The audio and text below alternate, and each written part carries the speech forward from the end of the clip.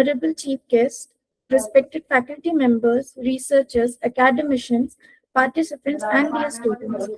It gives me immense pleasure to welcome you all to the second day of the two-day international conference on multidisciplinary research in digital diasporas and cyber governance, legal and social dimensions, organized by Dr. D.Y. Patil Law College, Pimpri, Pune, in collaboration with International Society of Teachers, Administrators and Researchers, Bangkok, Thailand. I, Vaishnavi Tikekar, student coordinator from Dr. D.Y. Patil Law College, am feeling the immense honor to be your moderator for today's conference.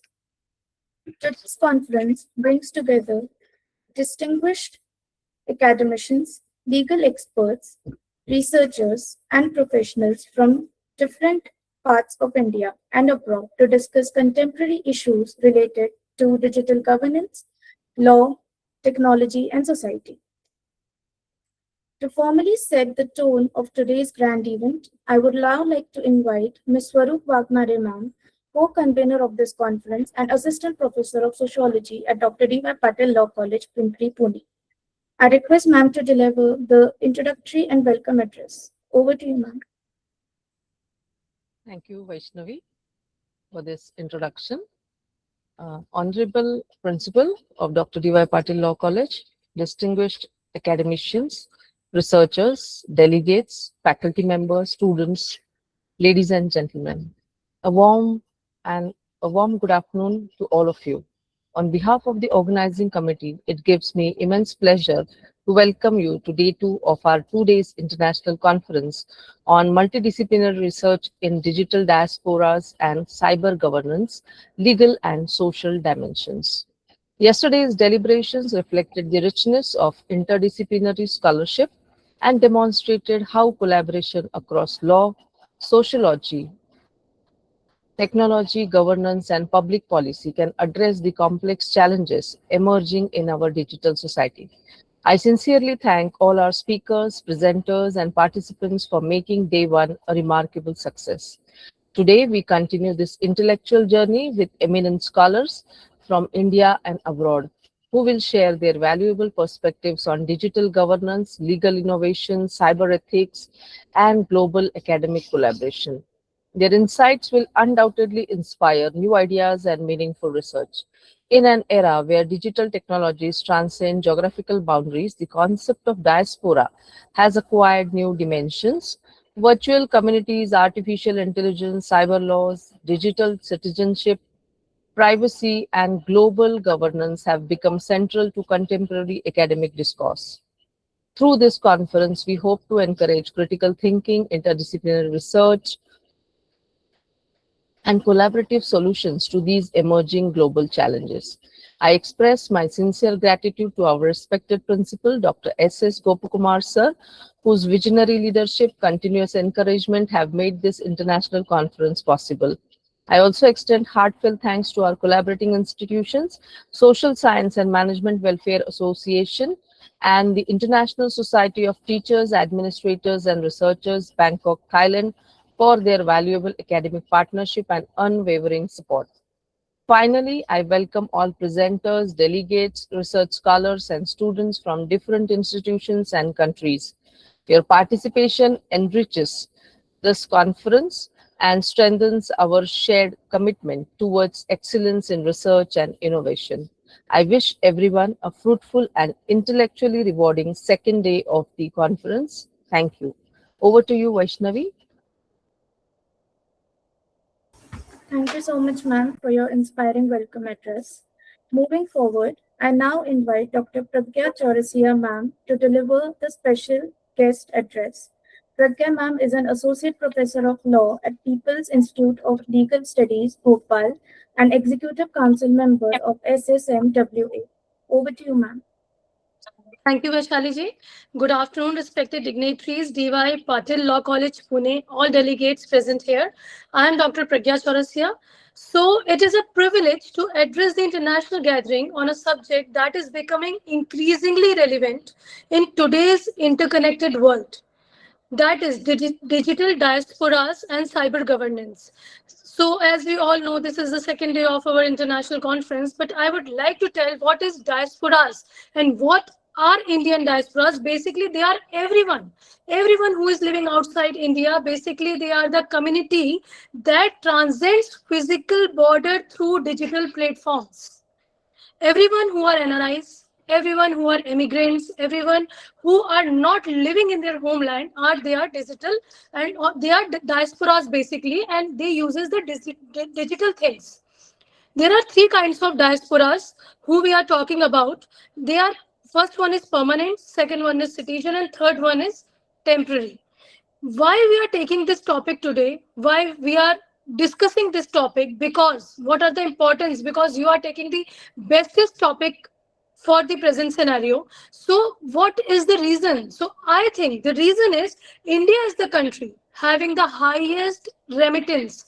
Approximately $100 billion every year come from the outside India to India through digital transaction, through digitally, through diasporas who are living outside the India. Approximately over the year, total 20% of income coming to India from diasporas, 20% of income. But with financial gains, many issues digitally, as well as cyber issues arises. That's why we did this topic conference, because everything happens through internet.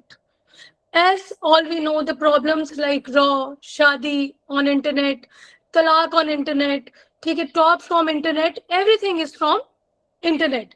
And if we use the internet, we have the cyber problems, we have the cyber issues. There is connectivity, and connectivity has their own pros and cons. We everybody knows the pros, but we are talking about here about prawns.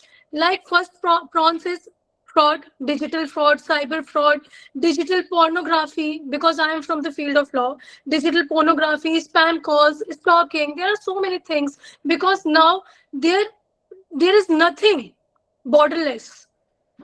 Okay, that's why OCI card holder from another country is suspended from India. There are many treaties we are doing for trans borders. There are so many treaties like ICANN, UDRP, Budapest, that is the first convention in 2001, UCC in 2004, that is also called Hanoi, and UCC, UNBCC, Montreal, GDPR, DPDP. But India, as we all know, India is a developing country. We are not able to accept everything. But we accept the UCC rules of 2024. But we only accept it. But India is not a part of any treaty. India didn't accept any treaty because we know that we are a developing country, we are still developing, but we adopt the rules of UCC, United Nations Convention on Cybercrime. We follow same rules, we all follow same thing, but we are not binding to UCC rules.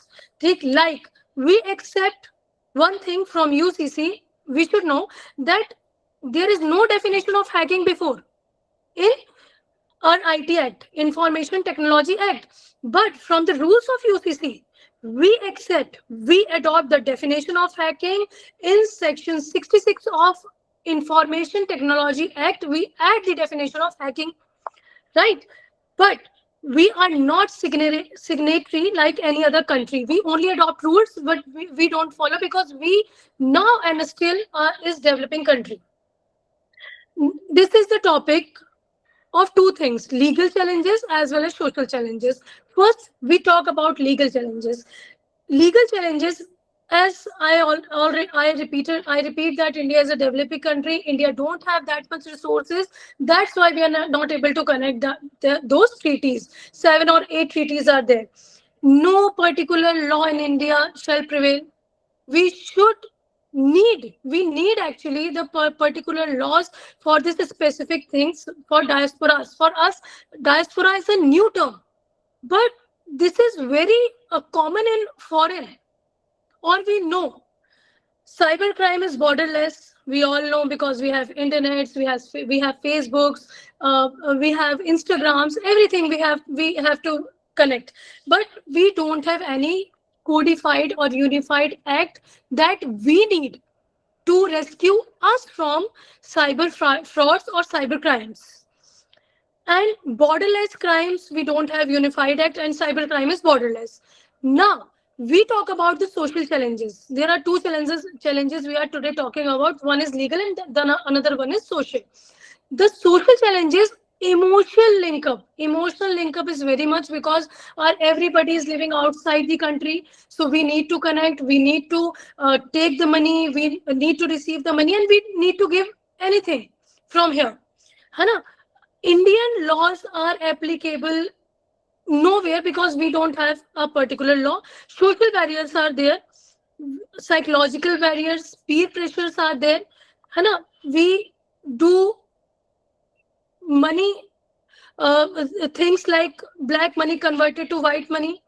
We don't know what हमारे साथ क्या हो रहा है, we don't know.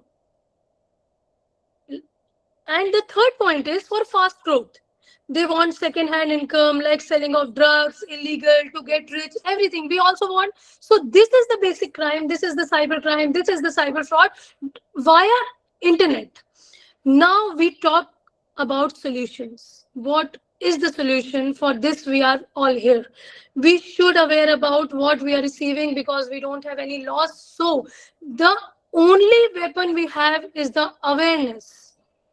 We all can go. The second thing is everything is the OCI cards are cancelled. Foreigners OCI cards were cancelled. Property disposals, we should be aware about everyone who are diasporas and taking the property or selling the properties to them. Singapore government also take action to Indians who spread hate speeches. There are so many things because they have laws. We don't have law.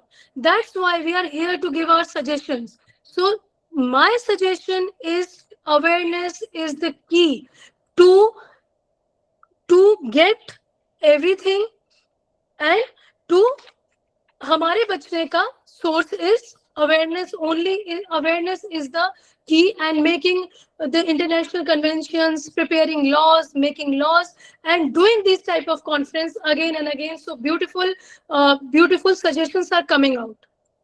Thank you for inviting me. I know I have only 15 minutes. I cannot take more time.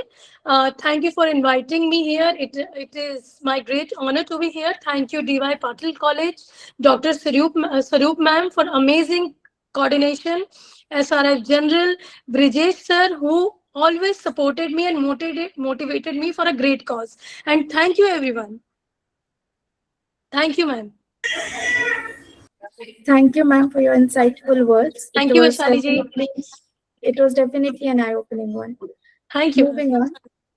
Moving on, it is an immense honor to introduce our chief guest and speaker for today, Professor Dr. Siham L. Kafafi, ma'am, Vice Chancellor at Open University of Entrepreneurship and Enterprise Development, New Zealand, and Advisory Board Member of SSMWA. Welcome, ma'am. Thank you. Thank you very much for your kind introduction. It's a pleasure to be here with you today. Good morning, good afternoon, and good evening from New Zealand. It's always wonderful to come to these conferences, and especially with this organization and all organizers. Thank you, Mr. Prajesh Kumar. Thank you, Dr. Swaroop. Thank you for all the previous opening speeches. It's a vital, hot, and relevant topic that we are talking about and dealing with today. So I would like to share with you my slides, and hopefully it works. Can you see my slides? No. Yes, Yes. it's proceeded. Okay.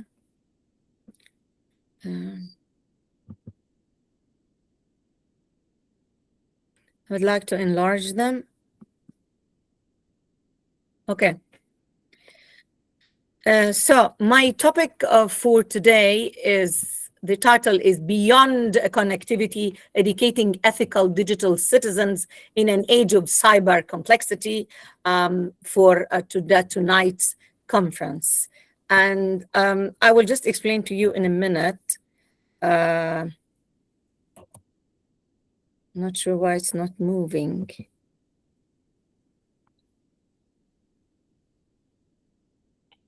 Okay. So today I would like to explore with you why educating ethical digital citizens has become one of the greatest educational challenges that we are living. And I believe that my previous speaker alluded to that important topic.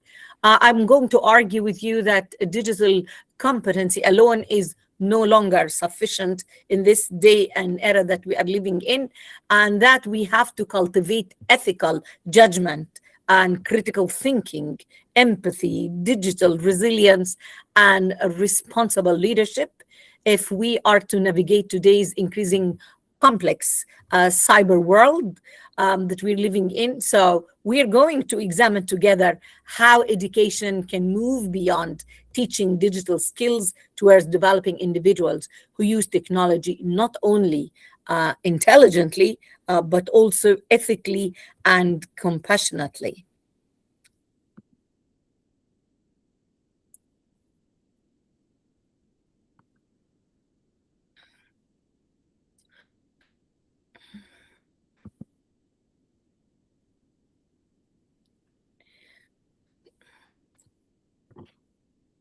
Okay, let me just do it like that.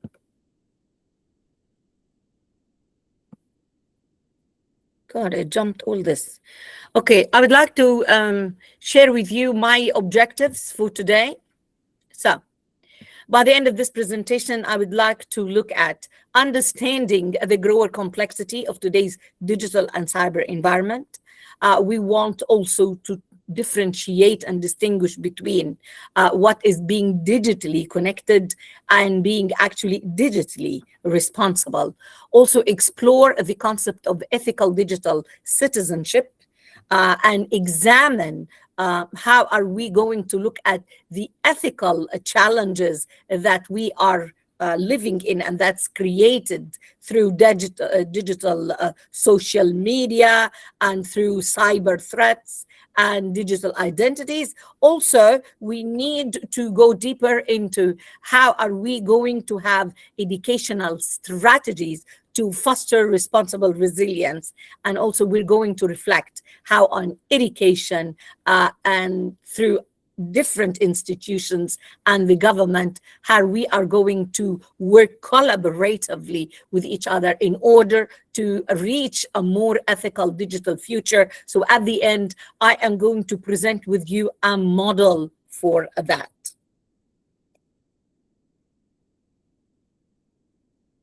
So let us start first by talking about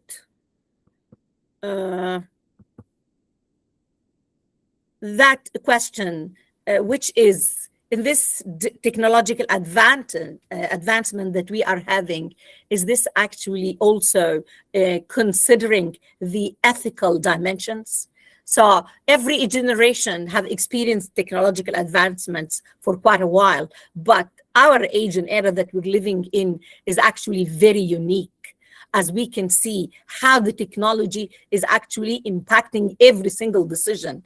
It's impacting our lives. It is impacting how we learn, how we teach. It's impacting healthcare, democracy, business, even our relationships and our identity. So if we look at it, we are so connected to those machines. Each one of us we have our own devices. I don't think anybody can move around without their phone nowadays.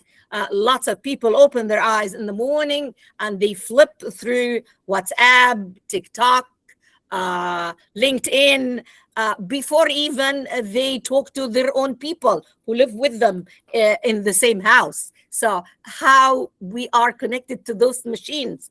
Have you ever experienced somebody who would leave the house forgetting their phone and how you feel lost? We didn't used to be like that before. So see the technological challenges that we are living nowadays is actually totally different than the different previous generations. So we need to look at how are we affected by that. We need to ask ourselves and ponder on these questions. So technology has connected our devices, but has it connected our values? And also, we have mastered digital connectivity, and everybody talks about training, and we have to master it, and we need to know how to use it and for work purposes. But have we actually mastered digital responsibility? That's a very important question. So if we're going to look at all these revolutions that we're living in and this changing aspects of our society, that digital world is no more just a simple tool for us to use. It's our whole environment.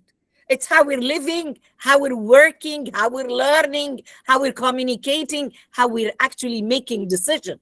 So we are, every time we are doing any simple action in our daily activity, we are leaving after ourselves this digital footprint.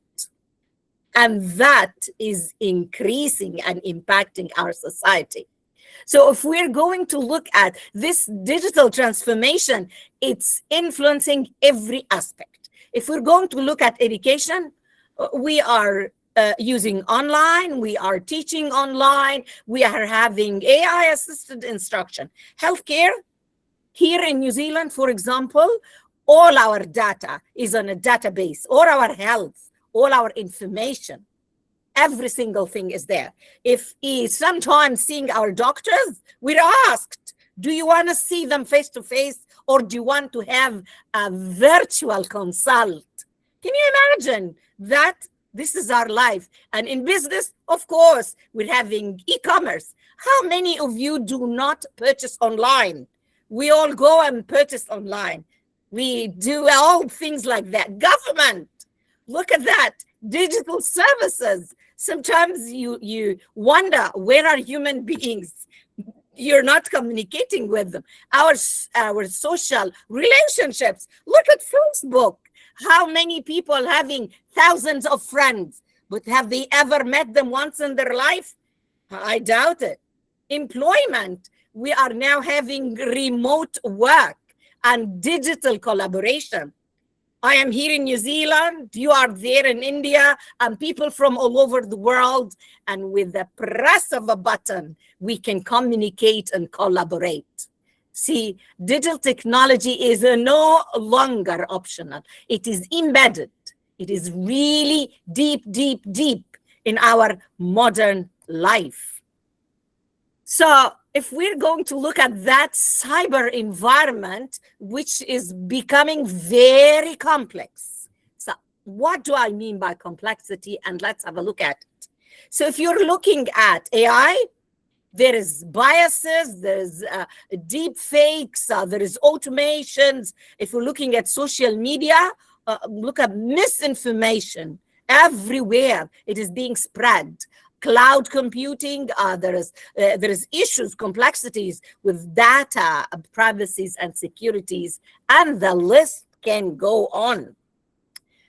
If we are going to go further and discuss the characteristics of this cyber complexity, there is a rapid technological changes. There is global connectivity. Look at us, we're connecting.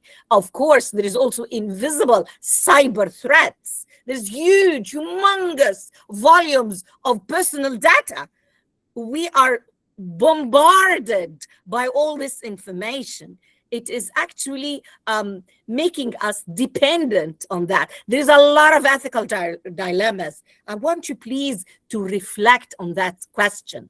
Is technology becoming too complex for traditional education to keep pace? Think about it. Now, if we are going to look at being connected, that does not mean that we are being responsible.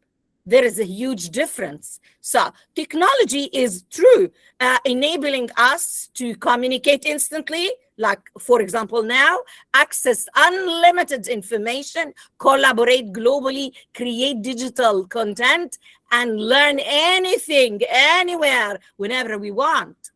But we need to be very careful. Are we guaranteeing, is there ethical behavior with this connectivity? Is there critical thinking? Are we really trying to be responsible in our communications, in our decision making? Are we having empathy and understanding towards each other? So, as you can see, digital access develops capability, right? But ethical responsibility is actually different. It's to build characters. So, for example, for us educators, when we're looking at our students, when they are grabbing this information and spreading it, are they thinking before they spread the information? Are they verifying it that is actual and truth, not fake? That is key and very important. So we need to move from being digital users to responsible digital citizens. Okay? So if you're going to only be connected, you are going to look, oh, I'm just going to get this information. But if you want to be a digitally responsible, you need to evaluate this information critically before you start spreading it. Okay? You need to verify it before you share it. You need to use AI ethically. You need to protect the privacy. That is one of the worst complex challenges that we are dealing with. So we need to balance also our rights and our responsibilities. That's a key thing. So as a responsible digital citizen, we need to demonstrate integrity, accountability, empathy, digital resilience, respect for diversity, and ethical leadership. These are key things. So if we come and ask, so what is the simple definition of ethical digital citizenship? It is the ability to use digital technologies in a responsible manner, safely, respectfully, and ethically, while contributing positively to online communities. So digital citizenship is not about knowing how technology works. Look at the difference. It's actually how we use it, how we make decisions and use it wisely, responsibly, and ethically. Okay? So as ethical digital citizens, we should combine all these things. We have digital literacy, but also ethical responsibility, and thinking with our brains, being critical thinkers, being culturally aware, making sure we are safe online, we participate responsibly, and we respect human dignity. So there are different dimensions that we need to look at that is related to digital literacy, digital ethics, digital safety, digital well-beings, and the list goes on. So if we're going to look at this emerging challenges, there are three. There is the artificial intelligence. We need to make sure there is no algorithm biases. There is also academic integrity. If we're looking at social media, we need to be careful with online harassment, polarization, addiction. We're addicted. Sometimes I question myself. My God, I open my eyes in the morning and my phone, looking at my messages. Yeah, I think I'm one of those people who are addicted. We're all guilty of this addiction. Yes, we are. Very sad. Also, digital identity. Look at people who are stealing. That is identity theft. And our reputation and our footprint. So, the question we should ask ourselves before using technology or spreading any information, is that true? Is it fair?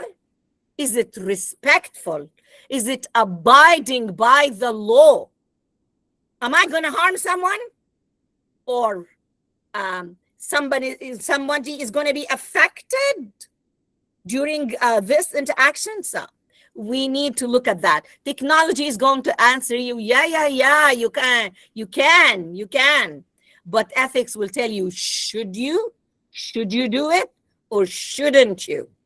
So if we're looking at education beyond digital rights, you should develop knowledge, skills, values, judgment, ethical responsibility, all these things. So as you can see, education is much more than teaching technology.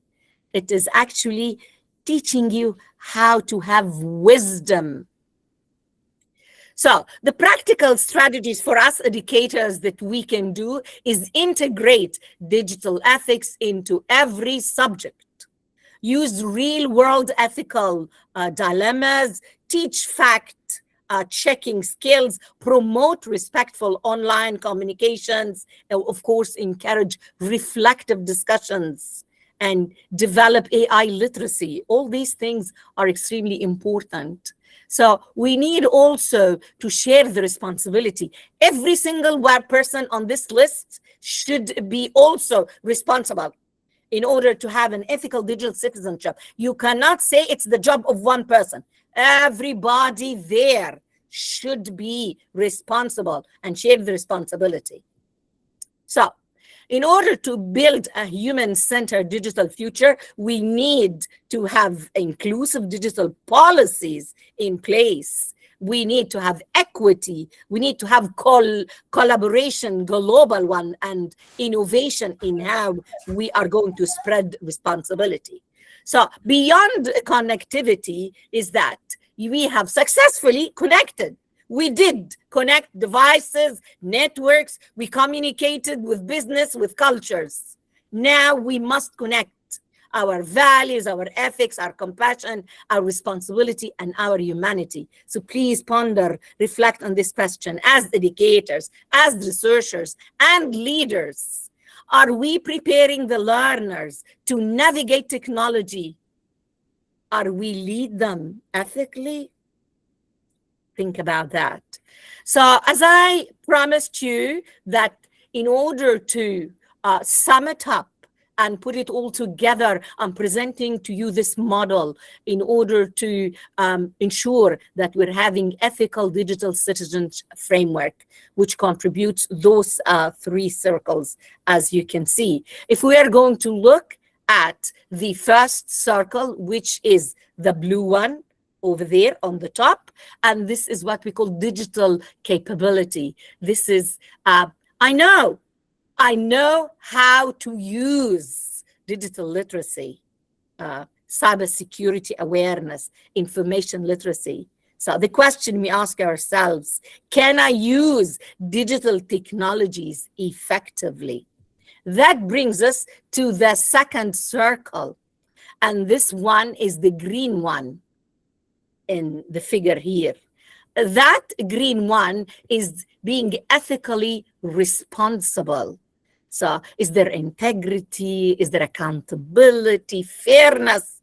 You should ask, should I do it? Think about it before doing it. That brings us to the third circle, which is the orange one here. And that circle is the human values. They're very important. Our empathy, our critical thinking, our cultural intelligence, our wisdom, our leadership. So we ask, how will I do this effectively? Now we come to the heart, and this is the overlapping of the three circles. The blue, the green, and the orange. So as a person using this technology, are we thinking critically before we're acting? Are we being ethical online? Are we respecting diversity?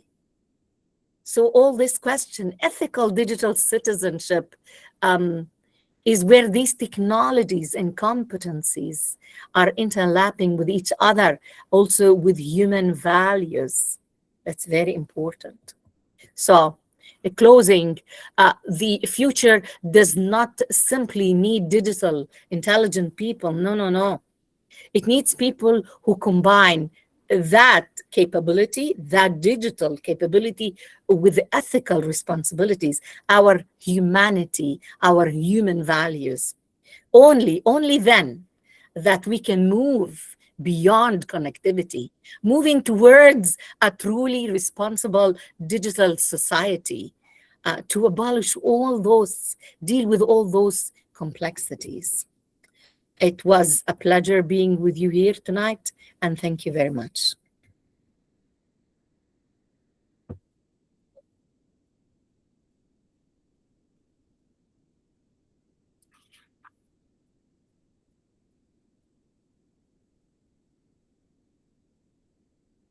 Thank you. Thank you very much. Hello. Hi. Sorry, I think my mic had some issues. It's okay. Thank you so much, ma'am, for your insightful words. Moving on, I would now like to call Dr. Sarita Behria Mehra, ma'am.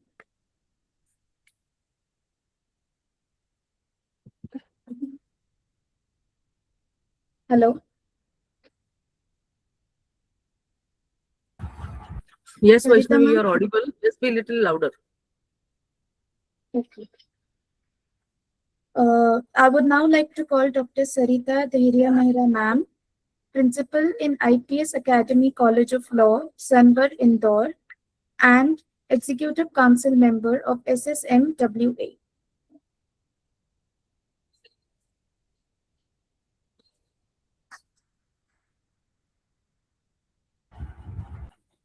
Sarita, ma'am. Dr. Sarita, ma'am, are you there in the session?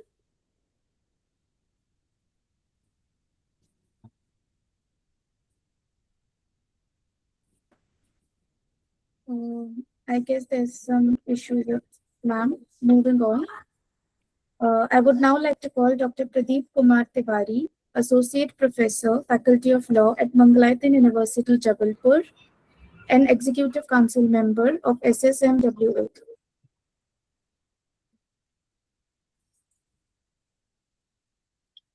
I think Sarita ma'am is present. Sarita ma'am, is there any issue with your audio? Just unmute your mic. Unmute your mic, ma'am. We are unable to hear you. Yes, just speak, ma'am. Let us see.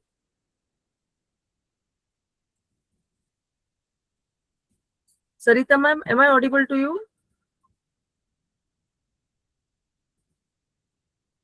Bridges, sir.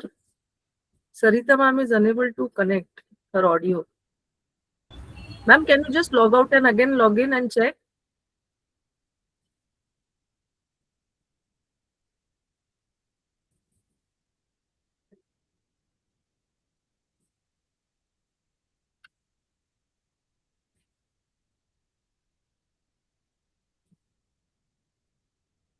Sarita ma'am, can you just log out and log in again? I'm audible.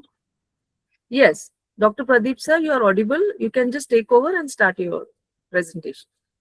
First, I would like to give thanks to every member of this beautiful conference. First of all, Farooq Wagmare madam, and also Brijesh ji, who has given me opportunity for speaking in this beautiful seminar. And this topic is very current topic. And my today's topic is data protection and privacy right of diaspora population. So first, we would like to understand what is diaspora. Madam Pragya madam already told about the diaspora, who is diasporas peoples. Firstly, the diasporas peoples who are share their cultural, economics values and political values with the Indian society and who belongs to India. I also here I will tell few names, Nandanleen Kani, and as well as Sam Patroda, and also we know the Sundar Pichai, who is the CEO of the Googles. They all belongs to the Diasporas peoples, and same Petrodhas, you know very well about that. He also belongs to us with the IT revolution in India in year of 1998 when the Rajiv Gandhi was the Prime Minister of India. So these are the famous diaspora people who connected not only with the economic share as well the cultural share and technology shares with the India. So that's why this is the very interesting topics, my point of view. So here, what is try to understand what is data. Data means that safeguarding personal information from data means that in the name of address and contact details, passport and visa information, financial and banking records, health records, biometric data, these all kinds of data. So we are as a person, we know that everyone to protect their data. If they share data with the banks or with the e-commerce company in all platform of social media platform, everybody want their protections of their data. Same way the diasporas people also want their protection in the online platform. But as far as law is concerned, if we talk about the Indian legal systems, the law is there. Madam Pragya Madam told that there is no law, but sorry, here law is there. But law is not sufficient which give the multiple safeguard their data as well as financial point of view as well as the social point of view also. So if we in India, the IT Act is there, Information Technology Act 2008 Act provide the safeguard of data protection. Under section 43, there is a civil remedy. But here we talk about the criminal punishment is not there, is if we talk about the data protection. If we compare the law related to the America is there is strict punishment if somebody steal the data or theft the data of any person in American country, or as well as we talk about the New Zealand is also so many countries that there is strict laws there. More than 10-year punishments will we get if somebody stole the data or somebody theft the data of any person. But here in India, there is no this type of law is there. Only a civil remedy is there if somebody people theft their data or all if from the online platform, social media. So you can only a remedy to file a civil suit under section 43 of IT Act. Now, in recent time, we are seeing that government recent amended and passed the new law related to DPTP Act, Data Protection Act. So here section 16 also protect that in DPTP Act that heavy compensation and punishment compensation is there if somebody find that my data is stolen or my data somebody theft that. If he made a complaint of particular person or agency is there, so they only protected providing the compensation maybe a crores or 15 crores more than. But here is lackness is there, the government not made any criminal act punishment is there. So that is the deficiency of that DPTP Act.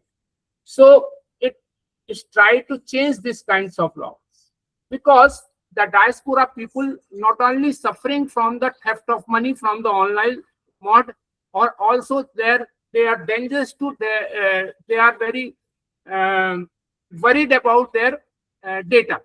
So government try to make certain rule and regulation regarding that. And here I also narrated some few examples related to the banks. Banks also involved to sell the data. If we talk about that recent case in Punjab is a real story. I am narrating both of your dignitaries. In Punjab, bank people or SBI Bank, it is a government reputed bank. They have they sell their data as people which has given in the bank phone numbers, all that. So by that, so many people became the victim of that by their money fraud. So people try to protect this of by all these things. So very, very important thing is there. In Indian Constitution, Article 21 we have a right to protect the data and safety that protection दिया है article 21 में, पर उसका कहीं पे कहीं उतना मर्जी से पालन नहीं हो रहा। आर्टिकल 21 निजता का अधिकार है। जैसे हम भी टॉक अबाउट द सिम, आप सिम को जो है देते हैं प्राइवेट कंपनी में अपनी आधार कार्ड को। Aadhaar card produce by the Nandan Nilekani in India. In India, he has played the major role for developing the Aadhaar card. But as far as the protection of Aadhaar card is not there. अगर हम किसी को अपना Aadhaar card देते, same is diaspora peoples also suffering about that, एक sim लेने के लिए। तो सिम कंपनी जो है उस डेटा को प्रोटेक्ट नहीं कर पा रही है, कुछ नहीं कर पाती, लोगों के पास स्पैम कॉल आते हैं और किसी भी प्रकार की कॉल आते हैं। There is no security is there. आप एक if you are talking about the Truecaller phone app, if we are knowing that कि कौन मेरे को कॉल कर रहा है, अगर उसको देखने के लिए हम अगर ट्रू कॉलर अगर अपने फोन में इंस्टॉल करते हैं, it is also be very dangerous for us because we are also sharing their information to caller without any money. So why they are doing? They sell your data to another person.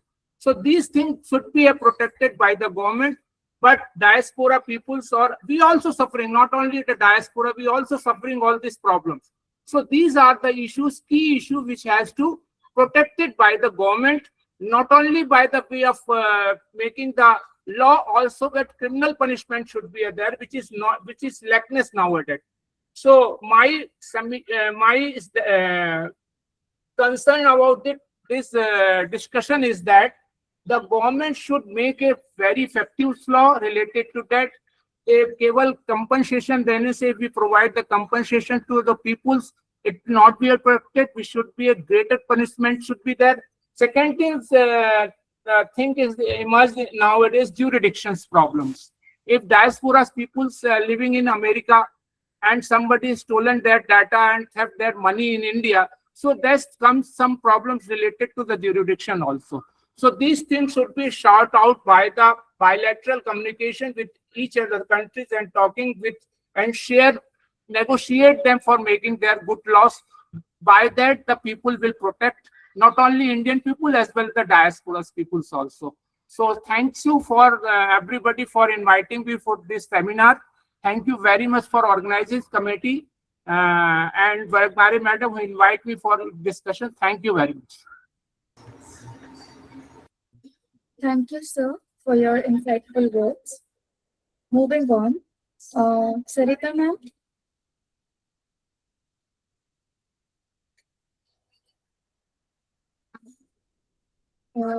Sarita ma'am.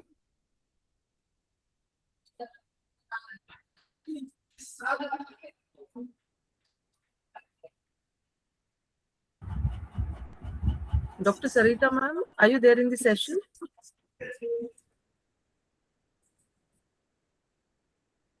Please put on your video as well.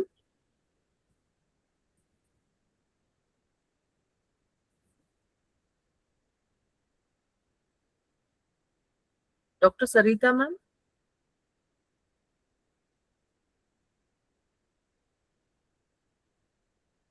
Dr. Sarita ma'am.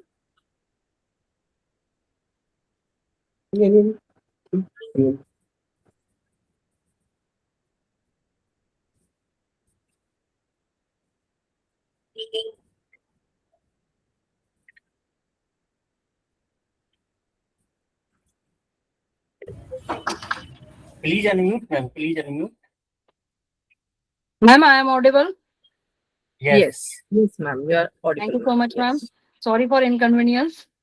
Not at all. I am Dr. Sarita Daria Mehra, Principal of IPS Academy, College of Law, Saver. Good afternoon, all of you, all the dignitaries, organizing committee. सभी को मेरा बहुत-बहुत नमस्कार. Namaskar, ma'am. Welcome to the conference. Yes, It's ma'am. pleasure having you मैं on this आज के platform. अपने subject में cyber security, digital trust, international network, इस सब्जेक्ट में कुछ कहना चाहूंगी, अपने कुछ व्यूज देना चाहूंगी. तो सबसे पहले मैं कहना चाहती हूँ कि what is cyber security. Cyber सुरक्षा क्या है? साइबर सुरक्षा computer, server, mobile device, electronic system, network और डेटा को दुर्भावनापूर्ण हमले से बचाने की एक प्रोसेस है. साइबर सुरक्षा का मुख्य उद्देश्य डेटा और जानकारी की चोरी, नुकसान और अनाधिकृत पहुंच से बचाना है। आसान शब्दों में हम सुनिश्चित करना चाहते हैं कि हमारी डिजिटल जानकारी गोपनीय रहे, उसकी अखंडता बनी रहे, जागरूकता पड़ने पर उपलब्ध रहे। इसे CIA ड्राइव कहते हैं। साइबर सुरक्षा के बिना बैंक, अस्पताल, सरकारें और आम लोगों भी खतरे में हैं। इसके बाद मैं बात करना चाहूंगी इसकी डेवलपमेंट के बारे में, साइबर सिक्योरिटी के डेवलपमेंट के बारे में। पिछले 50 सालों से सुरक्षा बदली हुई है। 1980 में हमने देखा, हमारे दशक में सिर्फ बेसिक एंटीवायरस थे जिसे हम जो सिर्फ वायरस हटाते थे। 2000 के दशक में नेटवर्क की सुरक्षा के लिए फायरवॉल, एन्क्रिप्शन एंड सुरक्षित वेबसाइट आई। 2010 के दशक में हमने डेटा इंटरनेट पर चलाया गया, इसलिए इसे क्लाउड की सुरक्षा जरूरी हो गई। एंड 2020 इसके दशक में हमले स्मार्ट हो गए, AI आधारित सुरक्षा शुरू हो गई। 2026 में हम क्वांटम सेफ सिक्योरिटी की तरफ से जा रहे हैं, क्योंकि क्वांटम कंप्यूटर पुरानी एन्क्रिप्शन को तोड़ सकते हैं। इसके बाद मैं बताना चाहूंगी कि टाइप्स ऑफ साइबर सिक्योरिटी। आज 5 प्रकार के मुख्य साइबर सुरक्षा के इस्तेमाल होते हैं। जैसे फर्स्ट पे हम जाते हैं तो नेटवर्क सुरक्षा, कंप्यूटर नेटवर्क को घुसपैठियों से बचाती है। एप्लीकेशन सुरक्षा, ऐप और सॉफ्टवेयर को खतरों से बचाती है। द थर्ड इज सूचना सुरक्षा, डेटा की गोपनीयता और अखंडता की रक्षा करती है। देन फोर्थ इज क्लाउड सुरक्षा, AWS, गूगल क्लाउड जैसे क्लाउड पर स्टोर डेटा की रक्षा करती है। And the fifth is and point सुरक्षा, लैपटॉप, मोबाइल, अन्य डिवाइस की सुरक्षा से करती है। ये सभी सुरक्षा सभी प्रकार से मिलकर ये 5 ऐसे डिवाइस जो बनाए गए हैं, 5 ऐसे साइबर सिक्योरिटी दी गई है जिसके माध्यम से हम साइबर सुरक्षा इस प्रकार से कर सकते हैं। तो नेक्स्ट उस पर बात करना चाहूंगी, डिजिटल ट्रस्ट क्या है? What is digital trust?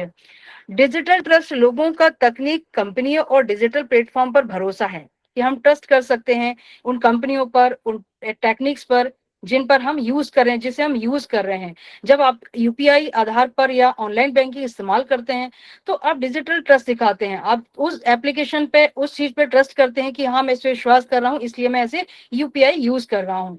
Digital trust 3 बातों पर बनता है, सिस्टम सुरक्षा हो, कंपनी डेटा के इस्तेमाल में पारदर्शिता हो, ट्रांसपेरेंसी हो, और यूजर का अपने डेटा पर नियंत्रण हो। And the next is digital trust के बिना डिजिटल इंडिया, डिजिटल पेमेंट और ई-गवर्नेंस काम नहीं कर सकते। नेक्स्ट मैं इस टॉपिक में बात करना चाहूंगी डिजिटल ट्रस्ट के जो मेन बेसिस हैं। There are 5 basis. First is security, मजबूत एन्क्रिप्शन एंड हैकर से सुरक्षा।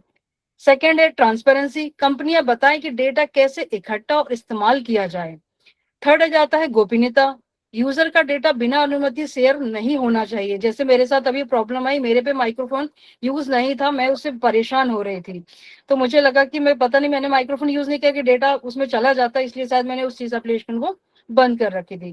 तो नेक्स्ट है जवाबदेही, अगर डेटा लीक होता है तो जिम्मेदारी तय होना चाहिए कि कोई कंपनी हमें कैसे सपोर्ट कर पाएगी। ठीक है। तो नेक्स्ट है कि अंतरराष्ट्रीय हमारा नेटवर्क इस चीज से रिलेटेड क्या होना चाहिए। तो अंतरराष्ट्रीय नेटवर्क में ऐसे सिस्टम जो कई देशों से आपस में जोड़ता है, एक कंट्री से दूसरी कंट्री में कनेक्ट होता है।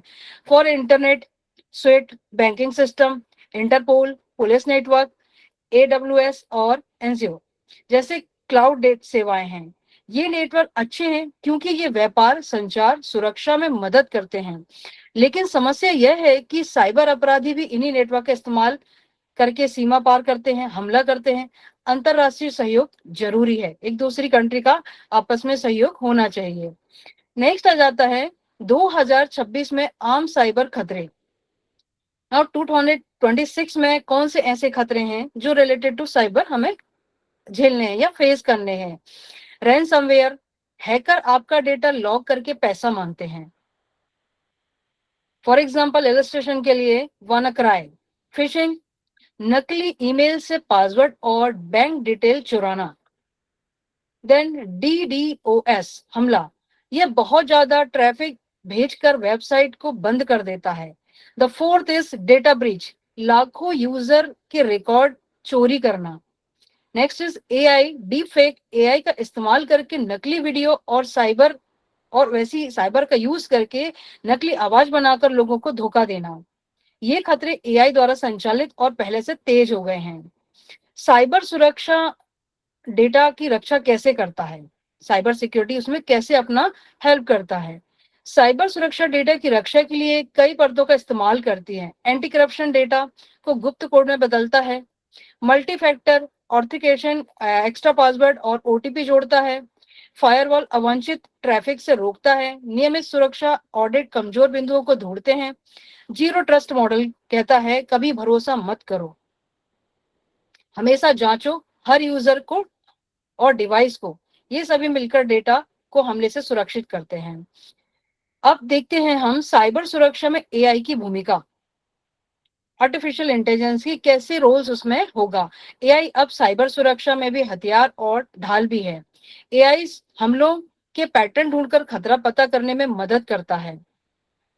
एआई असामान्य व्यवहार को पकड़ने के लिए एनोमली डिटेक्शन करता है। एआई सेकंड हमले ब्लॉक करने के लिए ऑटोमेटिक रिस्पॉन्स करता है। फिशिंग ईमेल और नकली वेबसाइट को भी पकड़ता है। 2026 में एआई वर्सेस एआई है। हम कह सकते हैं कि एआई वर्सेस, जहां पर अगर हम अपनी सेफ्टी के लिए यूज करें तो हमारे जो हमला करने वाले हैं वो भी उसका यूज कर सकते हैं। देन आगे मैं इस बारे में बात करना चाहूंगी कि अंतरराष्ट्रीय सहयोग और संधियां किस प्रकार से हमें हमारी साइबर सिक्योरिटी में सहायता कर सकती है। साइबर अपराध की कोई सीमा नहीं होती, इसलिए देशों से मिलकर काम करना होगा। बुडापेस्ट कनेक्शन साइबर अपराध की पहली वैश्विक संधि है। इंटरपोल आईजीसी चलाता है ताकि अंतरराष्ट्रीय साइबर अपराधियों को पकड़ा जा सके। CERET इन यूएस क्रेट जैसे विभिन्न देशों में CERT टीमें हमला की जानकारी साझा करती है। G20 साइबर ग्रुप वैश्विक साइबर की सुरक्षा नीतियां अपनाता है।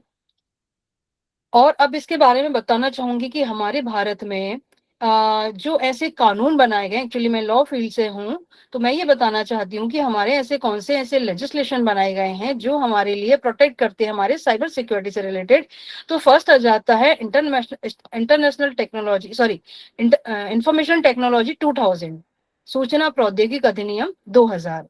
भारत में साइबर सुरक्षा की प्राथमिक और प्रमुख आधार सूचना प्रौद्योगिकी IT अधिनियम 2000 है। यह कानून डिजिटल लेन देन के लिए कानूनी को मान्यता देता है और विभिन्न प्रकार के साइबर अपराधों को रोकने के लिए व दंडित करने के लिए प्रोविजन करता है। IT अधिनियम की कुछ ऐसी महत्वपूर्ण सेक्शंस हैं जो इस चीज से हमें प्रोटेक्ट करते हैं। The first is section 43A। यदि कोई कंपनी संवेदनशील व्यक्तिगत डेटा की सुरक्षा लापरवाही करती है तो उसे पीड़ित को हर्जाना देना पड़ सकता है। सेकंड सेक्शन, ये जो सेक्शन है वो हमारे इंफॉर्मेशन टेक्नोलॉजी 2000 के हैं।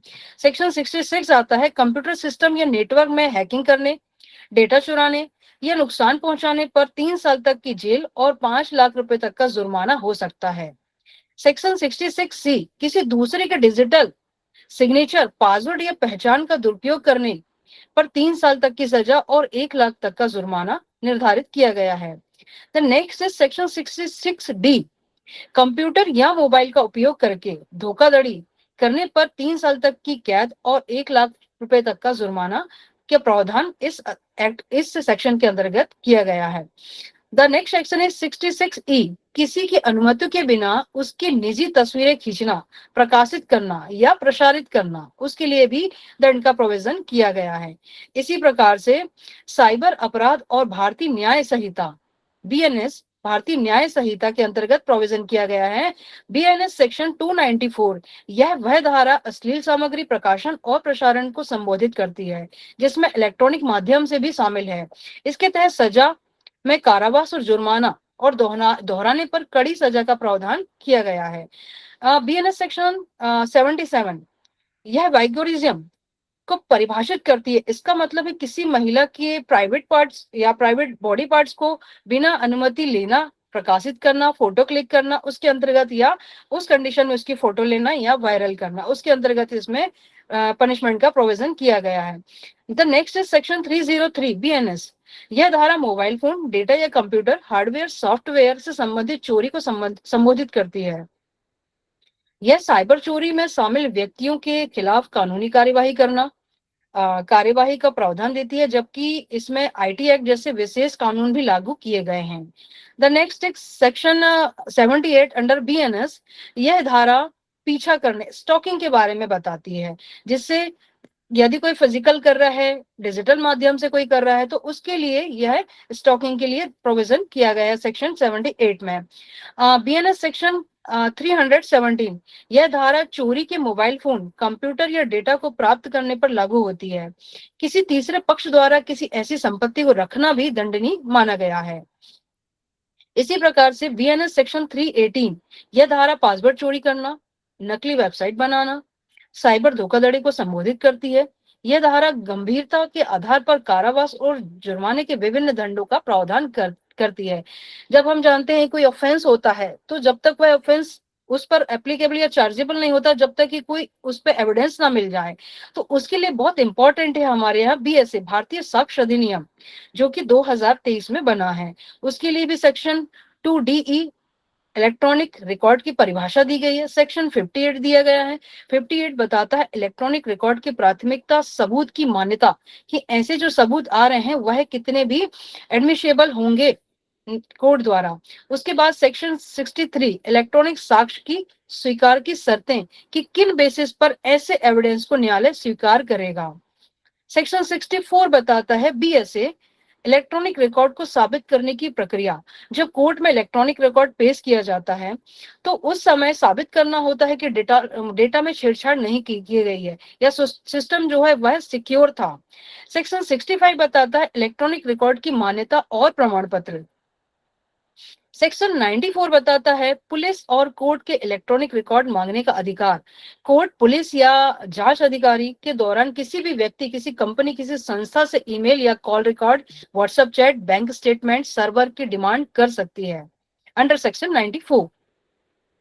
उसके बाद भारत में विभिन्न क्षेत्रों में साइबर सुरक्षा के लिए हमारे पास बैंकिंग, यूपीआई है, स्वास्थ्य सेवाएं हैं, सरकार जो हमारे आधार कार्ड, पासपोर्ट और रक्षा डेटा की सुरक्षा करती है। शिक्षा, छात्र के उसमें जो आजकल एबीसी आईडी बनती है, डिजिटल लॉकर्स होते हैं, ई कॉमर्स है, ऐसी बहुत सारी सिक्योरिटी के माध्यम से किए गए हैं। उसके बाद नेक्स्ट में इस बात में बात करना चाहूंगी साइबर हमलों से बचाव के कौन कौन सी ऐसी मेथड्स हैं जो जिससे हम बच सकते हैं। व्यक्ति और कंपनियां इन कदमों का पालन करें जो मैंने ऊपर बताए हुए हैं। हर अकाउंट के लिए मजबूत और अलग पासवर्ड यूज करें। सॉफ्टवेयर और एंटीवायरस हमेशा अपडेट करते रहें। कर्मचारियों को फिशिंग ईमेल पहचानने की ट्रेनिंग दी जाए। जरूरी डेटा का नियमित बैकअप लें। पब्लिक वाईफाई इस्तेमाल करते समय VPN का उपयोग करें। ये छोटे कम से कम कुछ ऐसी चीजें हैं जिससे हम उस चीज से बच सकते हैं। 2030 तक सुरक्षा का भविष्य क्या होने वाला है? 2030 तक हम बड़े बदलाव देखेंगे। क्वांटम कंप्यूटरिंग के लिए नई क्वांटम सेफ एंटी क्रिप्शन की जरूरत होगी। 6G डेटा नेटवर्क के लिए नए सुरक्षा आयाम बनेंगे। ब्लॉकचेन के इस्तेमाल डिजिटल ट्रस्ट बनाने होंगे। सीमा पार अपराधों को संभालने के लिए दुनिया का एक वैश्विक साइबर कानून की जरूरत होगी, तब हम भविष्य को तैयार कर पाएंगे। एंड नाउ वी कंक्लूड, देश में कोई भी देश अकेले साइबर सुरक्षित नहीं कर सकता। हमें इन सभी चीजों को लेकर के साइबर सुरक्षा, लोगों का डिजिटल ट्रस्ट और सभी देशों का सहयोग आपस में हमें डिजिटल ट्रस्ट दिलाएगा और इन साइबर अटैक से बचाएगा। Thank you so much. Thank you ma'am. Thank you so much, ma'am, for your insightful words. Moving on, our next speaker, Professor Shehwal Satyarthi sir, Professor of Law at University of Delhi, is up next.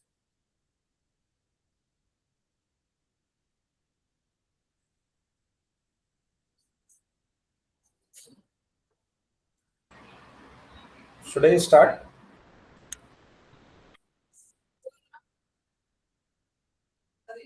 Yes, sir.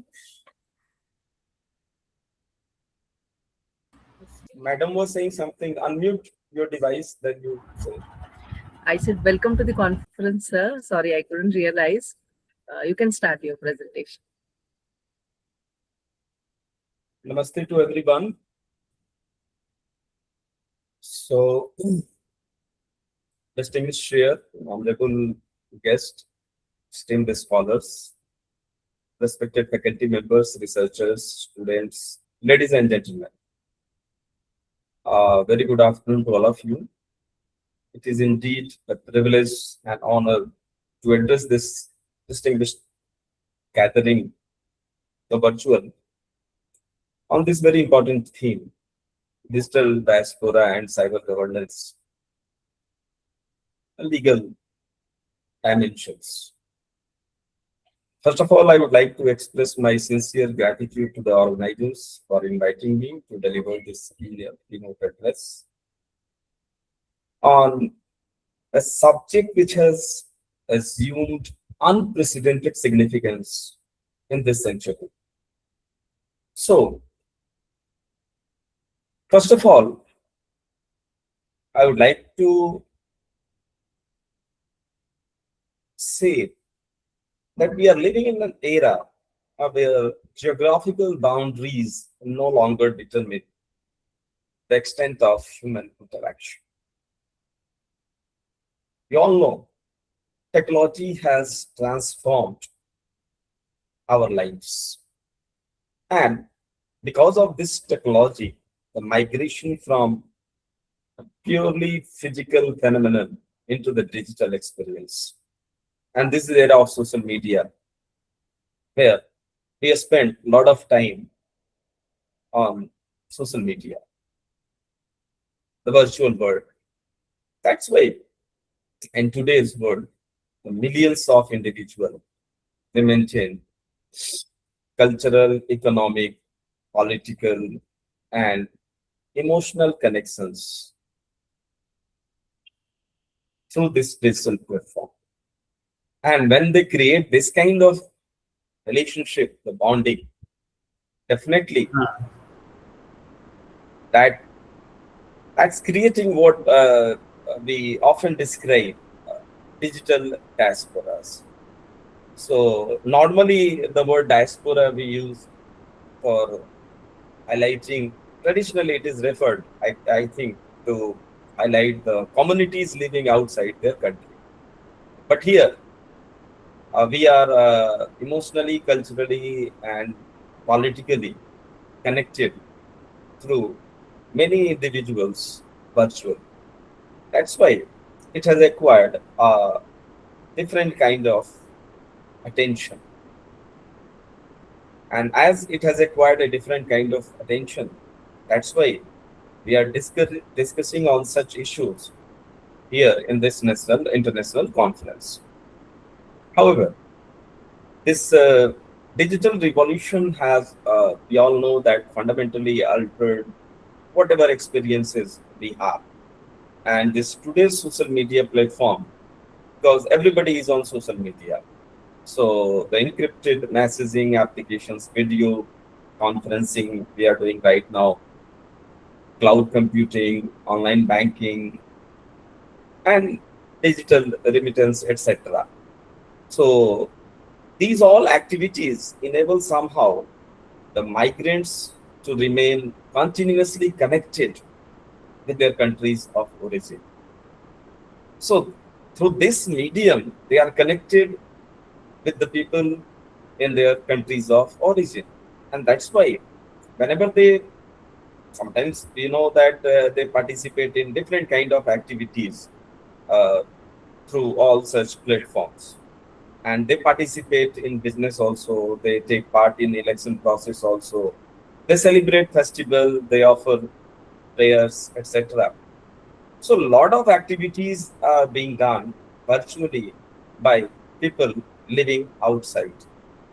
So this digitally connected transmissional community, that constitute what we call digital diaspora. So this digital diaspora has become the most remarkable consequences of globalization and technological advancement. So that's why we all know that large number of people, internationally migrants across the world, so they have started increasingly relying on such digital platforms. So they take help of such digital technologies. So in this context, if we talk about the Indian diaspora, at present, that one of the finest example of successful digital diaspora. So they spread almost in all continents. And this Indian diaspora has utilized your digital technologies to remain closely connected with Indian social, cultural, economic, political developments. And in this connection, I have already highlighted that even they celebrate festivals also virtually. So that we all have witnessed. So in this connection, this issue has acquired a great relevance and importance in today's context. But this digital diaspora, they are not merely a social community. Rather, they have become influential political and economic actors. And they shape different kind of activities in that country of origin. Even for mobilizing the human all kind of human rights, etc., assistance which we provide in case of violation of human rights. So a different kind of influence with regard to the public opinion.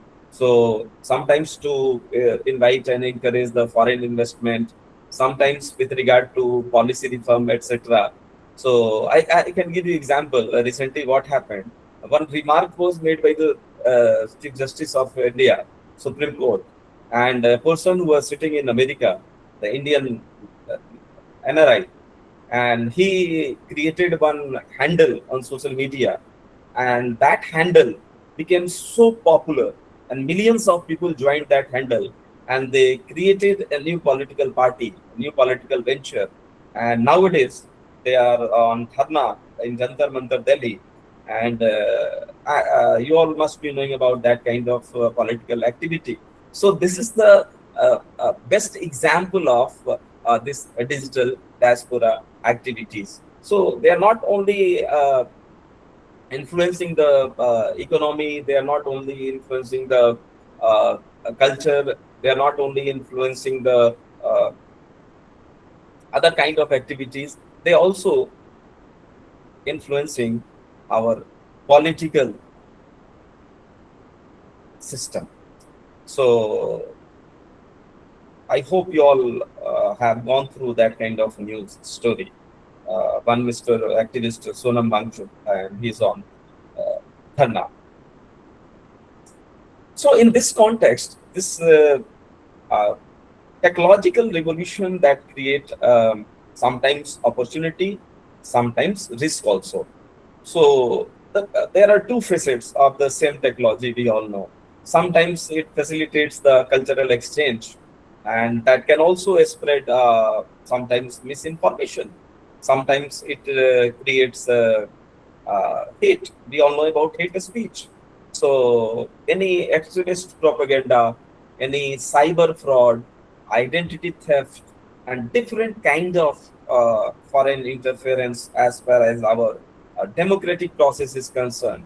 So that is possible with the help of all such digital platforms. That's why there is a great need of this cyber governance, and this cyber governance has emerged as one of the most challenging areas of our contemporary legal regulations. And I am quite hopeful that many participants and speakers, they have discussed and highlighted all the relevant provisions, all the relevant laws pertaining to this cyber governance in India. Cyber governance, it is understood as the framework of laws, institutional, technical standard, and international agreements. And we all know that even the private sectors, they also develop their own policies. They follow many ethical principles, and they do everything for regulating activities in cyberspace. So unlike any traditional governance, this cyber governance does not operate within clearly defined territorial boundaries, because this is virtual world.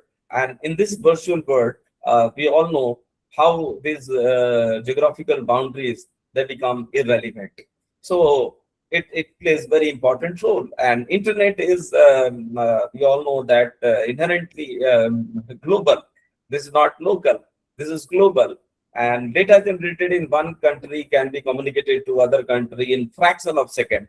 So it is processed so quickly. It is accessed by the people so quickly, and not in one country, rather in multiple countries. And that's why this creates a very significant jurisdictional complexities, even for lawmakers, even for courts, even in India. So that's why this cyber governance includes and involves multiple stakeholders. Government is definitely a major stakeholder as far as this governance is concerned, and they definitely seek this governance to maintain our national security. Public order is there, and not only the government, even the multinational companies, the companies involved in technology, they develop a very unique kind of digital infrastructure to regulate the online content, and that we experience in our day-to-day activity. Whenever we visit any website and we see a different kind of technological measures have been applied so as to protect the data available on that website. So their main objective is to secure that particular data, and nobody should be allowed to make improper use of that data available on that website. Even civil societies, and they talk about the digital rights, they talk about the accountability, and that's why it's a responsibility of ours, it's a responsibility of academic institutions even to contribute as far as research and any policy recommendation is concerned. And the same is being done here in this international conference. So whatever we are discussing here and whatever will be the outcome of this discussion, definitely that's going to strengthen this whole activity of the cyber governance. And through this, definitely we will be able to protect our important and valuable data.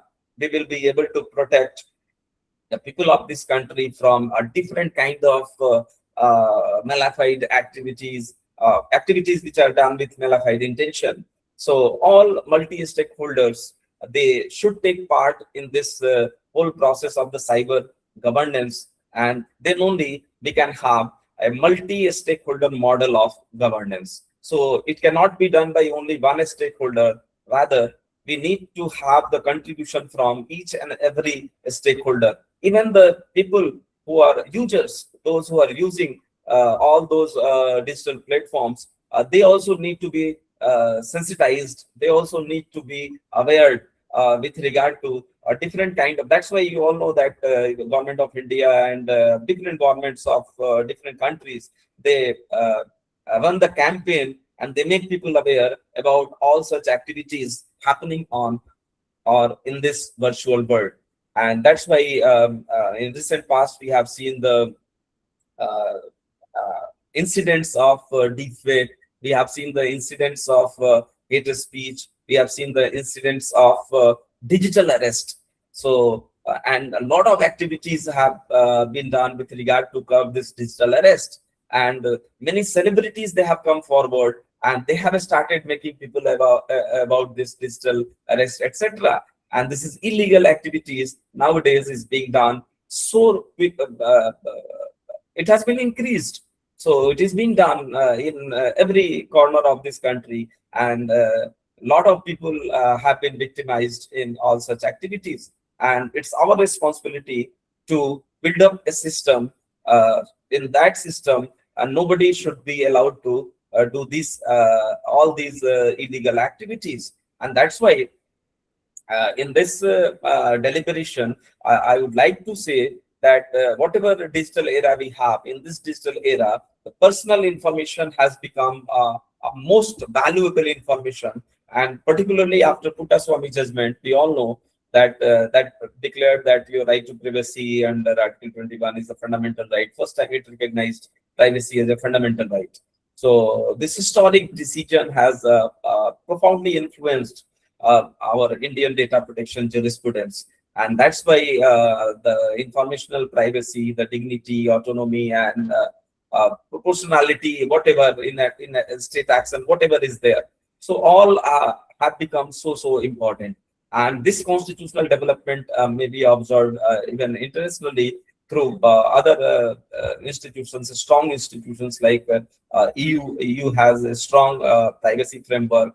and other institutions are there. They advocate for a strong privacy framework. So this data protection has become so important, and it represents many legal challenges also. So that's why this digital diaspora communities, they share sensitive personal information across the international border. Financial transactions, immigration records, educational qualification, biometric information, health record, are different kind of employment data, and they are transmitted electronically. And that's why it raised a question regarding cross-border data transfer. So whatever lawful process is there, definitely it can be done, but it can be done with the consent of that person of whose data you are going to share. And in this process, there is a need to fix the accountability. There is need to have the regular check, the oversight, the regulatory oversight, etc. And that's why this has acquired great relevance and importance.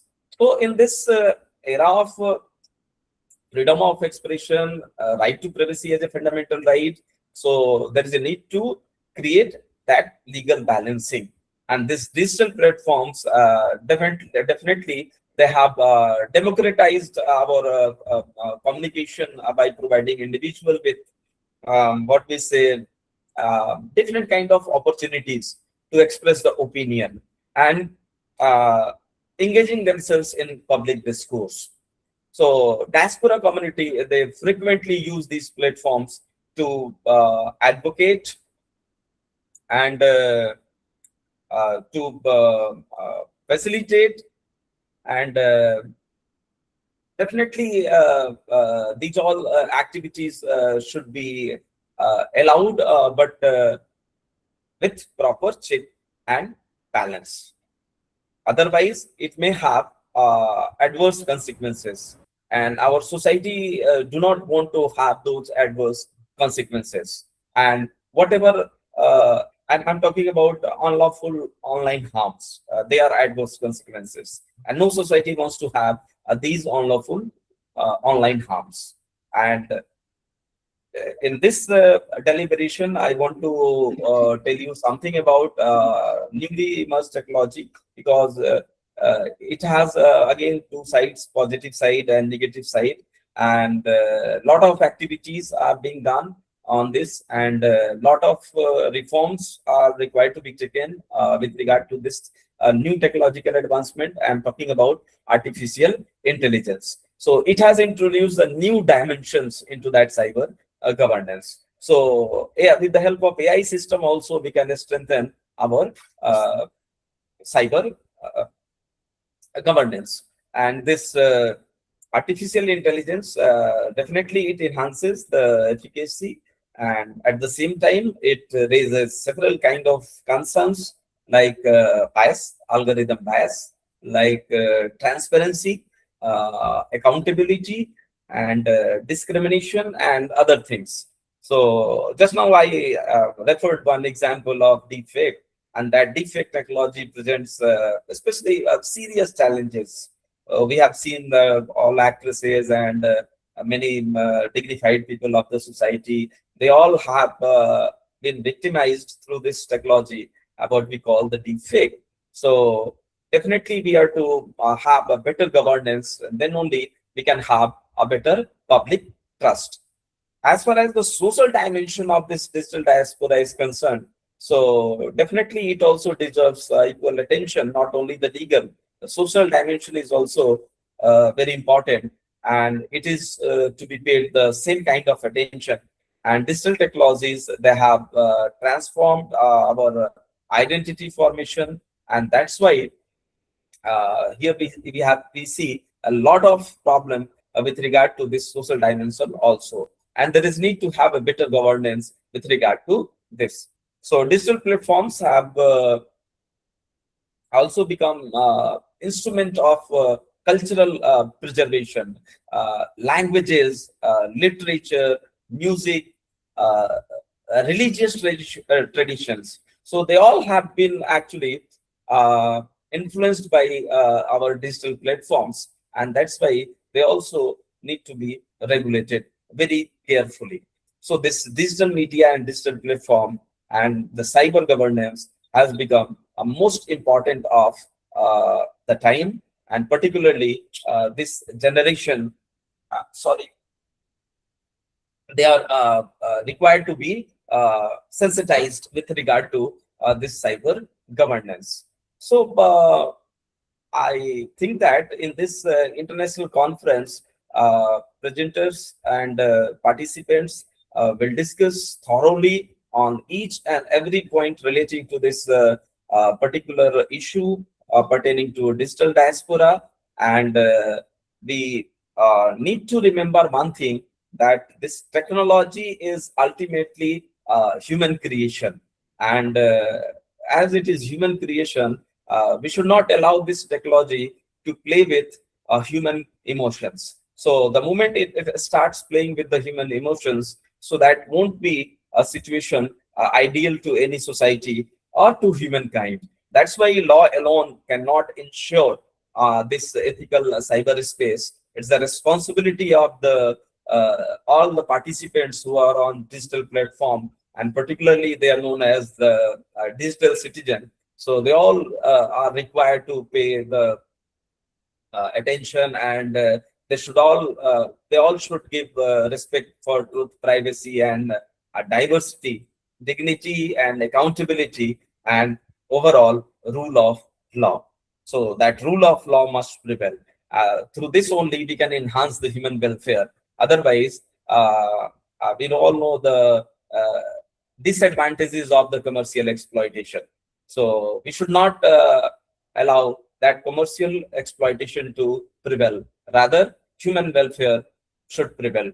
That's why, in order to conclude my deliberation, I want to highlight that this digital diaspora, which symbolizes one's humanities, so that should be the greatest achievement in overcoming your geographical barriers through the technology, and to create the opportunities for cultural exchange, for economic development, for academic collaboration, and global solidarity. So this way, definitely we can have a better future of the cyberspace, which will depend not merely upon the technological innovation, but upon collective ability to establish fair, transparent, and right-based and inclusive system of the cyber governance. So with this note, I'm concluding my deliberation.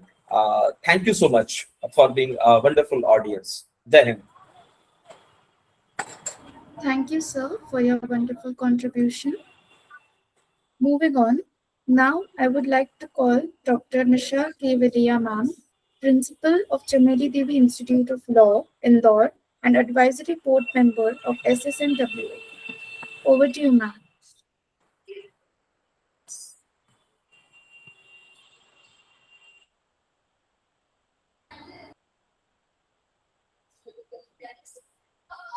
Dr. Nisha ma'am.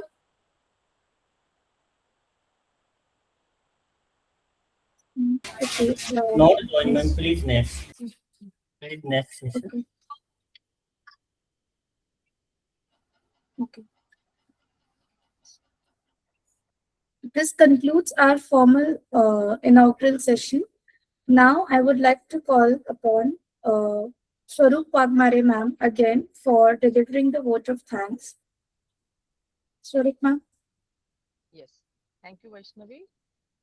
Respected chief guest, keynote speakers, distinguished guests, respected principal of Dr. D.Y. Patil Law College, faculty members, delegates, research scholars, and students. As we conclude the inaugural session of Day 2, it is my honor and privilege to propose the vote of thanks on behalf of the organizing committee. First and foremost, I express my heartfelt gratitude to our chief guest, Professor Dr. Siham El Kafafi, Vice Chancellor, Open University of Entrepreneurship and Enterprise Development, New Zealand, for delivering an inspiring address and sharing her global vision on higher education, innovation, and digital governance.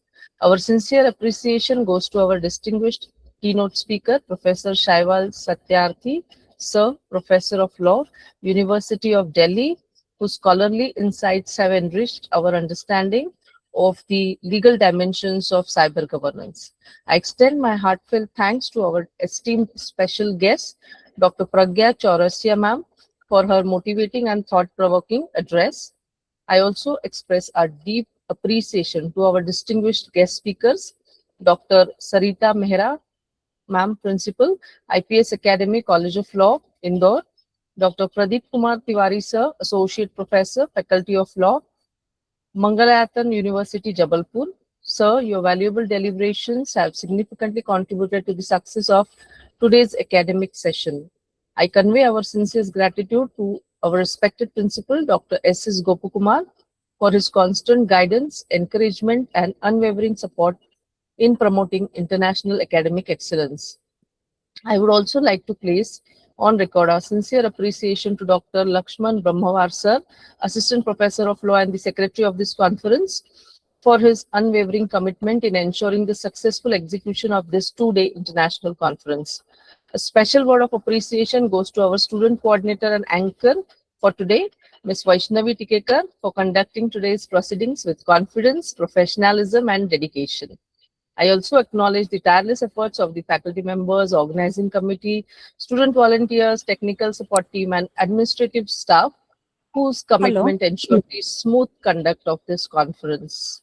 Our heartfelt thanks to our collaborating organizations. Yes. Madam, this is Geeta. I want to present my paper 139 serial number, ma'am. Ma'am, 1 minute, I'll talk to you. Just give me 1 minute. Okay. Let me finish the vote of thanks. Yes.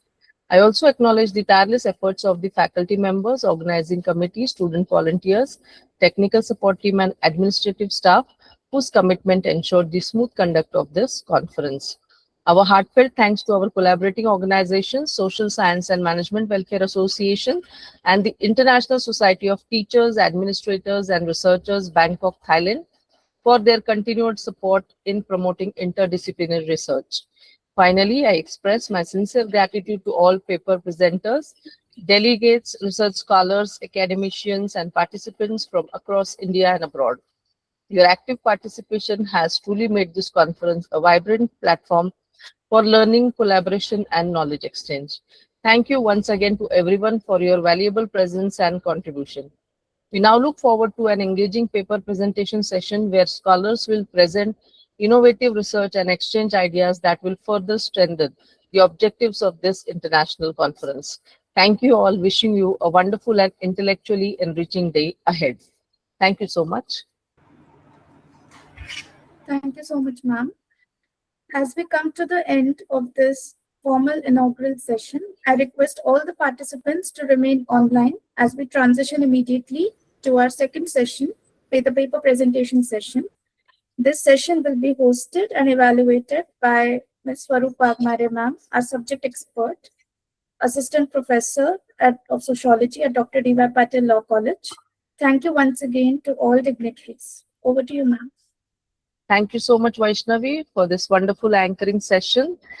So let us move on further to the paper presentation session. So all presenters, I request today we will start the presentation from serial number 121 and ahead. Those who weren't able to present yesterday, I request them to wait back to the last presentation of this session, which is number 162. So after that, we will continue with your presentations, those who were unable to present yesterday. So for that particular purpose, all of you will have to keep logged in to understand what serial number is going on. Okay, so I request all the participants to be with their presentations, whether it's PPT or oral presentation, and wait for the serial number to be called out.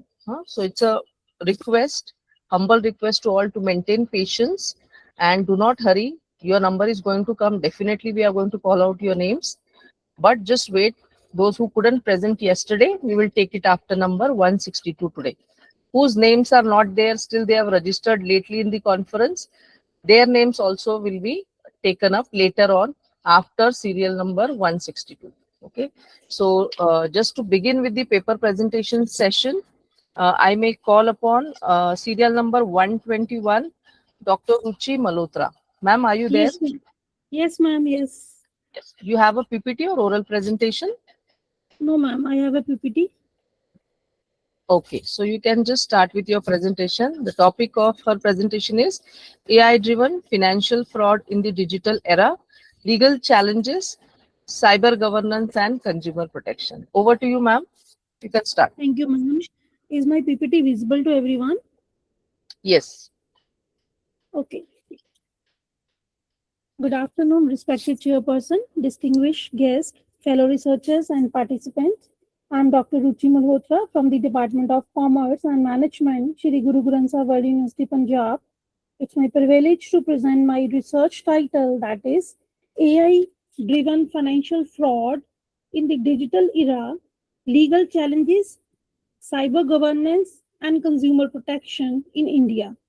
And my study explores how AI has transformed financial services while at the same time creating new cyber threats and proposes the governance strategies to safeguard consumers in the digital economy. If I talk about AI has become a key driver of innovation in the financial sector. It enables faster payments, personalized banking services, efficient fraud detection. However, cyber crimes are also using AI to develop highly sophisticated fraud techniques, including deepfake scams and AI-powered phishing attacks. Therefore, the challenge before policymakers is not only technological but also legal and social. And the studies examine these emerging challenges and proposes strategies to strengthen cyber governance and the consumer protection in India. I'm not able to move my PPT.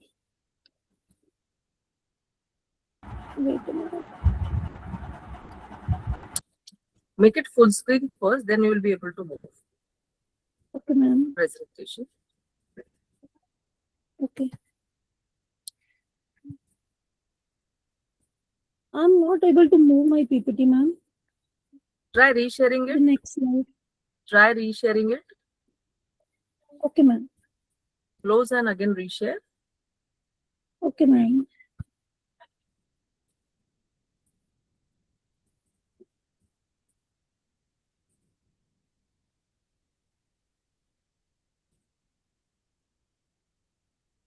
Is it visible, ma'am? Yes, it is visible. I'm not able to move it. Click on that tumbler sign at the right hand side of your slide sharing. The 68% where it is written no, just besides that.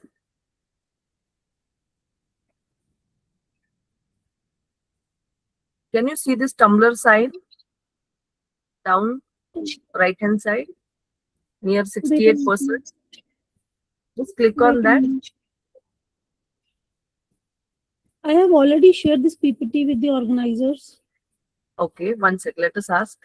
Bridges sir, can we show her PPT? Is it available with you? Bridges sir? Yes, ma'am. Yes, please.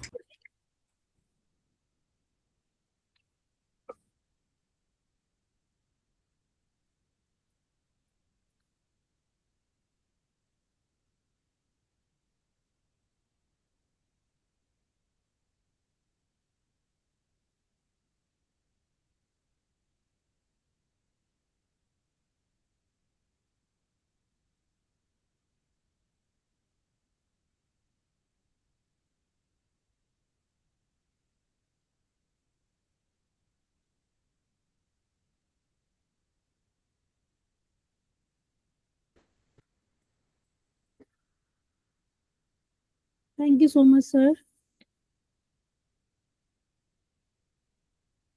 Okay. So my topic for today's presentation is AI-driven financial fraud in the digital era, legal challenges, cyber governance, and consumer protection in India. Now I have already explained AI meaning. Come to the third slide, please. That is the digital financial revolution in India, key drivers of Indian digital financial revolution. So India has witnessed an extraordinary digital transformation over the last decade, That is, government initiatives such as Digital India, Jan Dhan Yojana, Aadhaar integration, and Unified Payment Interface, that is UPI, have revolutionized financial accessibility. Today, millions of Indians that use digital banking, UPI, mobile wallets for everyday transactions. And AI has further enhanced this transformation by enabling smart banking, personalized financial services, and fraud detection. However, the rapid expansion of the digital finance has been also created opportunities for the cyber criminals.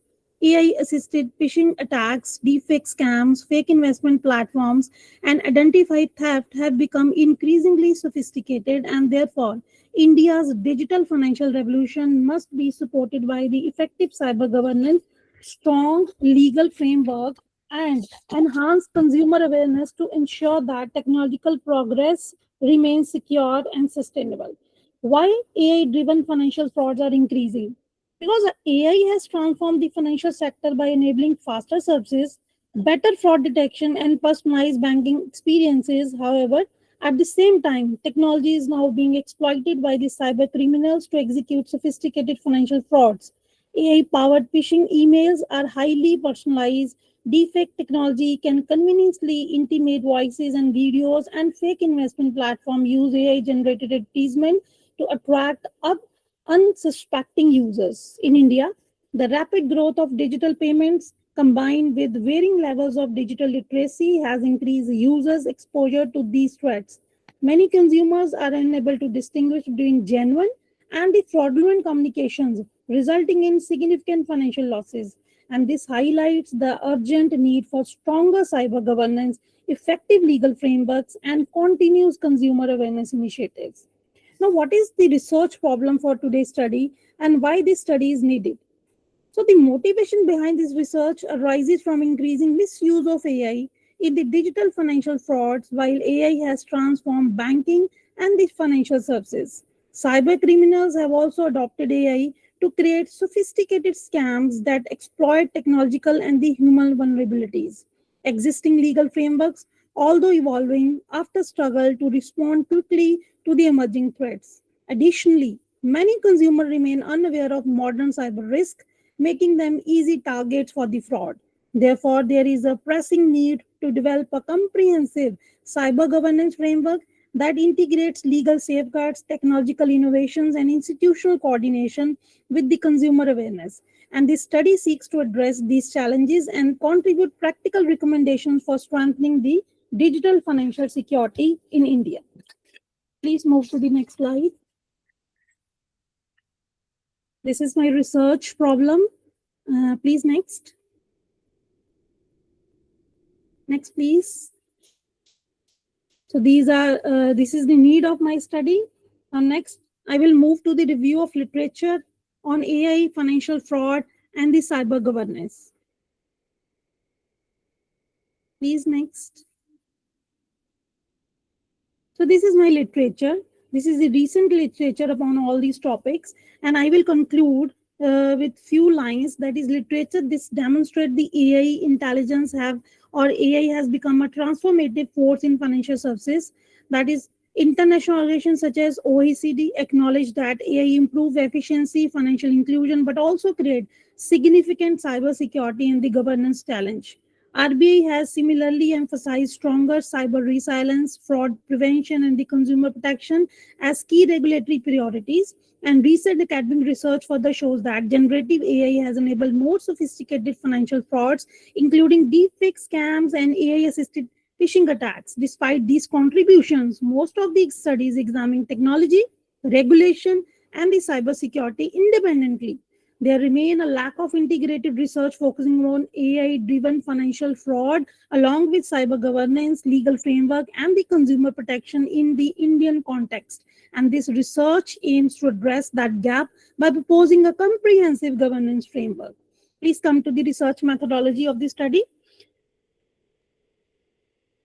Next slide, please.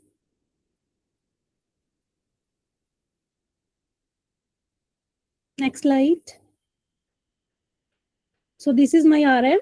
So the studies follows the qualitative and the descriptive research design based on the systematic review of secondary data, Information have been collected from the reputed academic database, government reports, and publications from the international organizations such as OECD and the World Economic Forums.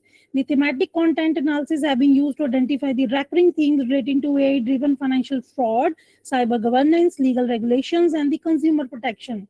And based on these findings, the study proposes an integrated conceptual framework and the policy recommendations to strengthen Indian digital financial ecosystem. Now come to the contribution of this study. Why my study is important and how it will contribute to the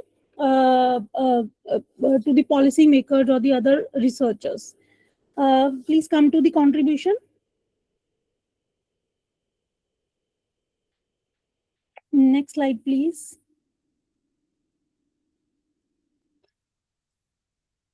So the study addresses the research gap by proposing an integrated framework that combines technological, legal, institutional, and consumer-centric perspective to strengthen cyber governance. Specifically, this study contributes by examining AI-driven financial frauds in the Indian digital economy, evaluating the effectiveness of existing cyber laws and governance mechanisms, assessing the role of digital literacy and the consumer awareness in the fraud prevention, and proposing an integrated cyber governance framework for strengthening consumer protection and enhancing trust in the digital financial systems or the services, providing policy recommendations for the regulators and the financial institutions and the policymakers. Now, what is the legal and regulatory framework for AI-driven financial fraud in India? Please move to the next slide. So India has established a comprehensive legal financial framework or the legal framework to regulate digital financial services and the cybercrime. The IT Act 2000 provides a legal foundation for addressing the cyber offenses, while the Digital Personal Data Protection 2023 strengthening data privacy and consumer rights. The RBI has also introduced cybersecurity guidelines to improve the fraud detection and enhance the resilience of the digital payment system. In addition, the Consumer Protection Act 2019 that safeguards users against unfair digital practices. Despite these developments, AI-driven financial frauds continues to evolve rapidly, highlighting the need for adaptive legal frameworks, stronger cyber governance, and the greater consumer awareness. These are the key findings of my study. I will go for the crux of the studies, and the review highlights that AI has transformed digital finance by improving operational efficiency and expanding financial inclusion. However, AI has also enabled sophisticated cyber fraud techniques, making financial crimes more difficult to detect. Although India has developed a robust legal framework through the Information Technology Act and the Digital Personal Data Protection Act, RBI guidelines, and the consumer protection legislation, regulatory measures alone are inefficient to address rapidly evolving. So AI-enabled threats. The study further emphasized that consumer awareness and the digital literacy are critical components of cyber resilience. Therefore, an integrated approach combining technology, legal regulation, institutional propaganda, and public awareness is essential for the strengthening cyber governance and protecting the consumers. So if I talk about the policy recommendations, the findings suggest that no single institution can effectively combine AI-driven financial fraud. A collaborative governance approach is very much required. The government should strengthen AI-specific regulations and improve coordination among the regulatory agencies. And the financial institution should adopt advanced AI-based fraud detection systems and continuously upgrade their cybersecurity infra. So fintech companies must ensure responsible AI practices by incorporating privacy and security into the design of the digital financial product. And finally, consumers should be empowered through the digital financial literacy programs, as informed users are first line of the defense against the cyber fraud. Together, these measures can build a secure, resilient, and trustworthy digital financial ecosystem.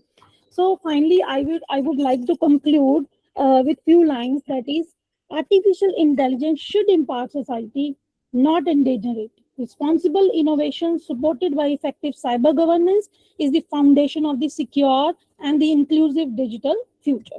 Thank you so much. Thank you so much, ma'am, for this interesting presentation with a very creative PPT that you have made. And basically, what was more influencing for me was the clarity of thought that you have and the use of AI. Responsibly, all of us have to do it. So, very interesting presentation. Thank you so much. Thank you so much, ma'am. Let us move on to the next presenter. Serial number 122. Tapre Manoj Kumar. Tapre Manoj Kumar Ramdas. Sir, are you there? Tapre Manoj Kumar Ramdas. Okay, we move on to the next speaker. The presenter, serial number 123, Renu Kumari. Renu Kumari, are you there? Next presenter, 124 serial number, Dr. Kondam Satish. Yes, Yes, sir. ma'am. Please start your presentation. Thank you. Thank you. First of all, thank you, organizer committee. My name is Dr. Kondam Satish, assistant professor in economics, Sri H.R. Sri Ramulu Memorial College, Gangavati in Karnataka. My topic is rewriting global enterprises, the digital economy and the rise of fintech-enabled diaspora entrepreneurs. Firstly, we discussed about my abstract. The rapid expansion of the digital economy has fundamentally transformed the global business landscape by changing how enterprises create value across finance and compete across international markets. At the heart of the transformation of financial technology, which has revolutionized financial service through innovations such as digital payments, mobile banking, blockchain, and crowdfunding, peer-to-peer lending, and artificial intelligence. These innovations have created unprecedented opportunities for diaspora enterprises, but enabled them establish finance and manage business across borders while maintaining strong economic and social ties with their contributes of origin.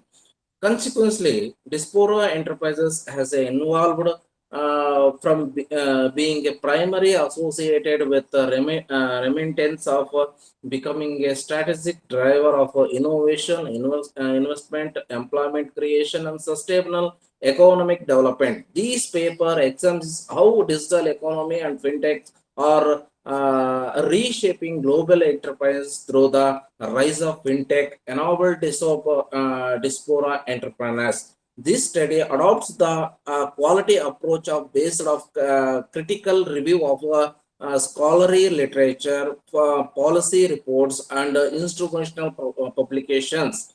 It explores the concepts of digital economy, fintech, and diaspora entrepreneurs, and analyzing their interconnected rules of promoting fintech discussions, facilities, cross-borders transactions, strengthening international business networks, and enhancing global enterprises. The paper further highlights the economic contributes of diaspora entrepreneurs through technology transfer, foreign investment, innovations, job creations, and knowledge exchange disperse these opportunities. The study identifies several challenges affecting the growth of fintech and enabled diaspora entrepreneurs, including cyber security threats. Fragmented regulatory framework indicates digital influence, data privacy concerns, and diaspora digital literacy. And my keywords is digital economy, finance, financial technology, entrepreneurship, global enterprises, digital innovation, financial inclusion, cross-border trade, digital transformation, entrepreneurship, and sustainable economic development. our statement of the statement of the problem is all through the digital economy and the fintech have created a significant opportunities for entrepreneurship and global business entrepreneurs. May Diaspora entrepreneurs continues to encounter obstacles that limit their ability to maximize their opportunities. Challenges such as consist financial regulations across countries, cyber security risk, inequality, digital infrastructure, limited access to finance, and unequal digital literacy under the growth and sustainable of Diaspora owned business.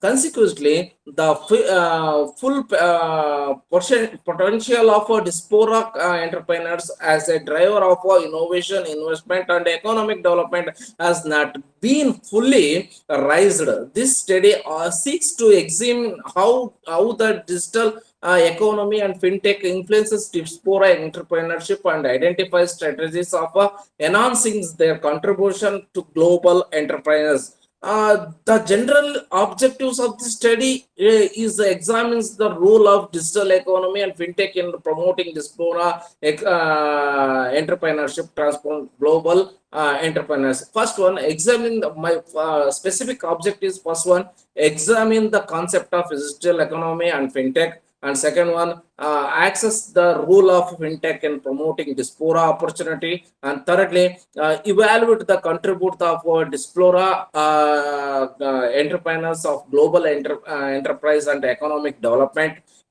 Fourth one, identify the challenges of facing fintech and our Diaspora entrepreneurs. And finally, recommended strategies of for starting digital entrepreneurship and global business development. And my literature gap is all through extensive study as examined the digital economy, fintech, and entrepreneurs separately. Relative few have comprehensively explored how the integration of the digital economy and fintech as transforming Diaspora entrepreneurship and reshaping global enterprise. This paper addresses the gap by examining the interconnected role of digital technologies, financial innovation, and Diaspora entrepreneurship in promoting sustainable economic development. My topic is discussed about the digital economy and the driver of global entrepreneurs, the rise of fintech of Diaspora entrepreneurship, and contributes the fintech enabled Diaspora entrepreneurs, challenges for fintech developing enabled Diaspora entrepreneurs, future prospects, and contribution of fintech enabled Diaspora entrepreneurs is employment in area of the employment, creation of jobs through new business values, and area of investment, increased foreign direct investment and business capital, and innovation area contributes to introduction of new technologies and business models, trade area, promotion of international trade and exports, and the knowledge transfer area, sharing a technology and marginal expectancy, and financial inclusion area, expression of access of financial services. And in 2017, remedies flows to low and middle income countries in 2017 to 2024. We recommend remedy inflows in US billion dollars in 465, 2018 510 US billion dollars, 2019 536.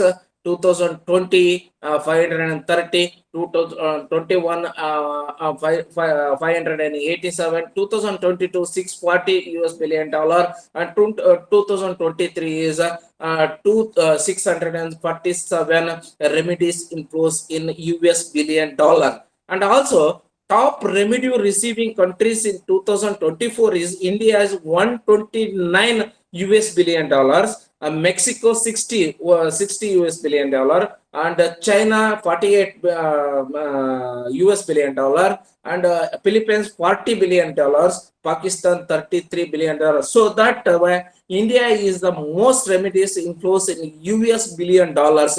And also global average cost of sending US dollar 2000 in remittance, digital remittance services 4.64 average cost is there, and non digital remittance services 6.92 percent remittance there. And my lastly, yes sir. Okay, lastly my conclude my okay, lastly, my conclude my subject. The digital economy has fundamentally transferred global entrepreneurs by creating a new opportunities for innovation, business expression, and cross-border collaboration. The integration of digital technologies into economics activities has enabled business and opportunity to efficiency with expanding across international markets. Thank you everybody very much, Vijay sir. Thank you so much, sir. Good Thank you. presentation. Let us move on to the Thank you, next presenter. Serial number 125, Dr. Samina Qureshi. Dr. Samina Qureshi, ma'am. Serial number 126, Satyendra Singh, sir. Serial number 126, Satyendra Singh. Serial number 127, Professor Manohar Singh Mewada. Okay, madam. Thank you, madam. Okay, sir, you can start your presentation. Okay. Myself, Manohar Singh Mewada. I am assistant professor from Government Law College, Shajapur. And my topic is the concept of legal education at school level, a preventive approach in juvenile delinquency in India. I think that the legal education at school level should be launched to prevent the juveniles from delinquency. It is well known that juvenile delinquency is a socio-legal subject, and with the modern improvised techniques of handling juveniles delinquents, a summarization of criminological findings for knowledge has become all the more necessary. I have endeavored to achieve this purpose in the present thesis. In this context, 3 goals of school education suggested. Number 1, for developing a new value system in which school would be a force working against the discrimination and rejection experienced by pupils draw from the lower classes, and making the schools an instruments for fostering work, attitudes, self-esteem, and job skills to improve the employability of graduates of school in deprived areas. Thirdly, providing school experience designed to improve the self-image of delinquency-prone children. The main objective of the legal education at school level are to examine the impact of legal education at school level in preventing the juveniles from delinquency. Next, to explore the expected curriculum of legal education for school-going children, to prepare the student to accept the social responsibility by conducting preventive programs as a project work at school level, to promote the legal awareness among the school-going children, to aware the children about the law relating to the child needs, and to investigate the role of schools in delinquency prevention. Next, the hypothesis assists in the careful and focused analysis of data collected. The hypotheses formulated for this topic are in this way. Whether the legal education at school level be designed to protect the people from delinquency. In this context, the first hypothesis is that higher be the standard of education, higher will be the protection level of juveniles from delinquency. And the second hypothesis is higher the legal awareness among the adolescents will make them alert of crime. Next, we come to legal education is compulsory at school level because it is helpful to suppress criminality among the children and adolescents, to import them proper education in school. A well-planned scheme of education will intellectually prepare them to accept social responsibility. Schools are the place where the children spend their majority of their time. The environment of school affects very much on the habits of characters of children. A well-planned scheme of legal education in school regarding delinquency prevention is necessary. It will suggest the means to solve this problem. It will also make the student aware of issues relating to the delinquency prevention at school level. In this context, jurist view on legal education at school level are Enrico Ferri, the noted Italian criminologist, once observed that juvenile defense legally depends on the efficacy of educational program administered in the particular country. Professor Gillin has aptly observed that it is not the humanity within the criminal, but criminality within the human being which needs to be curbed through the effective education. The significance of the study of my topic are the main aim of the proposed thesis is to focus on the need of legal education dealing with the various aspects like main causes of the juvenile delinquency, law relating to the juvenile preventive measures of juvenile delinquency, objective of Juvenile Justice Act 2015. The proposed thesis lead the curriculum of legal education at school level, which shall be of immense utility to all those who are involved in delinquency prevention. And lastly, I would like to conclude in. I would like to say that there is no any material on the delinquency prevention at school level in many countries, which can adequately fulfill the need of the student as they fail to give the coherent and integral picture.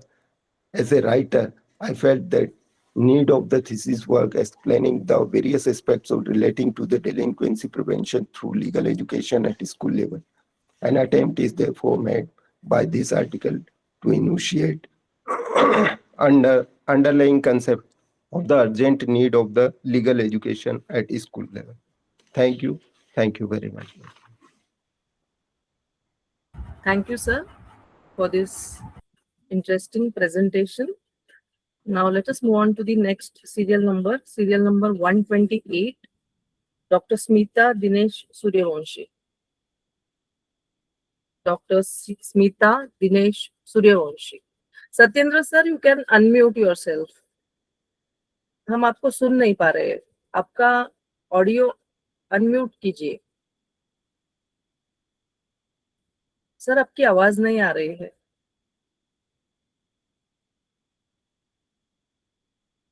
आवाज नहीं आ रही है sir आपकी, आप unmute कीजिए.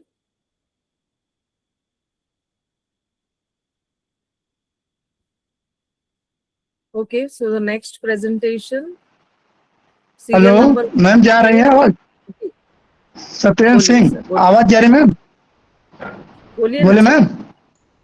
हाँ, मेरा जो मैम टॉपिक है पेपर प्रेजेंटेशन ई प्रशासन, डिजिटल लोक सेवाएं और सीमा पार नागरिकता. इसके अंतर्गत पहले हम चर्चा करते हैं ई प्रशासन होता क्या है. ई प्रशासन, जैसा कि इसे हम कहते हैं इलेक्ट्रॉनिक प्रशासन के नाम जिसको हम जानते हैं, इसे जो है आईटी प्रशासन भी इसको कहा जाता है, आईटी एडमिनिस्ट्रेशन के नाम से इसको हम जानते हैं।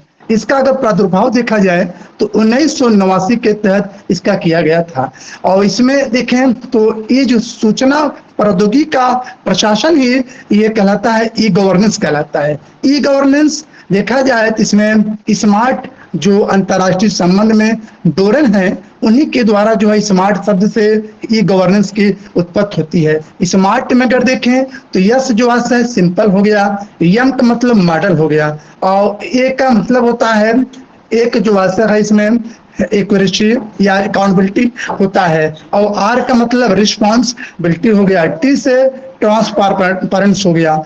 इसी तरीके से देखा जाए तो जो स्मार्ट शब्द है ये नस्काम के अध्यक्ष जो थे उन्हीं के द्वारा जो है ई गवर्नेंस के रूप में इसको लाने का कार्य किया गया था।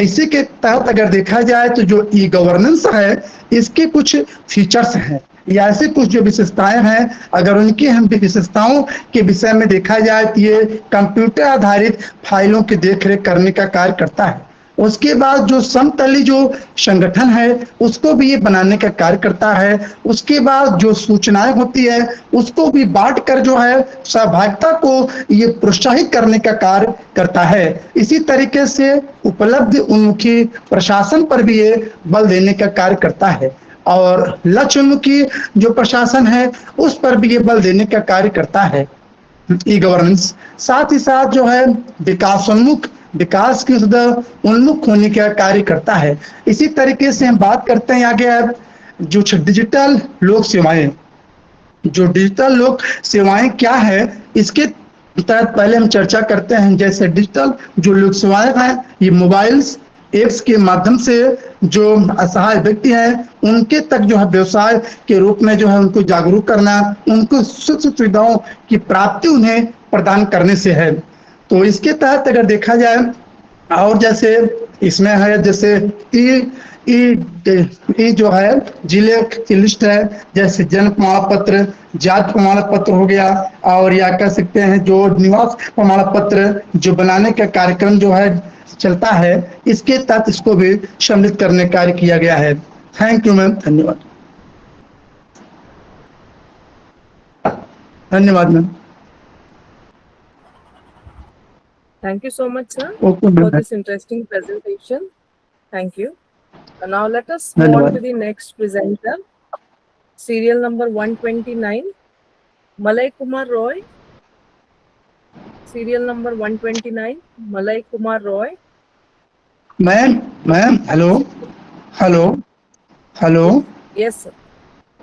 मैम जो अभी हमने बोला जो प्रेजेंट किया है हमारा 126 था ma'am. Yes, hello. sir. Yes, I have noted, sir. Note किया है, sir. हाँ Note मैम, किया जो है. मैं Yes, प्रेजेंट thank किया you. हमारा 126 है। Yes. इस सत्येंद्र सिंह Note मैम किया. था नाम, ठीक है? ठीक है मैम, ठीक जी, है, वही sir. कह रहे हैं Satyendra Singh. Thank you. Thank you. हाँ, धन्यवाद। Serial number 130, Pampa Karar. Serial number 130, Pampa Karar. Serial number 130, Pampa Karar. Serial number 131, Priyal Thete. Serial number 131, Priyal Thete. Serial number 131, Priyal Thete. Are you there?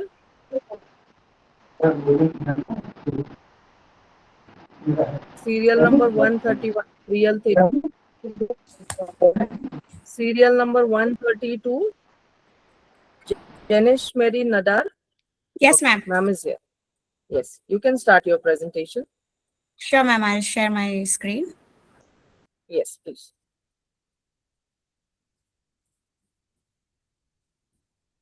Good afternoon, everybody. Just a minute, something.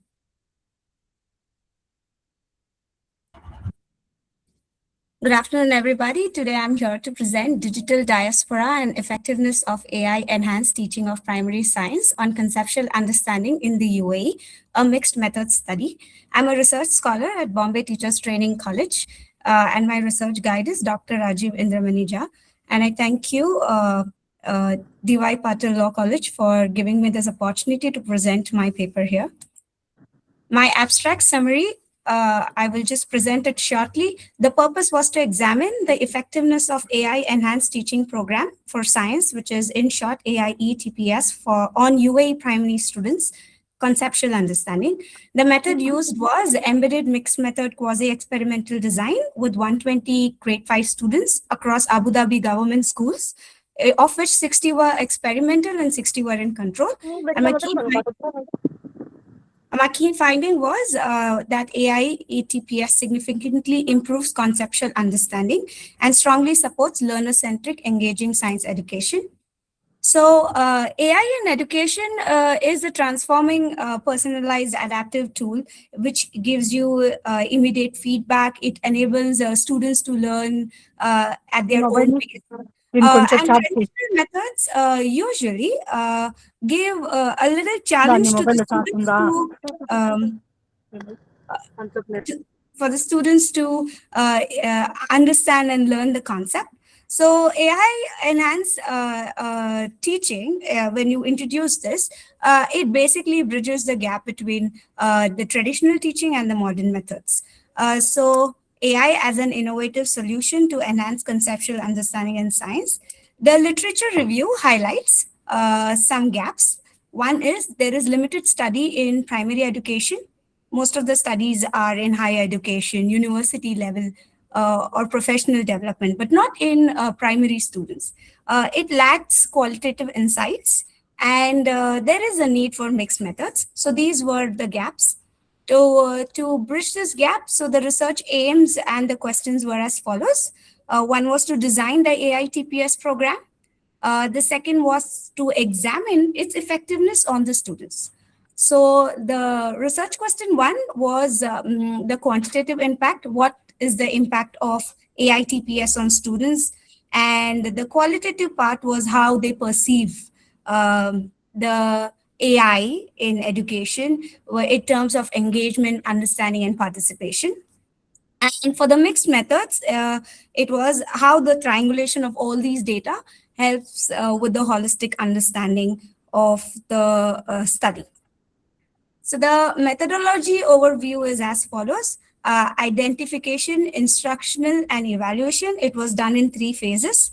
I already spoke about the research design, which was embedded mixed method quasi-experimental design. The sampling strategy was simple. It was done in 3 phases. First was simple random sampling of the schools to select the schools, and then conventional sampling within the schools to choose control and experimental. The participants were 120 grade 5 students, and the study setting was Abu Dhabi government primary schools. To ensure that validity and everything is maintained, it was those schools. So the AI TPS strategy framework was developed using ADDIE strategy framework, and then it was integrated using Bloom's taxonomy and the 5E framework. So the first step was to engage, where the prior knowledge is activated. And the second step was to enhance critical thinking. Again, it's in 5E, it is engage, but it leads to questioning a little more deeper using Mentimeter, Copilot. And then the third step was to explore, where they investigate, probably using simulations, where there is critical thinking, but they're applying. The fourth step in explore, they were actually interacting with data, trying to analyze what they have found in simulations. In fifth step, there was concept clarification, where we used Flexi 2.0, an AI tool, to enhance understanding. Then step 6 was peer discussion using Padlet, Nearpod. And step 7 was knowledge application, where they have to present something.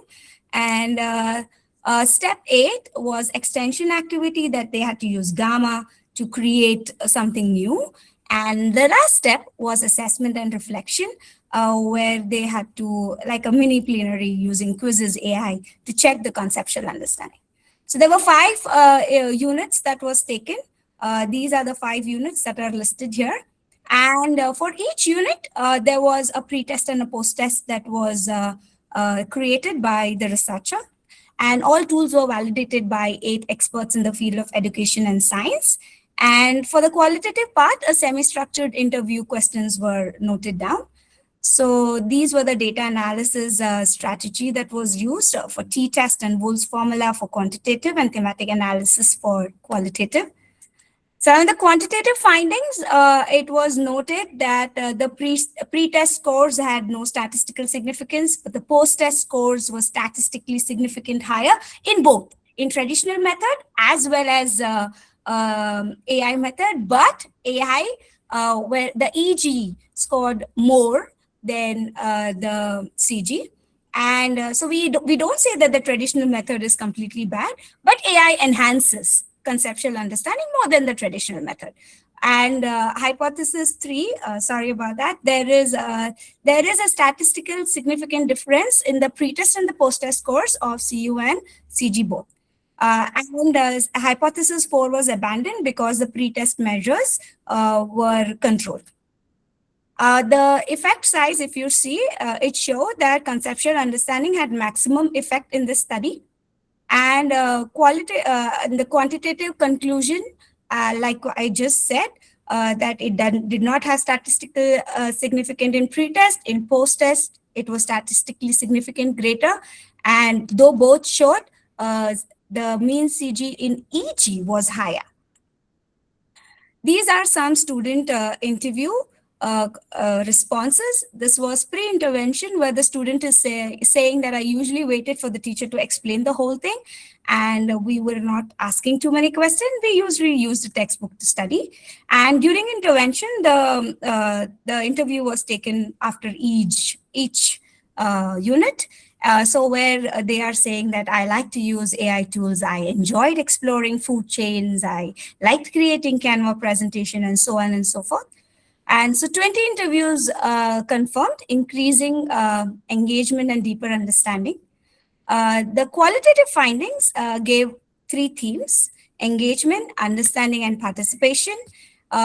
These were the themes, and then they were coded into attention, motivation. They prefer AI, interest. The second theme came up with using scientific vocabulary became easy. Science understanding became easy. Real life application became easy. And then these were the other codes: collaboration, confidence, active participation, communication, sharing, and teamwork. So the conclusion was students had positive perceptions, increased student engagement, better conceptual understanding, and it was interactive. They enjoyed and they liked exploring the different AI, science concepts using AI. And so it basically improves the science learning experiences and strengthened conceptual understanding. So when I triangulate the quantitative results and the qualitative results, I find that the effect size is high. It has improved. It has positive student perception. So the integration of qualitative and quantitative findings provide strong evidence that AI ETPS model is an effective instructional approach for improving conceptual understanding in primary science. So the recommendations I would give for my study is to integrate AI-supported learning instructions in primary classes and also for the other subjects, provide professional development to the teachers, encourage curriculum developers, and conduct further studies across other subjects and other grades, and obviously investigate the long-term effect of this AI in science education on conceptual understanding. These are my references, and thank you for your attention. Thank you so much for this opportunity. And if there are any questions and discussions, I am open to answer. Thank you, ma'am. It was a very nice and wonderful presentation. We can move on to the next presentation. Hello. Am I audible? Sure, thank you. Yes, Priyal. Yeah, there was some problem with my audio earlier. Okay, Priyal, you can present now. 131. Let me just share my screen. Yeah.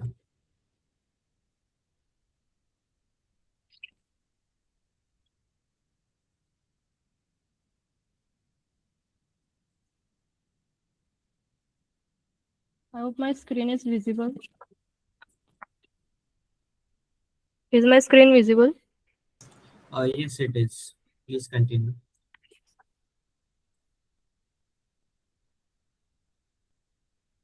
Good afternoon, respected chairperson, distinguished guests, professors, researchers, and fellow participants. My name is Priyal Thite. I am a BLLB student of Dr. D.Y. Patil Law College, Pune. Today, I will be presenting my research paper titled Synthetic Identity Fraud, Emerging Challenges in Identity Verification and Cyber Governance. As AI continues to transform the digital world, it also creates new opportunities for cyber criminals. One of the fastest growing cyber threats is synthetic identity fraud, where criminals combine genuine personal information with fabricated details to create identity that appear legitimate. My research examines how this form of fraud challenges existing identification verification system and why stronger cyber governance is urgently needed.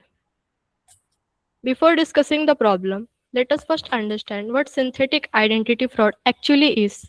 Unlike traditional identity theft, where an existing person's identity is stolen, synthetic identity fraud creates an entirely new identity by combining real information such as Aadhaar number, PAN number, or social security number with fabricated information like a fake name, address, date of birth, or phone number. This topic has become highly relevant because AI enables fraudsters to generate highly realistic documents, fake identity cards, AI generated facial images, and convincing digital profiles.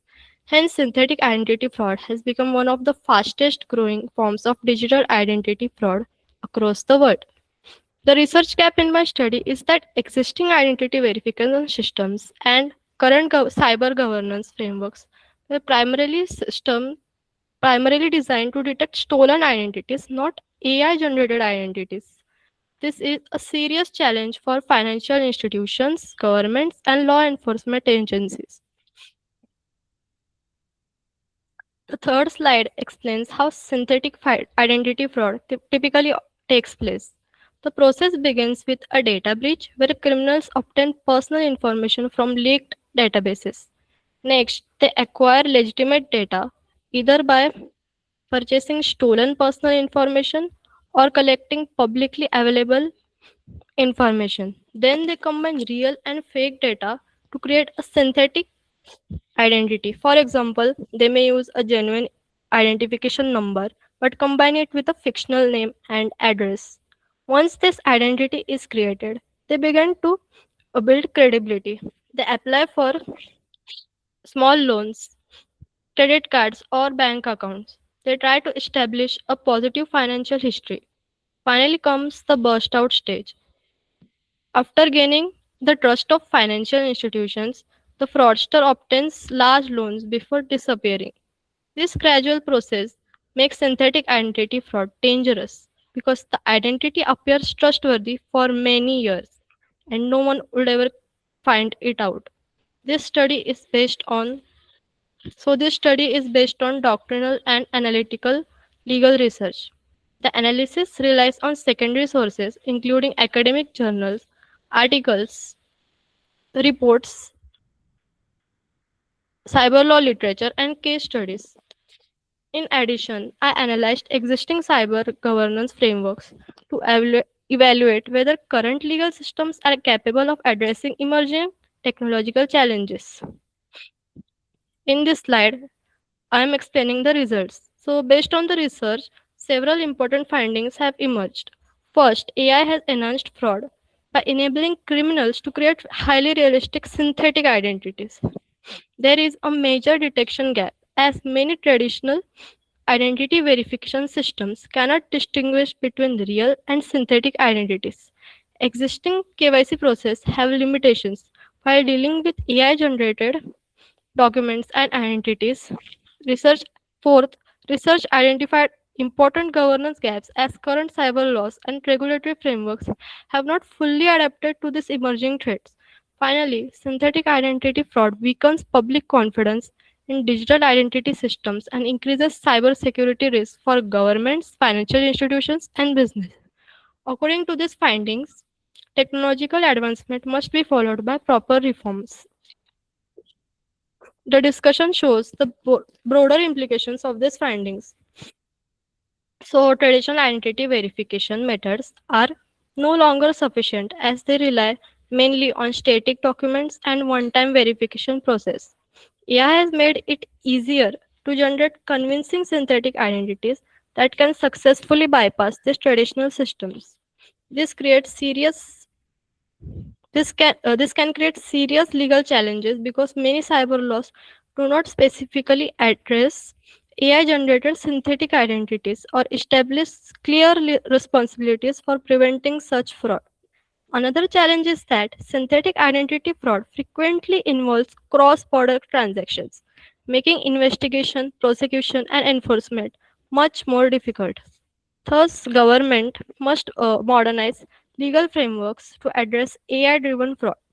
Financial institutions should also adopt AI-assisted risk-based identity verification systems, combined with continuous monitoring rather than relying only on verification during account opening. Protecting digital identity needs collaboration between governments, regulators, technology compliances, and financial institutions. So, in this diagram, it summarizes the complete life cycle of synthetic identity fraud. It shares how stolen personal information, such as stolen social security number, with fabricated details like fake name, address, email, or occupation. On the right, the profile shows how some elements are stolen while others are entirely fabricated. This makes the identity extremely difficult for traditional verification systems to detect. As shown at the bottom, synthetic identity fraud affects financial institutions, governments, national security, and individuals. Here, here this flowchart differentiates between traditional versus AI-assisted identity verification systems. In traditional identity verification, one-time KYC verification, there is one-time KYC verification. The fraud detection is slower and it is always based on rule-based detection. While in AI-assisted identity verification system, there is continuous identity monitoring, faster real-time fraud detection, AI and machine learning-based detection. To conclude, synthetic identity fraud is increasing with advances in AI. It is rapidly emerging as one of the most complex forms of cyber-enabled financial crime. Traditional identity verification systems are no longer sufficient because they were not designed to detect AI-generated synthetic identity. My research concludes that stronger cyber governance needs three important measures. First, adoption of AI-assisted identity verification system. Second, updating legal and regulatory frameworks to address AI-enabled fraud. And finally, greater international cooperation among government regulators and financial institutions to fight cross-border cybercrime. Thank you for attending the presentation.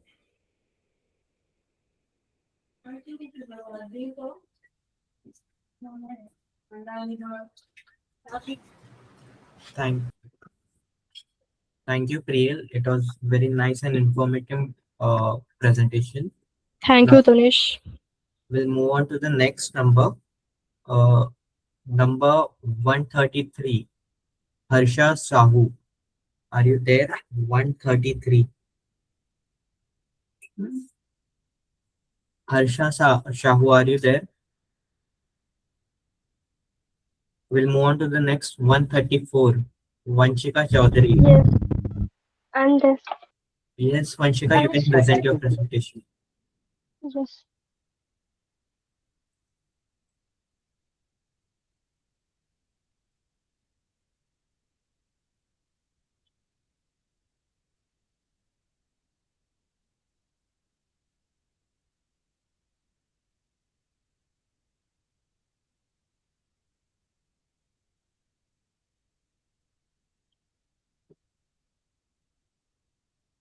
Am I audible? Yes, you are. Okay. Good afternoon, respected panel. My research paper is titled Beyond Borders, Digital Citizenship and Identity Formation in Diaspora Communities. A study of how transnational networks, hybrid selfhood, and civic participation are being reshaped Vanshika, online. Your presentation is not visible actually. Oh, Your screen is sharing, but you haven't on your presentation. um, just a second. Just reshare your presentation, please. Okay.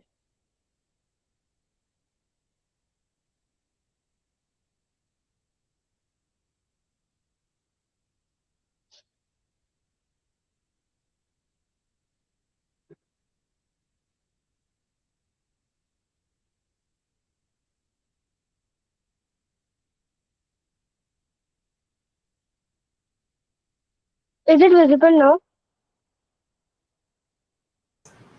Yes, your screen is visible, but it's sharing Google Meet screen, not the PPT. Hmm. Wait. I'll reshare it again. Just a second. Okay.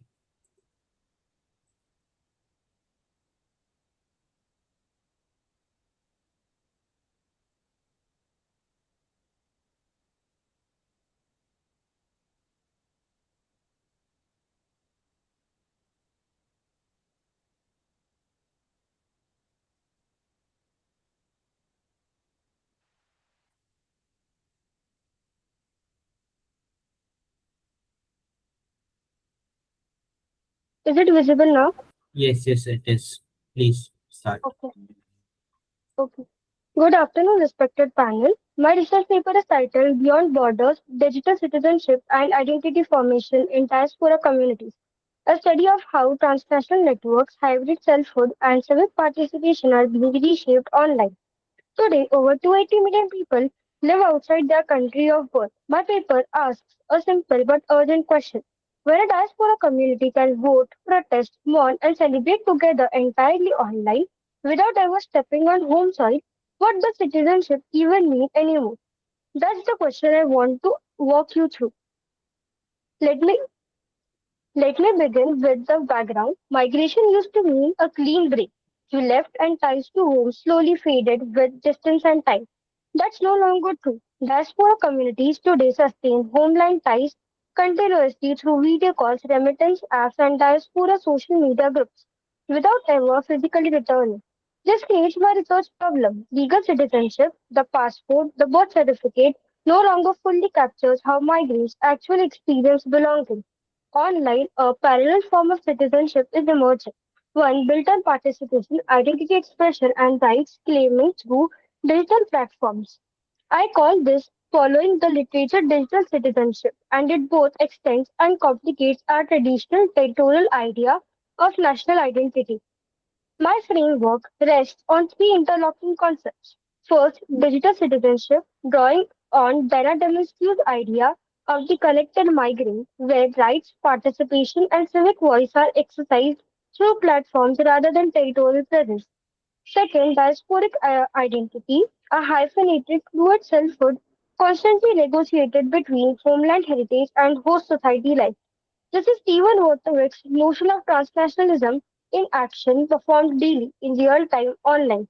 Third, sense of belonging, and here I draw on Dana Boyd's work on network publics, the emotional attachment and community recognition built through shared digital rituals and what she calls imagined audiences. Together, these three concepts let me analyze diaspora identity not as something fixed but as something continuously performed online. My findings cluster around three major patterns, and I'll walk through each with brief case evidence. First, homeland reconnection, video calls, diaspora Facebook groups, and remittance apps sustain daily emotional ties across distances.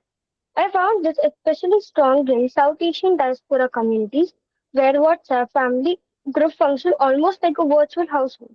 Second, hybrid identity performance. Code switching in language, memes, and guest markers online let users perform dual or even multiple belongings simultaneously.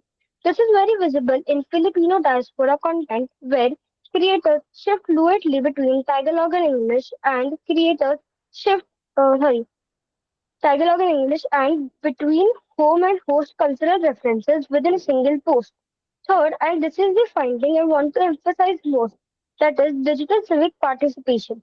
Petitions, diaspora e-voting drives, and homeland advocacy campaigns show citizenship being exercised entirely without physical presence. African diaspora advocacy networks, for instance, have run cross-border digital campaigns that directly influence homeland policy debates, real civic power exercised from thousands of miles away. This is a conceptual and interdisciplinary study that is deliberately so because digital citizenship cannot be understood through law alone or sociology alone. It sits at the intersection of law, sociology, media studies, and migration studies. My analytical lens examines digital citizenship through three interconnected concepts that is, identity, belonging, and transnationalism. Methodologically, I conducted a literature mapping reviewing scholarly articles, international reports, and policy documents to identify emerging patterns and debates, and then organize my findings through thematic synthesis into the four themes you will see running through this paper: digital citizenship, identity formation, sense of belonging, and digital civic participation. Based on these findings, I propose six concrete recommendations. We need to promote digital literacy among diaspora communities so participation is not just possible but responsible. We need to strengthen digital infrastructure for cross-border civic engagement because access itself is unequal. Policy frameworks must evolve to recognize digital civic participation alongside traditional citizenship, not as a replacement but as a complement. At the same time, we can ignore the risks. Protecting privacy, data security, and freedom of expression on these platforms is non negotiable. This requires collaboration between governments, civil society, and technology companies to build genuinely inclusive digital spaces. And finally, this field is moving fast. I recommend continued research into AI, virtual communities, and emerging technologies that will keep reshaping diaspora identity in the years ahead. In conclusion, this study reframes citizenship as something diaspora communities can also enact digitally. I propose digital belonging as a bridge concept connecting legal status with lived everyday identity. This has particular relevance for nomadic and denotified communities, groups that have historically been denied formal recognition altogether. For them, digital space may offer a form of civic voice that territorial citizenship has never fully granted. For policy and practice, I highlight three implications: recognizing online civic participation with diaspora engagement policy, invest in digital access infrastructure to narrow participation gaps, and design platform moderation that specifically protects minority diaspora voices from erasure or hostility online. Lastly, thank you for your time and attention. This research was presented by me, Vanshika Chaudhary, from Dr. D.Y. Patil Law College, Pimpri, Pune. Thank you.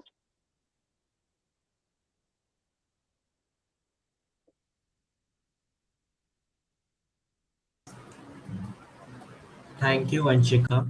It was a very nice presentation and very keenly informed about the topic. We'll move on to the next 135, Dr. Sudhir Kumar. Are you there? Dr. Sudhir Kumar is not there. 136, Surendra Malvi. Are you there? Please unmute yourself, sir. Sir, please unmute yourself.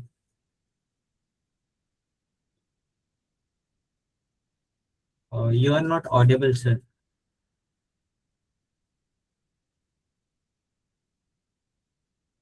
Sir, sorry, you are not audible.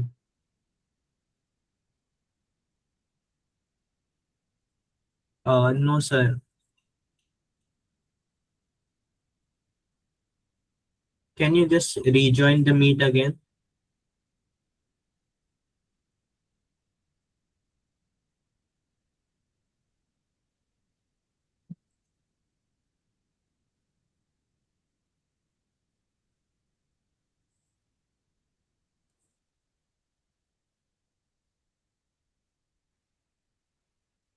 Uh, is it okay now? Yes, sir, you are audible now. Okay. Uh, distinguished guests, distinguished speakers, dignitaries, and fellow researchers. आप सभी को मेरा सादर प्रणाम। मैं सुरेंद्र मालवी, मेरी guide है doctor Shrila Shalvi. I am doing this from Pacific University. My topic is study of creativity among senior secondary students. To introduce, the creativity is one of the most significant psychological characteristics required in the 21st century. It enables a student to think independently, generate original ideas, and solve problems in innovative ways. In the present educational system, creativity plays an important role in enhancing academic achievements, personality development, and lifelong learning. Senior secondary education is a crucial stage where a student prepare for higher education and future career. Therefore, understanding the creativity level of senior secondary student is essential for improving educational practices. Objective of the study is to study the level of creativity among senior secondary students, to compare the creativity of male and female senior secondary students, to compare the creativity of urban and rural senior secondary students. Hypothesis: there is no significant difference in creativity between male and female senior secondary students. Opposite to there is no difference in creativity between urban and rural secondary students. Methodology: research method, descriptive survey method, population senior secondary students, sample to undergraduate students. Sampling technique: random sampling, research tool, standardized creativity scale, statistical techniques, mean, standard deviation, and t-test. Result and discussion: the analysis indicates that the majority of senior secondary students demonstrate a moderate and level of creativity. Female students showed slightly higher mean score than male students. Although the difference was not satisfactorily significant, urban students obtained a comparatively higher creativity score than rural students, suggesting that educational resources and learning environment may influence creative development. Educational implications: teachers should encourage divergent thinking in classroom. Schools should organize creative activities such as debates, projects, art exhibition, and innovation competitions.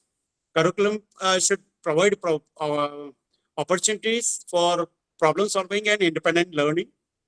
Parents should encourage curiosity and imagination among students. So conclusion, creativity is an essential component of holistic education. Findings of the study indicates that senior secondary students generally possess moderate creativity, which can be enhanced through supportive school environment, innovative teaching strategies, and active participation in creative activities. Educational institutes should focus on nurturing creativity to prepare students for future academic and professional challenges. Thank you.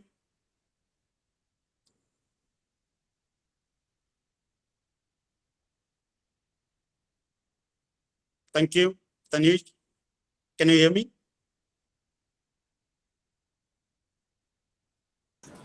Yes, sir, we can. So, Nathabi, thank you for giving me an opportunity. Thank you. Thank you, sir. Yes, sir. Thank you, sir. Thank you so much. The next is 137, Amrita Basu. Yes, thank you so much. Yes, ma'am. I'll just, if you could share I've just sent it, mailed it to Yes. you just now, the new one. And if you can share that, the PPT. Brijesh sir, do you have a PPT? Bridges sir, ma'am has just sent you a PPT. So please on the mail, on the mail, designated mail. SRF email. So she's just sent it. Can you please share her? Bridges sir? Yes, sir. Please share ma'am's PPT. She's just shared you some time ago. She sent it on our email, SRF email.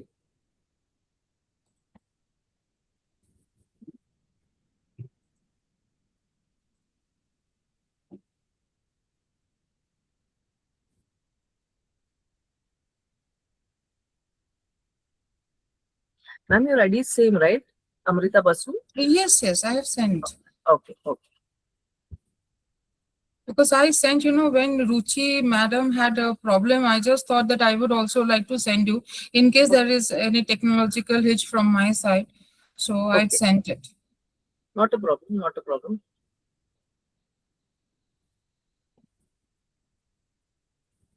Yes, thank you so much. Thank you. Good afternoon, all of you. I am Amrita Basu from Faculty St. Mira's College for Girls, Pune. My research paper is based on the topic Artificial Intelligence and India's Demographic Transition. We develop a technological demographic dividend model framework for sustainable economic growth. So, the next one, sir. Yes, as we move on to the abstract, we see that we introduce technological demographic dividend, which explains that how artificial intelligence can enhance the economic benefits of demographic transition by improving human capital, productivity, innovation, employability, and labor market participation.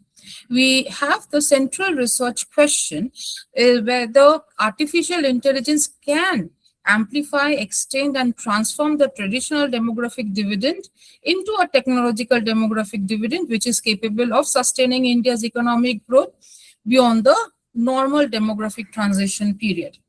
The central theoretical proposition that we come up is that the future economic value of India's demographic dividend will depend less on the quantity of labor entering the workforce and more on the qualitative and the technological capability embedded within that workforce.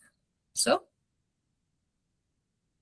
yes, before we go on to the, so not this one, this is the previous one that I have sent you, the next one. Okay, I will go on to this. Actually, this is, I changed this particular slide, that's why I had sent you again. And I go on with this because I don't want to waste any time.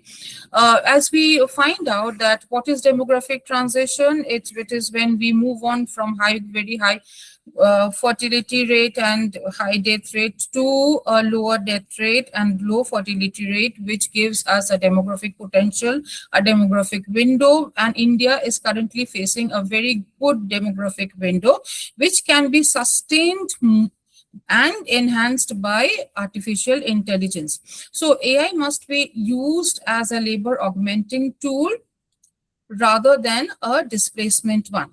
So the third one, yes. The problem statement is how can artificial intelligence enhance the realization of demographic dividend and contribute to sustained economic development? This research question actually took me to literature survey, literature review, which I saw that there exists two different streams, one with demographic dividend implying or enhancing economic growth and artificial intelligence improving on to productivity growth. But rarely I found that there is a convergence between these two. So these two streams remain largely disconnected. Hence, I need to bridge the gap and introduce a new construct called the technological demographic dividend. So, yes, the research gap and the objectives of the study includes that there is a lack of integrated theoretical framework linking demographic change, AI adoption, and economic growth. There is not a mention of how AI can play a very enhancing role in female labor force participation rate and inclusive development, and also how to amplify demographic dividend benefits. So these research gaps have led me to develop a theoretical construct called technological demographic dividend. Now, the objectives, it will show that AI can enhance India's demographic dividend. It can influence positively the workforce productivity with a very high contribution to female labor force participation, with AI-enabled demographic transformation and the demographic gains AI-driven. Next one, sir. Yes, the technological demographic dividend is based on four perspectives. One, the theoretical demographic transition theory, which explains the changes in age structure resulting from declining for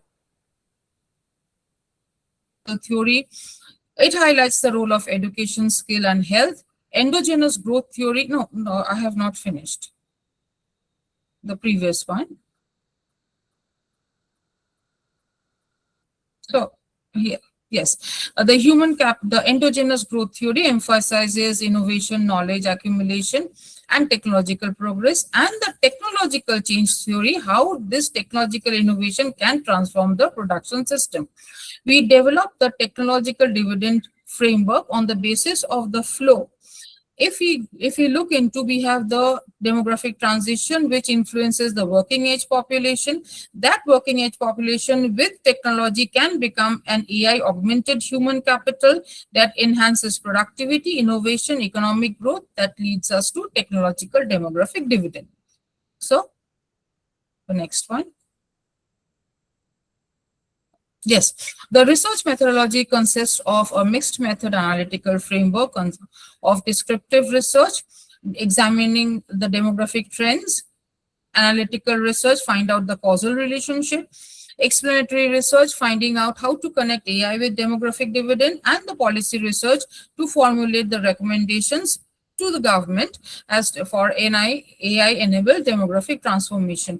We use the secondary data both from the international and the national sources. Next one. Yes, now we developed the groundwork. The baseline demographic theory through the demographic transformation, and we have the tables shown right at the back. We will not show the tables now. And the tables show us that the age structure provides a favorable conditions. The dependency ratio, the declining dependency ratio shows that India has a great demographic opportunity window, and the AI readiness and digital transformation shows that India is ready for a technological transformation. Now let's go to the next slide.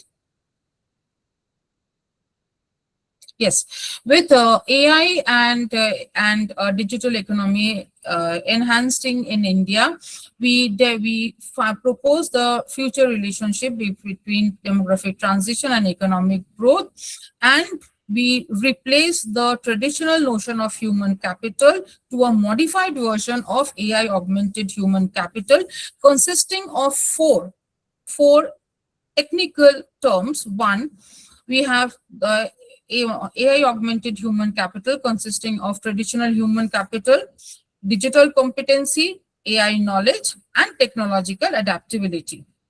Next one. Now, this technological dividend index we propose to consist of three dimensions. The previous one. The previous one. Previous one, sir. So the previous, this is the last slide, sir. We go on to the previous one, sir. We were developing the. Please continue. Already time limit. Okay. We see that the model, sir. Once we can just show the model so that we can just I can go quickly through that.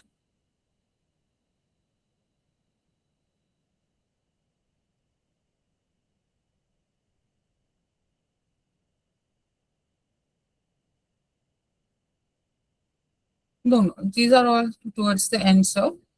So previous one, sir. No, previous one, sir. We'll just go through the knowledge.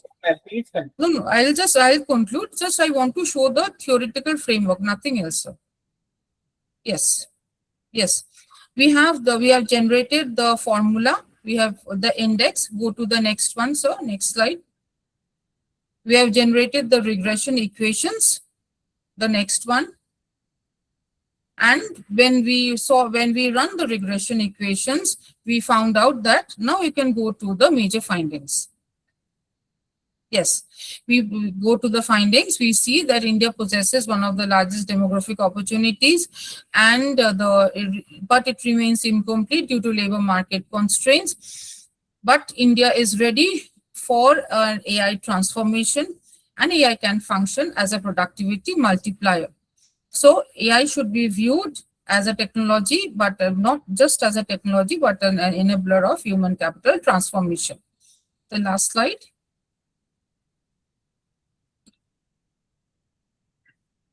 Yes, we go on to the policy architecture where we propose to the government that it can develop a national technological demographic dividend mission, combining the demographic dividend effect with the artificial intelligence, and the suggested timeline it can phase out from 2025 to 2050 till the demographic window is open. After that, it may become a burden to us. The last one, please, sir. Yes, these are the limitations and the scope for future research. So we can go for, we have not captured the regional heterogeneity, but we can go for other regional heterogeneity as well. Thank you so much. Thank you, ma'am. Very nice statistical presentation. We'll move on to the next. 138, Sandeep Kumar Saroj. Are you there, Sandeep Kumar Saroj? We'll move on to the next. 139, Geeta K. Geeta K, are you there? We'll move on. Good morning. Good afternoon, sir. Yeah, Good afternoon. Yes, sir. Yes, ma'am. Please. Now I'll present my paper. I'll share the screen. Just a second.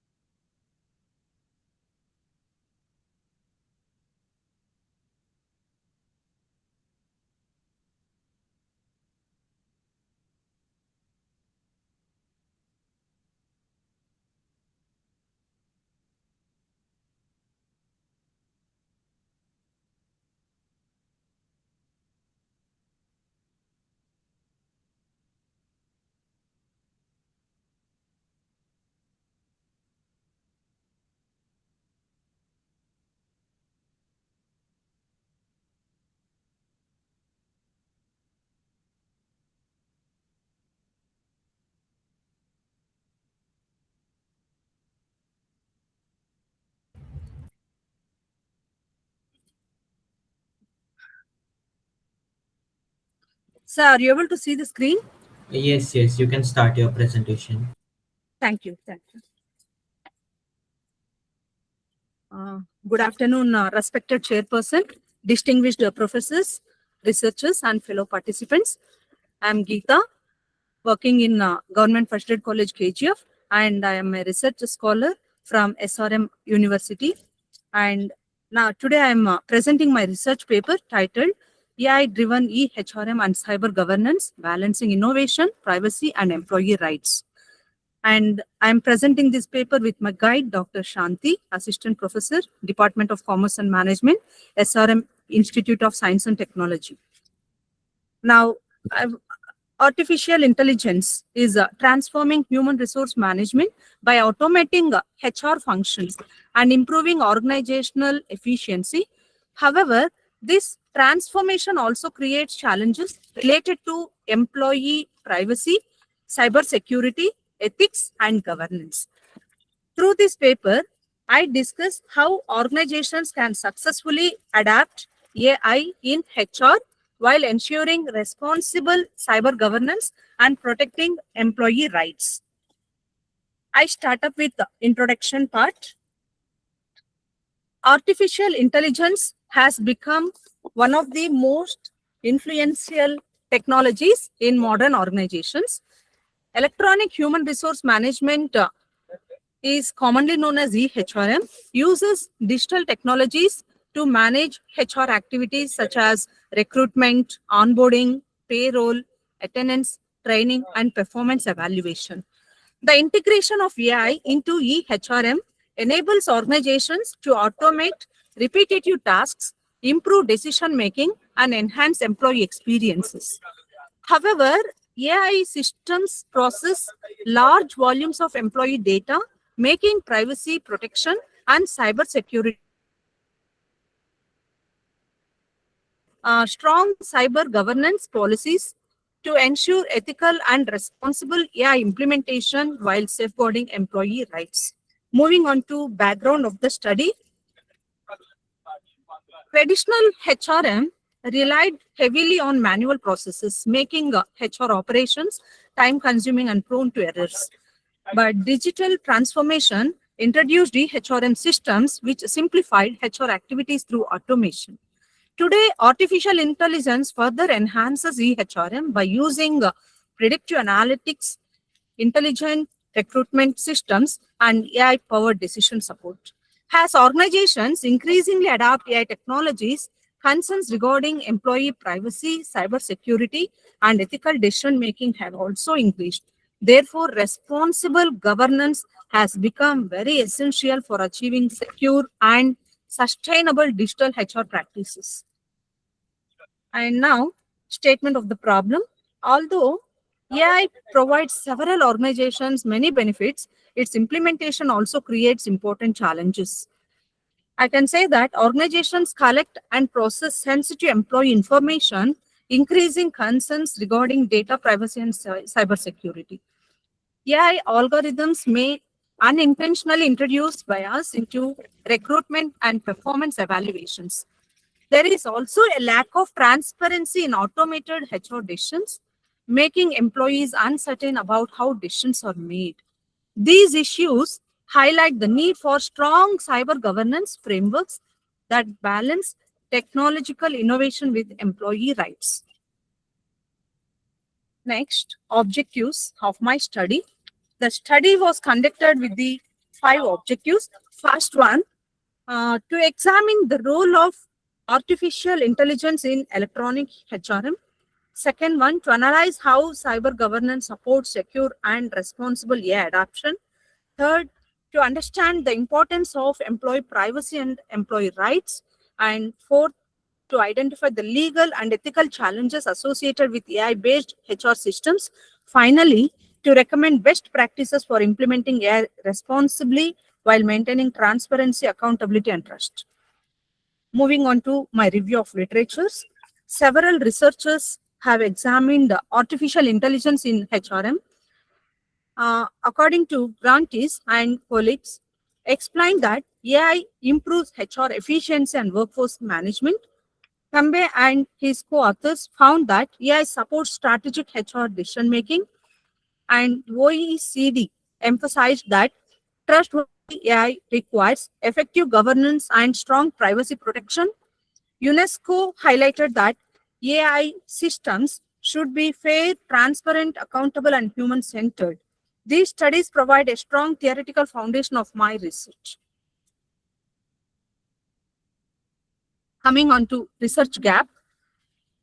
Although many studies have discussed AI and human resource management, only a few examine AI-driven EHRM together with cyber governance. Most existing research focus either on technology adoption or on cybersecurity independently. Limited attention has been given to balancing technological innovation with employee rights, privacy, and ethical governance. Therefore, this study attempts to bridge the gap by integrating AI, EHRM, cyber governance, and employee rights into one conceptual framework. The methodology which is used here in this study, that is conceptual and descriptive research design. The research is entirely based on secondary data collected from scholarly journals, books, conference papers, policy reports, and government publications. A qualitative content analysis approach was used to review and synthesize existing literature. This methodology enabled a comprehensive understanding of AI-driven EHRM, cyber governance, privacy, and ethical issues. The study indicates that AI significantly improves recruitment, workforce planning, employee engagement, and HR decision making. Cyber governance plays an essential role in protecting employee information through data security, privacy policies, and regulatory compliance. Ethical AI practices improve employees' trust by ensuring transparency and fairness. However, human oversight remains important because AI should support HR professionals rather than completely replace human decision making. And I have identified several important challenges here. The first is employee data privacy. The second is increasing cyber security threats. Another major concern is algorithmic bias, where AI systems may unintentionally discriminate against certain individuals. Organizations also face challenges related to transparency.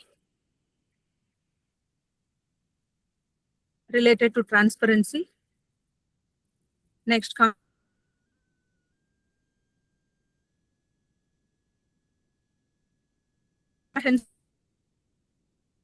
regular AI and cybersecurity audits should be conducted to identify risks. Employees should receive training on digital literacy, cybersecurity, and responsible AI usage.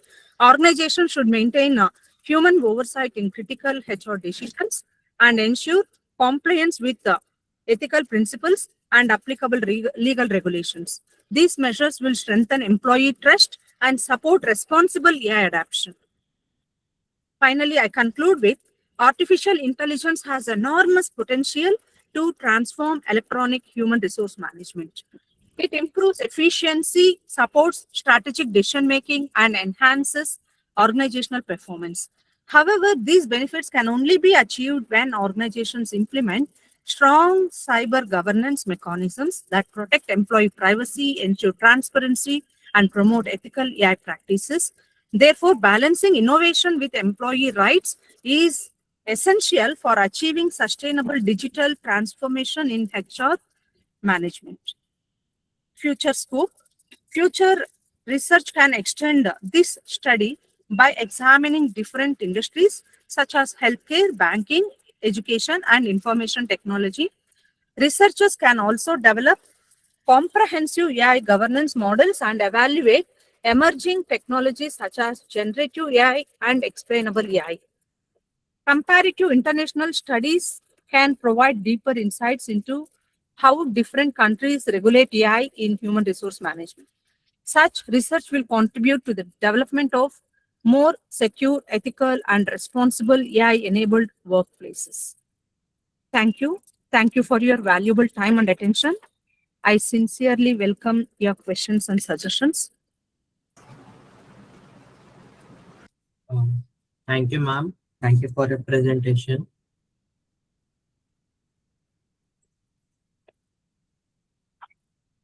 We can move on to the next 140. It's Sangeeta Srivastava. Are you there?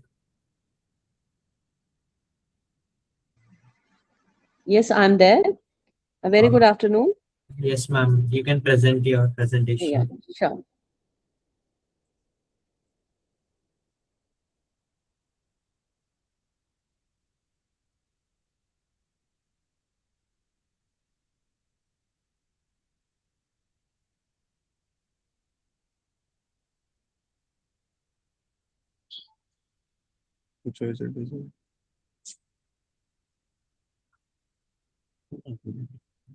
Is my screen visible, sir?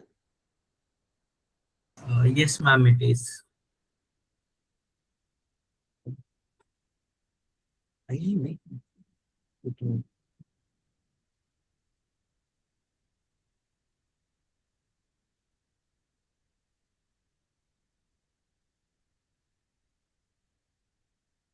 So, I would just like to start with a question. Can a novel create a global community before a reader even turns its first page? A very good afternoon, respected chairperson, distinguished professor, fellow researchers, and participants. First of all, I would love to congratulate Dr. D.Y. Patil Law College, Pune for organizing such an insightful seminar. Thanks to everyone there. Now, Imagine millions of readers across, just a sec, okay. Imagine millions of readers across different countries discussing the same mythological character, not because of a movie or television series, but because of a book. That is precisely what Amish Tripathi achieved through the Shiva trilogy. His success was not only the result of exceptional storytelling, but also of strategic communication in the digital age. What if I told you that a question of just 6 words helped create one of India's largest digital reading communities? What if Shiva was a man? These 6 words were not merely a marketing slogan, they became the beginning of a global conversation. My presentation explores how Amish Tripathi transformed the conversation into a worldwide digital community through strategic communication. Today, I'll present my paper titled Communication Strategies of Amish Tripathi in the Digital Age, Creating Global Digital Communities Through the Shiva Trilogy. This presentation explores how communications transformed a literary work into a global cultural phenomenon. Let us start with what makes a bestseller. Is it a great story or the way the story reaches its readers? For a long time, we believed that a good book automatically found its audience. However, in the digital age, literature travels through communication. This paper argues that the phenomenal success of the Shiva trilogy resulted from a powerful combination of storytelling and strategic digital communication. Now, today's reader don't just read books, they tweet about them, review them, create videos, design fan art, and of course recommend them to thousands of others. That simple observation explains why literary communication has really changed dramatically in the 21st century. Readers have become active participants rather than silent consumers. Amish Tripathi understood this transformation remarkably well and used it to create an enduring relationship with his readers. Now, every successful researcher begins with one simple question: what exactly are we trying to discover? My research seeks to answer how communication strategies transformed the Shiva trilogy into an international literary phenomenon. The objective, before we summarize that journey, let us see the theoretical framework. No research stands without theory because theories help us see patterns that ordinary observation often misses. To understand Amish Tripathi's success, I have adopted 4 theoretical perspectives that explains how digital communication create interaction, participation, and global connectivity. These theories transform our understanding of literature from a printed text into a living communication process. Coming to the communication strategies, what if Shiva was a man? A very clear-cut question has been asked all through the novel here. How many of you would be curious enough to pick up the book after reading this single sentence? I think almost everyone would love to do that, whosoever is present and listening to me. This single question became one of the most successful communication strategies in Indian publishing. It demonstrates the power of curiosity. It demonstrates, obviously, the power of curiosity-driven communication. Now coming to the participatory culture. Who do you think promotes a book today, the publisher or the readers? In the digital age, the answer is both. But increasingly, it is the readers. They review books, upload videos, create memes, write blogs, and become unofficial ambassadors of literature. Henry Jenkins calls this participatory culture. Now, coming to the creating global digital communities, can literature connect people who have never met, speak different languages, and live thousands of kilometers apart? Like this, we all are contributing here in the seminar itself. This is a very good example of digital communication. Now, digital communication has made this possible. Readers from India, Europe, America, Australia now discuss the same stories on common digital platforms. This illustrates how literature has become a bridge between cultures. Now, the next to it is, what are my findings? After analyzing the evidence, one conclusion became impossible to ignore. The success of Shiva trilogy cannot be explained only by literary excellence. Communication strategies were equally responsible, I think, for creating its extraordinary global impact. I am very sure these findings reveals a new model of literary success in the digital era. Coming to the next, and without taking much of the do, I would love to conclude the things. If mythology gave us stories, digital communication gave those stories wings. The Shiva trilogy teaches us that great literature is no longer confined to printed pages. Today, stories travel through conversation, communities, videos, social media, and shared experience. I'm very sure communication has become an inseparable part of storytelling. And these are the references which I have taken. Every research is a conversation with the scholars who came before us. The ideas presented today are built upon the work of Henry Jenkins, Manuel Castles, Marshall McLuhan, Amish Tripathi, and several communication scholars.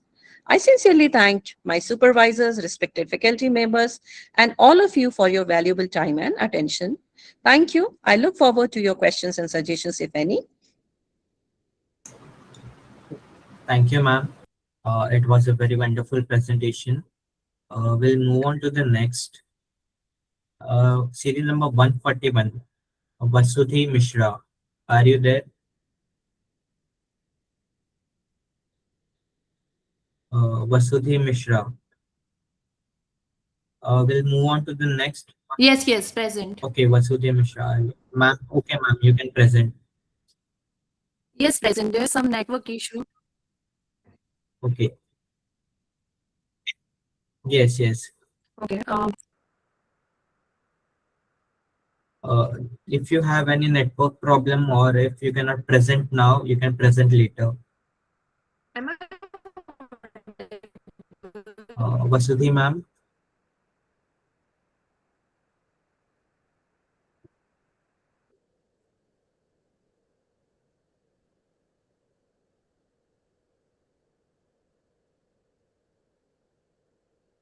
We can move on to the next. Dr. Sukriti Ghosh. Dr. Sukriti Ghosh. Are you there?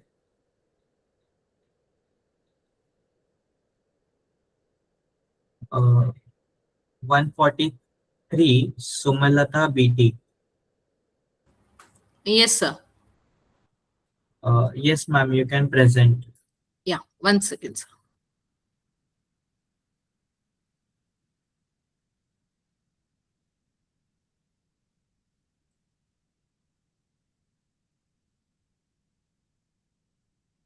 Sir, is my screen visible? Yes, ma'am, it's visible. Please present. Okay. A warm good afternoon to the chairperson for today's virtual program and all the participants and the dignitaries who's been present for today's conference. This is Sumalata, a research scholar pursuing my PhD in SRM Institute of Science and Technology, Tiruchirappalli. And today's my topic is Artificial Intelligence in Digital Marketing and Women's Purchase Decision for Durable Products. I have taken this study under the guidance of my guide, Dr. Manivannan, the Assistant Professor and Head of Department of Commerce, SRM Institute of Science and Technology, Tiruchirappalli. So I have taken this as my particular topic because it helps for my particular research PhD topic, which is related to the influence of income and lifestyle on women consumer buying behavior and buying decision with durable products. So coming to the introduction part, when it comes to the artificial intelligence, in today's era, artificial intelligence is playing a vital role, because when we check out with a decade ago, 10 years or a decade ago, digital marketing had played a vital role when it comes to the consumer behavior, consumer buying decision. But now artificial intelligence is playing a vital role, especially when it comes to the women consumers. And AI-powered chat box, it can be a predictive analytics or targeted advertisements is influencing the women consumer to go for purchasing or buying more and more durable products. And it has been converting the need as their wants. And nowadays there is a more differentiating with the needs and the wants.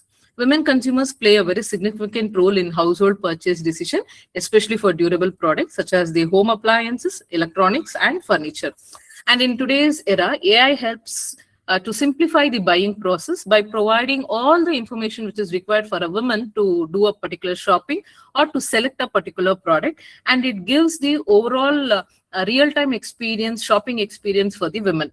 So these issues has been, but there is a few issues when it comes to the artificial intelligence in digital marketing, such as data privacy, transparency, and ethical issues of personal information, which influences the consumer trust factor.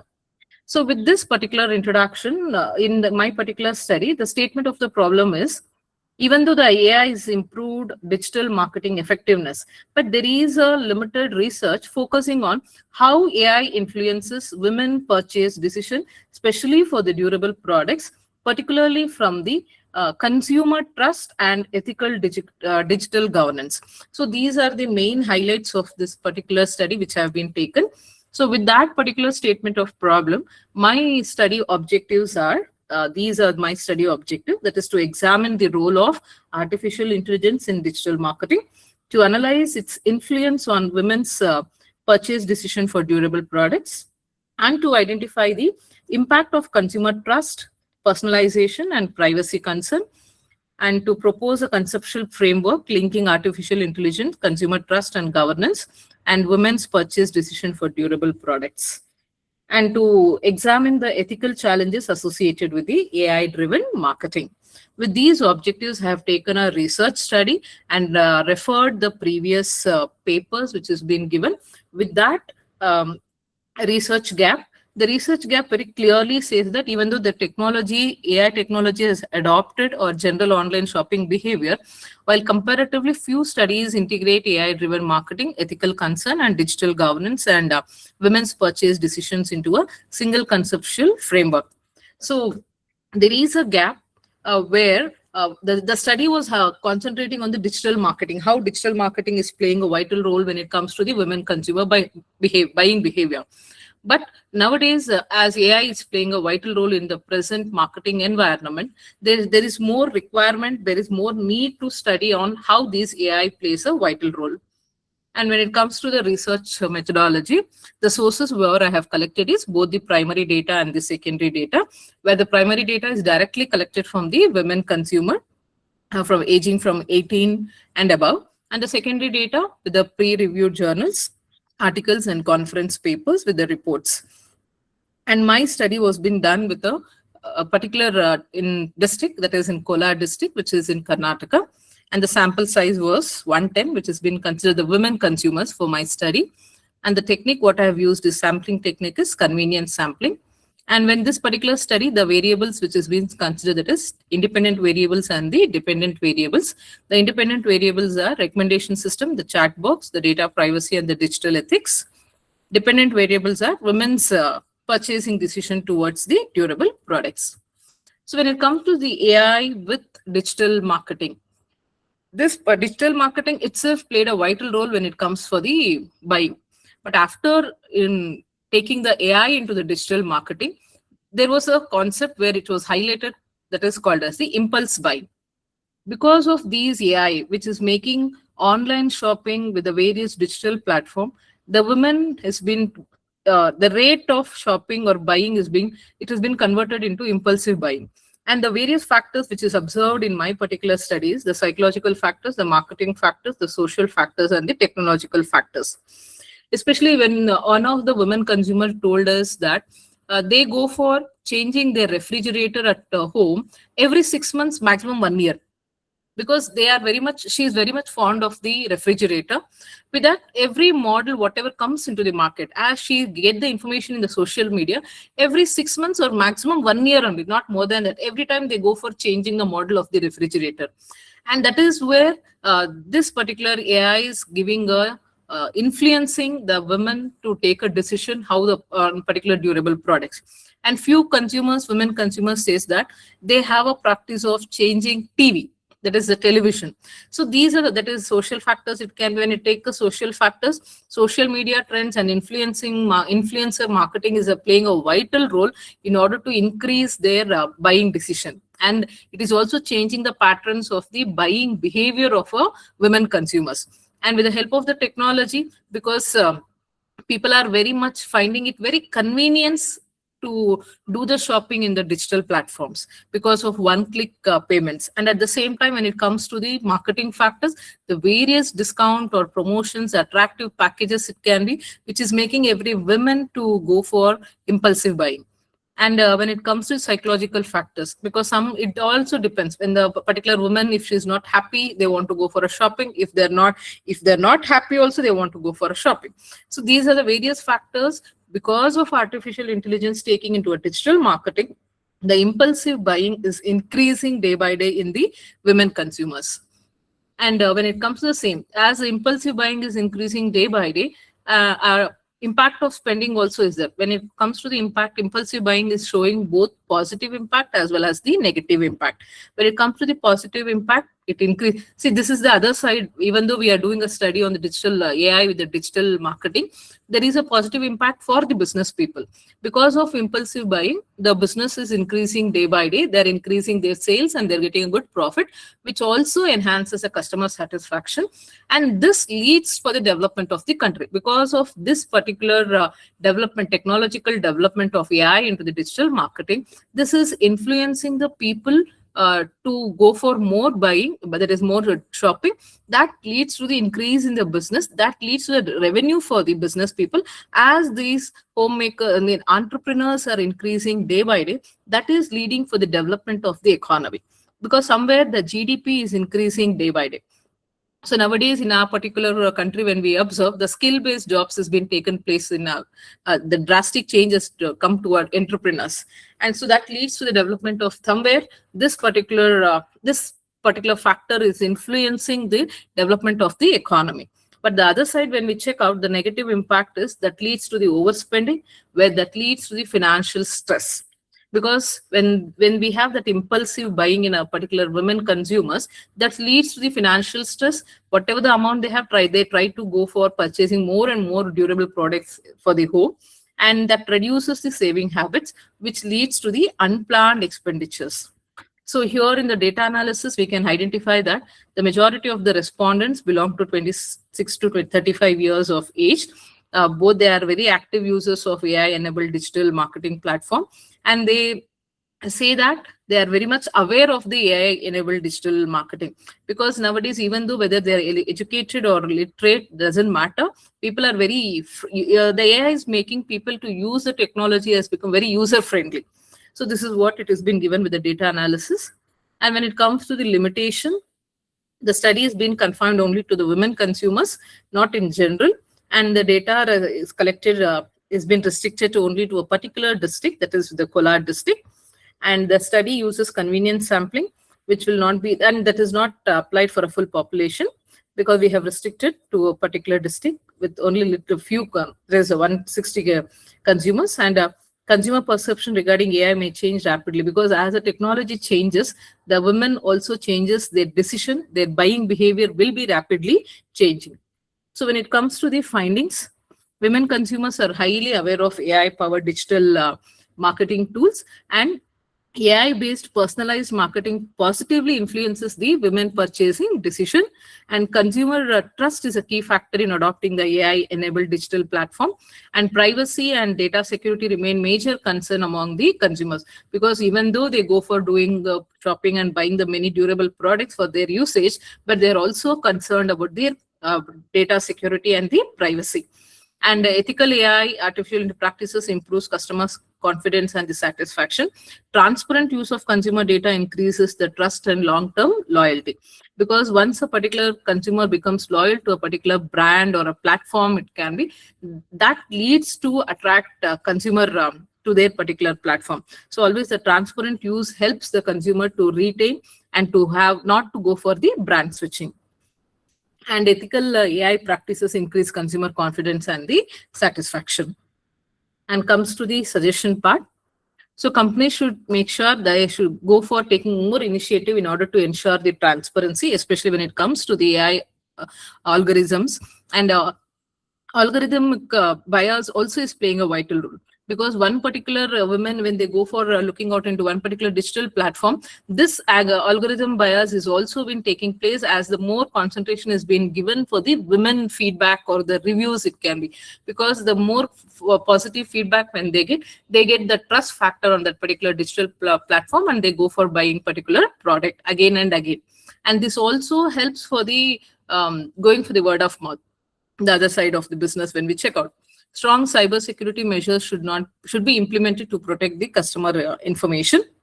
Marketers should use AI responsibility without compromising the consumer privacy, and digital literacy programs should be encouraged. Policymakers also should develop clear rules and regulations for responsible AI in the marketing.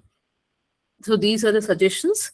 But when it comes for the future research, that is scope for the future research, future studies may compare the purchase behavior of male and female consumers, because nowadays the rate somewhere, when it comes to the durable products, women rate is high. But as this technology or AI is involved into the digital marketing in future, because when there is more transparency or the trust factor, there is a chances where the men also will be influenced, and they go also for more and more. Their purchasing behavior and decision may also change.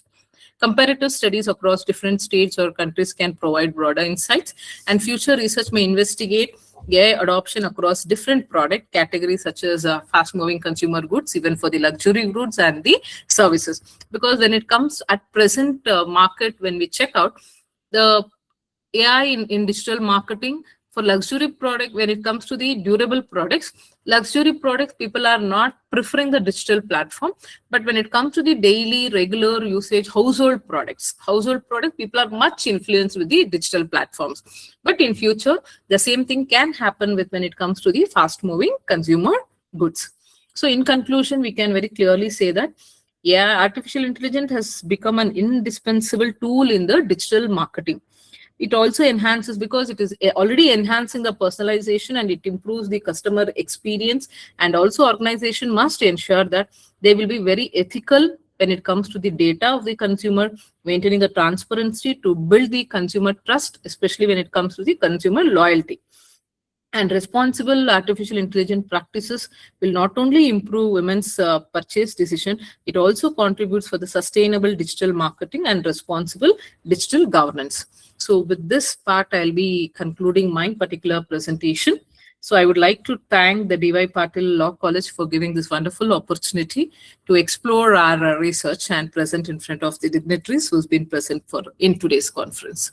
Thank you. If any queries, I'll be happy to take. Thank you, ma'am, for such a wonderful presentation. We can move on to the next. Tanish, can I present, because there was some network issue before? Yes, ma'am. Yes, ma'am, you can. I'll share my. You can present your presentation.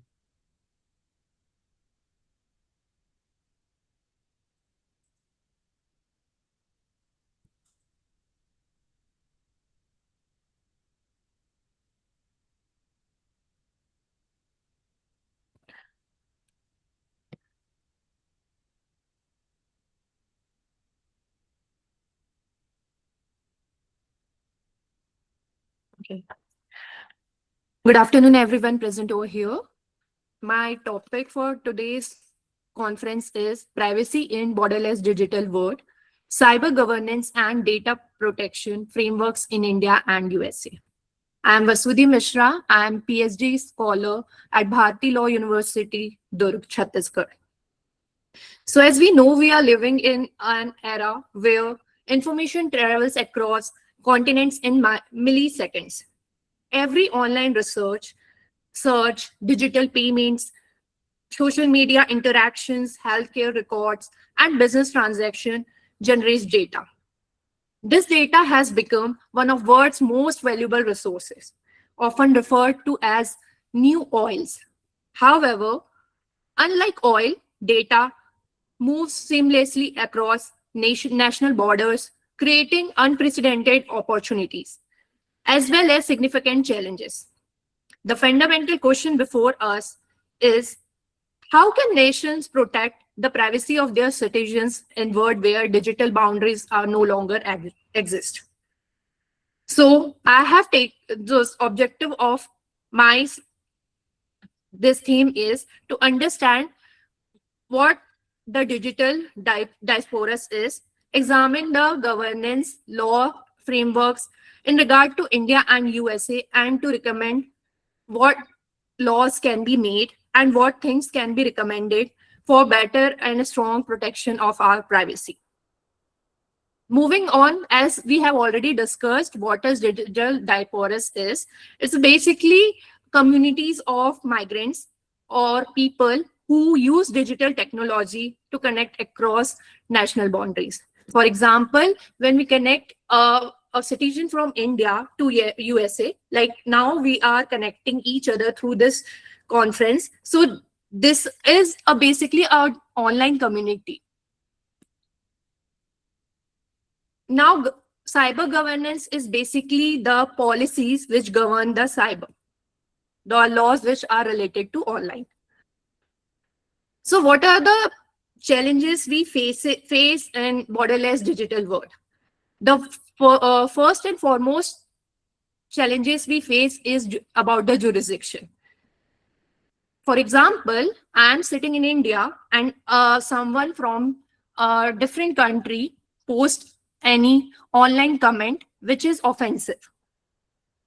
So, and that person is an USA citizen and that person is sitting in New Zealand.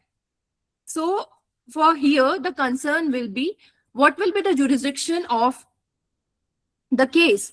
Whether that particular case comes under the Indian jurisdiction as the person is Indian against whose the crime is committed, or that person is sitting in New Zealand. So the case will be governed by New Zealand, or the case will be governed by USA because that person who is committing the crime is an USA citizenship. This is the foremost biggest challenge when it comes to digital world. So here I am restricting my research to India and USA. As we know that India has witnessed an extraordinary digital transformation, and we have Digital Personal Data Protection Act 2023, which is basically govern our personal data, and it talks about how the consent will be taken from individual to protect their data. And we have DG Locker, Digital India, Aadhaar card, and UPI. That connectivity has brought into the digital ecosystem.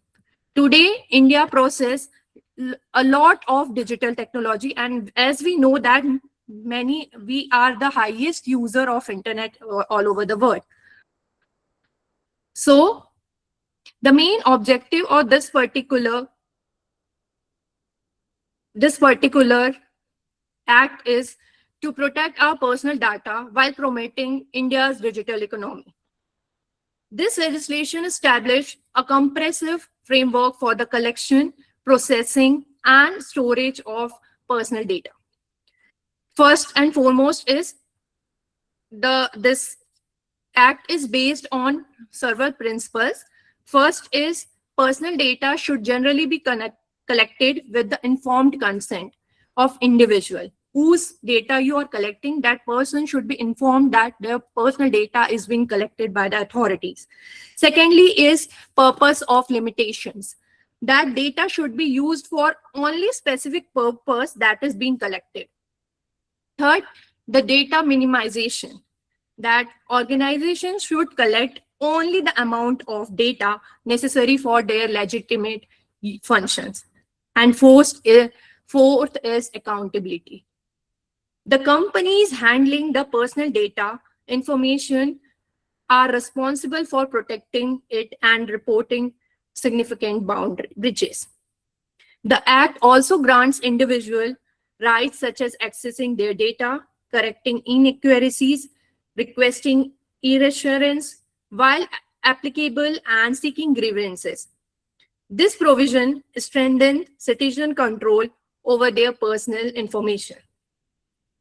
Along Data protection, India's cyber governance framework include the Information Technology Act 2000.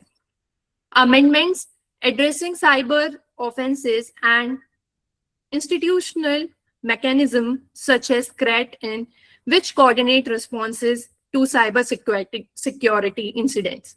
Now moving to and it's turn to discuss the laws which govern USA. Though unlike India, USA does not have a single federal privacy law.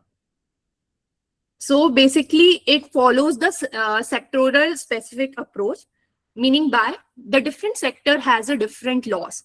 For example, the healthcare information is protected under HIPAA, the financial information under the Gramm-Leach-Bliley Act, and the children online privacy under COPA. Now, among these, the California Consumer Privacy Act, that is CCPA, and California Privacy Right Act have become influential models. The American approach emphasizes innovation, market competition, and sector-based regulation. Large technology companies have played a central role in shaping digital economy, while regulations increasingly focus on transparency, consumer choice, cybersecurity, and enforces against unfair or deceptive practices. Now, before analyzing, there are certain common principles which is being followed by both India and USA. That is, both acknowledge privacy as an essential value, both seek to improve cybersecurity reliances, both increases responsible innovation, both recognizes that public trust is indispensable for digital growth. Now, as we know that India has a single law for whole country, whereas USA, being a federal country, has a different laws, that sectoral laws, and have a different approach when it comes to cybersecurity. Now, the main question arises that which country's law should apply in the case of breach of cybersecurity? How should government investigate cross-border cyber crimes? Or how should companies transfer personal data internationally while maintaining privacy protections?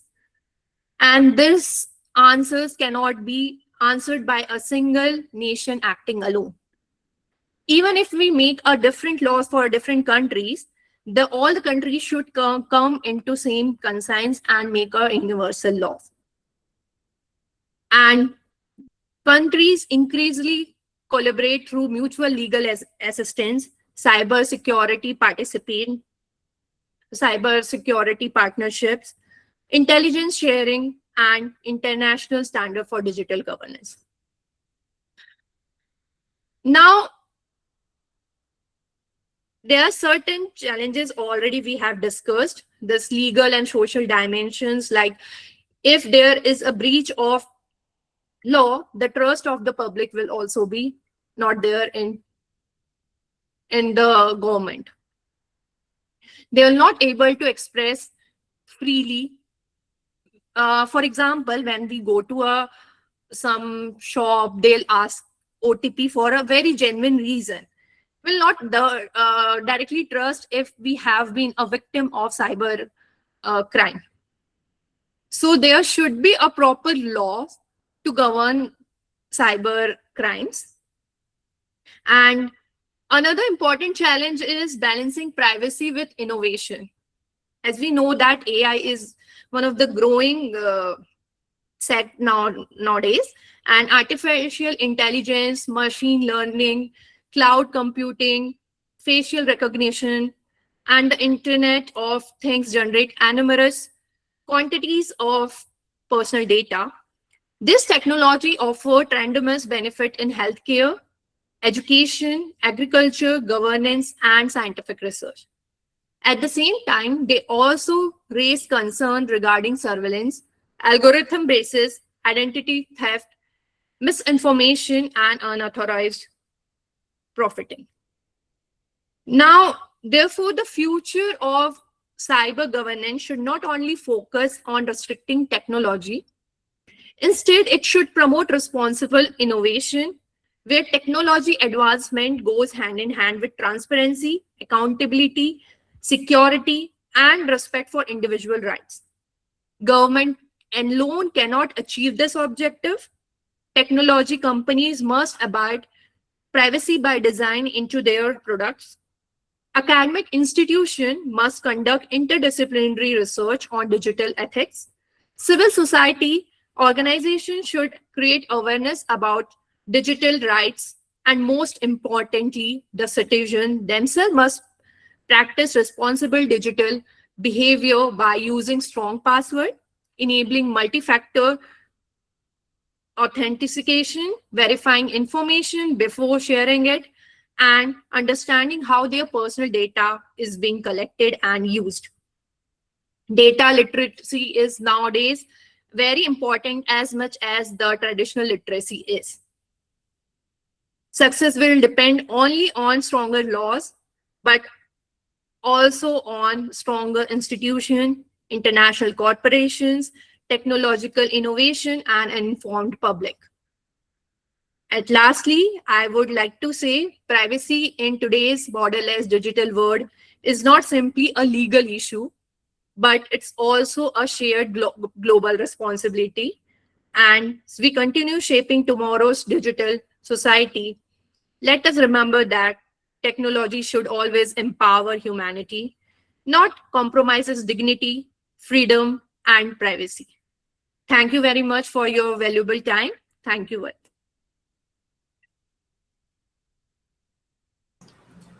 Thank you, ma'am. It was a very informative presentation. Yes, we can move on to the next 144. Anjali. Am I audible, sir? Yes, yes, ma'am, you are. You can start your presentation. Good afternoon, everyone. I am Anjila, research scholar from Baba Masnath University, Haryana. Today I am presenting my paper titled Hybrid Identity, Digital Citizenship and Cultural Belonging in Tanuja Desai's Born Confused. In today's globalized world, migration has created cultural diverse societies where many individuals, especially those belonging to diaspora communities, negotiate more than one cultural identity. For second generation immigrants, this negotiation often involves balancing their ancestral cultural heritage with values and practices of country in which they are raised. At the same time, the rise of digital technologies has transformed the way diaspora communities maintain cultural connections, express their identities, and build a sense of belonging. Through digital platforms, individuals participate in transnational communities while continuing to negotiate questions of identity and representation. In this context, the concept of hybridity and digital citizenship have become increasingly significant for understanding contemporary diaspora experiences. It is from this perspective that I examine Tanuja Desai's Born Confused. Although the novel was published in 2022, before the widespread influence of social media, it explores issues of identity, cultural conflict, and belonging that remain highly relevant today. My paper argues Dimple's journey from confusion to self acceptance reflects the hybrid identity of second generation immigrants and anticipates many of the questions surrounding digital citizenship in our interconnected world. To understand this identity crisis, I use Stuart Hall's concept of cultural identity and Homi K. Bhabha's theory of hybridity. Stuart Hall argues that identity is not fixed but is continuously shaped through the cultural history and lived experiences. Similarly, Homi K. Baba explains that people living through cultures create a hybrid identity within what he calls third space, where new identities emerge through cultural negotiation rather than cultural purity. My mother was standing before the stove stirring a pot. This scene may appear simple, but it carries deep cultural significance. This preparation symbolizes family memory and continuity with Indian traditions.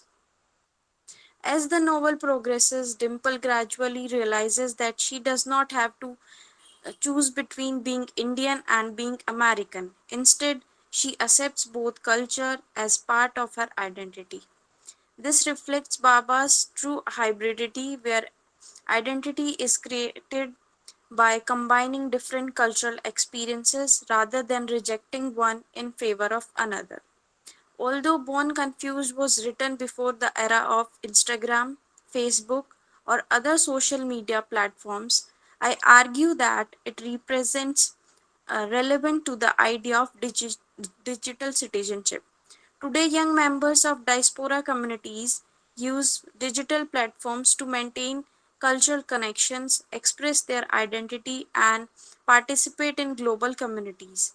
In many ways, Dimple's search for belonging mirrors the experience of young people who negotiate in identity, both physical and digital spaces.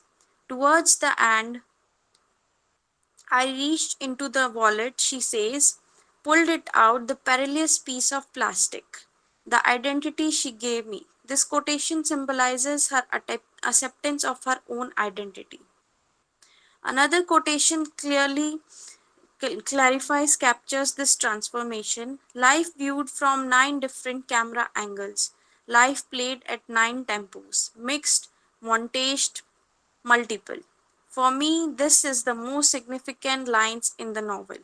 The words multiple and reinvention suggest that identity is flexible and constantly evolving. In today's digital world, people present different aspects of themselves across different online spaces.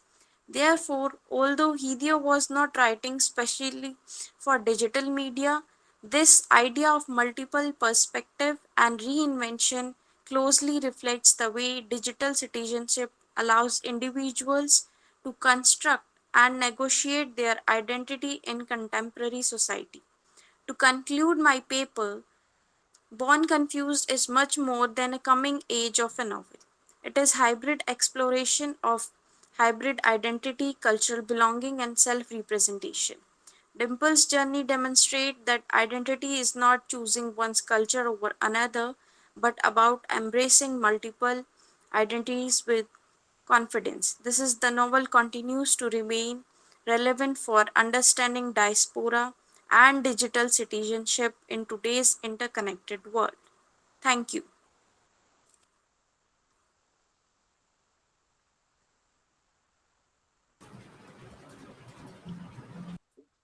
Thank you, Angela. We'll move on to the next. It's 145. Dr. Vardhama, Vardhaman Vinayak Ashivale. Are you there? Dr. Vardhaman, sir?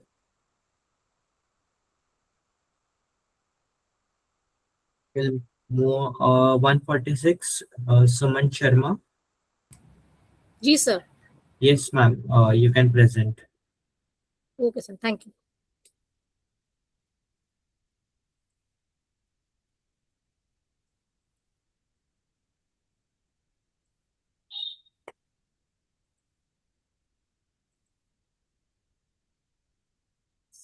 Sir दिख रहा है? Yes, ma'am. Okay.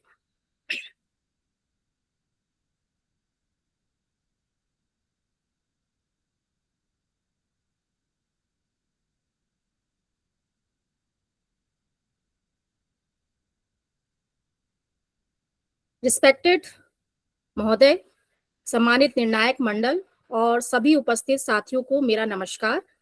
मैं Suman Sharma, assistant professor law department MDSU Ajmer Rajasthan से हूं और आज मैं अपने शोध पत्र, जिसका विषय है डिजिटल प्रवासी भारतीयों पर साइबर अटैक, अंतर्राष्ट्रीय विधिक ढांचे के समक्ष चुनौतियां और भारतीय परिप्रेक्ष्य को प्रस्तुत कर रही हूं। साथियों, आज दुनिया में करीब 3.5 करोड़ से ज्यादा भारतीय प्रवासी रहते हैं। यूपीआई, पासपोर्ट सेवा और सोशल मीडिया के कारण अब वो भारत से हर दिन जुड़े हुए हैं। इसे ही हम डिजिटल डायस्पोरा कहते हैं। लेकिन समस्या ये है कि जहां तकनीक ने दूरियां मिटाई है, वहीं साइबर अपराधियों को भी एक नया शिकार मिल गया है। मेरा शोध इसी समस्या पर केंद्रित है। डायस्पोरा के खिलाफ साइबर अपराध की सबसे बड़ी समस्या है बॉर्डरलेस क्राइम। मतलब अपराधी दुबई में बैठा है, उसका सर्वर अमेरिका में है और शिकार भारत का एनआरआई है। अब बताइए, एफआईआर कहां दर्ज होगी? सबूत कौन देगा? एमएलएटी यानी म्यूचुअल लीगल असिस्टेंट ट्रीटी की प्रक्रिया में ही 6 से 12 महीने लग जाते हैं। तब तक अपराधी पैसा लेकर गायब हो चुका होता है। आइए हम कुछ साइबर हमले के उदाहरण देखते हैं कि वो किस तरह से डायस्पोरा को अपना निशाना बनाते हैं। नौकरी और वीजा के नाम पर धोखाधड़ी करके कनाडा और गल्फ कंट्री में फर्जी जॉब का झांसा देके, रोमांस स्कैम और सेक्सटोर्शन के जरिए, जिसमें सोशल मीडिया पर दोस्ती करके बाद में उन्हें इकोनॉमिकली और फिजिकली ब्लैकमेल करते हैं। क्रिप्टो और इन्वेस्टमेंट फ्रॉड, जिसमें इन्वेस्टमेंट के नाम पर डबल रिटर्न का लालच देकर ठगी की जाती है। इसके अलावा एआई डीफेक, जिसमें ईआईसी परिवार व जान पहचान के लोगों की आवाज बनाकर पैसों की मांग की जाती है। डेटा चोरी और रैंसमवेयर में पासपोर्ट और आधार का डेटा लीक करके रैंसम की डिमांड की जाती है। सरकारी योजना के नाम पर फिशिंग करके नकली लिंक भेजकर बैंक डिटेल ले ली जाती है और इससे क्रेडेंशियल चोरी की जाती है। यहाँ सबसे बड़ी बाधा आती है क्षेत्राधिकार को लेके। मान लीजिए एक अपराधी दुबई से है, सर्वर अमेरिका में है और पीड़ित भारत में है, तो भारतीय पुलिस के पास अधिकार नहीं है, अमेरिकी कंपनी डेटा नहीं दे रही है और दुबई पुलिस सहयोग नहीं कर रही। इसी चक्र में फंसकर डायस्पोरा को न्याय नहीं मिल पाता है। अंतर्राष्ट्रीय स्तर पे हमारे पास बुडापेस्ट कन्वेंशन 2001 है, लेकिन भारत अभी तक इसका सदस्य नहीं बना है। यूएन ने एक नया साइबर क्राइम ट्रीटी लेकर आया है 2024, लेकिन इसका मसौदा अभी पूरी तरह से तैयार नहीं हो पाया है।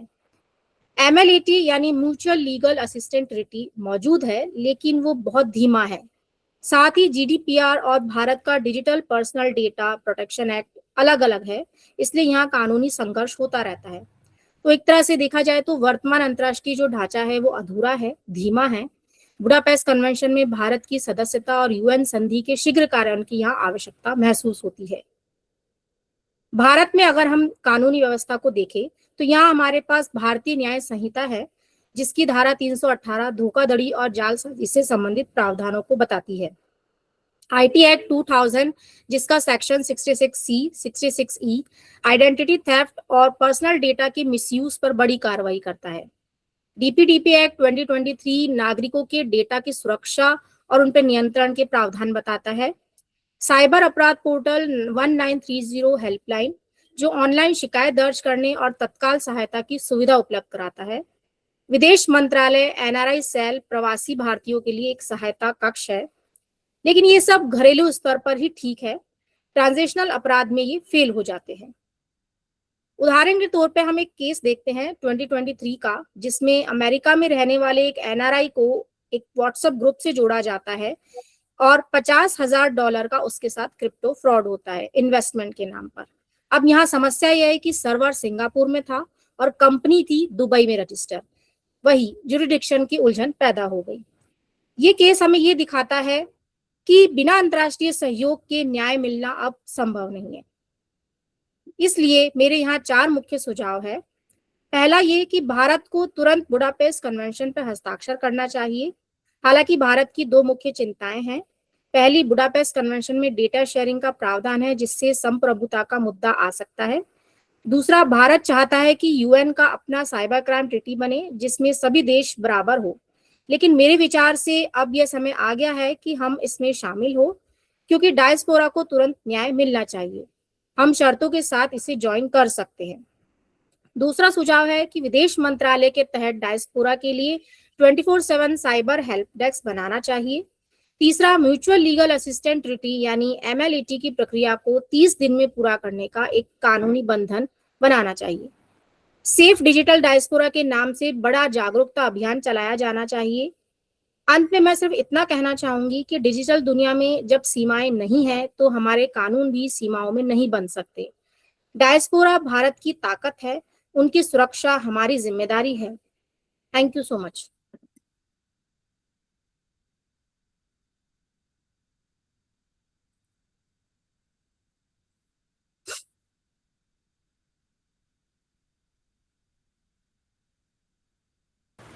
Thank you, ma'am. Thank you for presentation. Thank you, ma'am. We can move on to the next presentation. 147. Ramya Raman. Yes, sir. I am here. I am sharing the screen. Yes, ma'am. Please.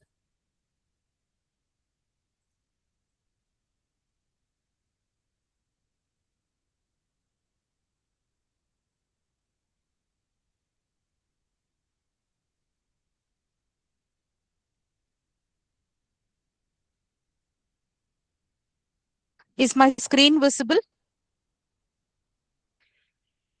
Yes, it is, ma'am. Yeah.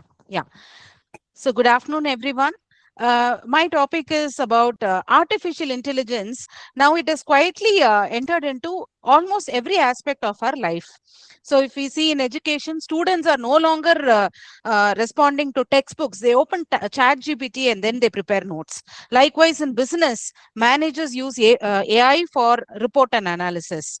In healthcare, if you see, even before we go to doctor, we say that I have a headache, whether it would be a migraine or a tumor, and then we go with doctor with a suggestion. So this has not left legal profession as well. So if this is happening with all the professions, now in legal, for example, a client goes to an advocate, and if he says that is my property to be done like this, or my divorce can be taken in this shape, then the advocate is now confused as to whether this person has seen the ChatGPT, and accordingly he is taking decisions.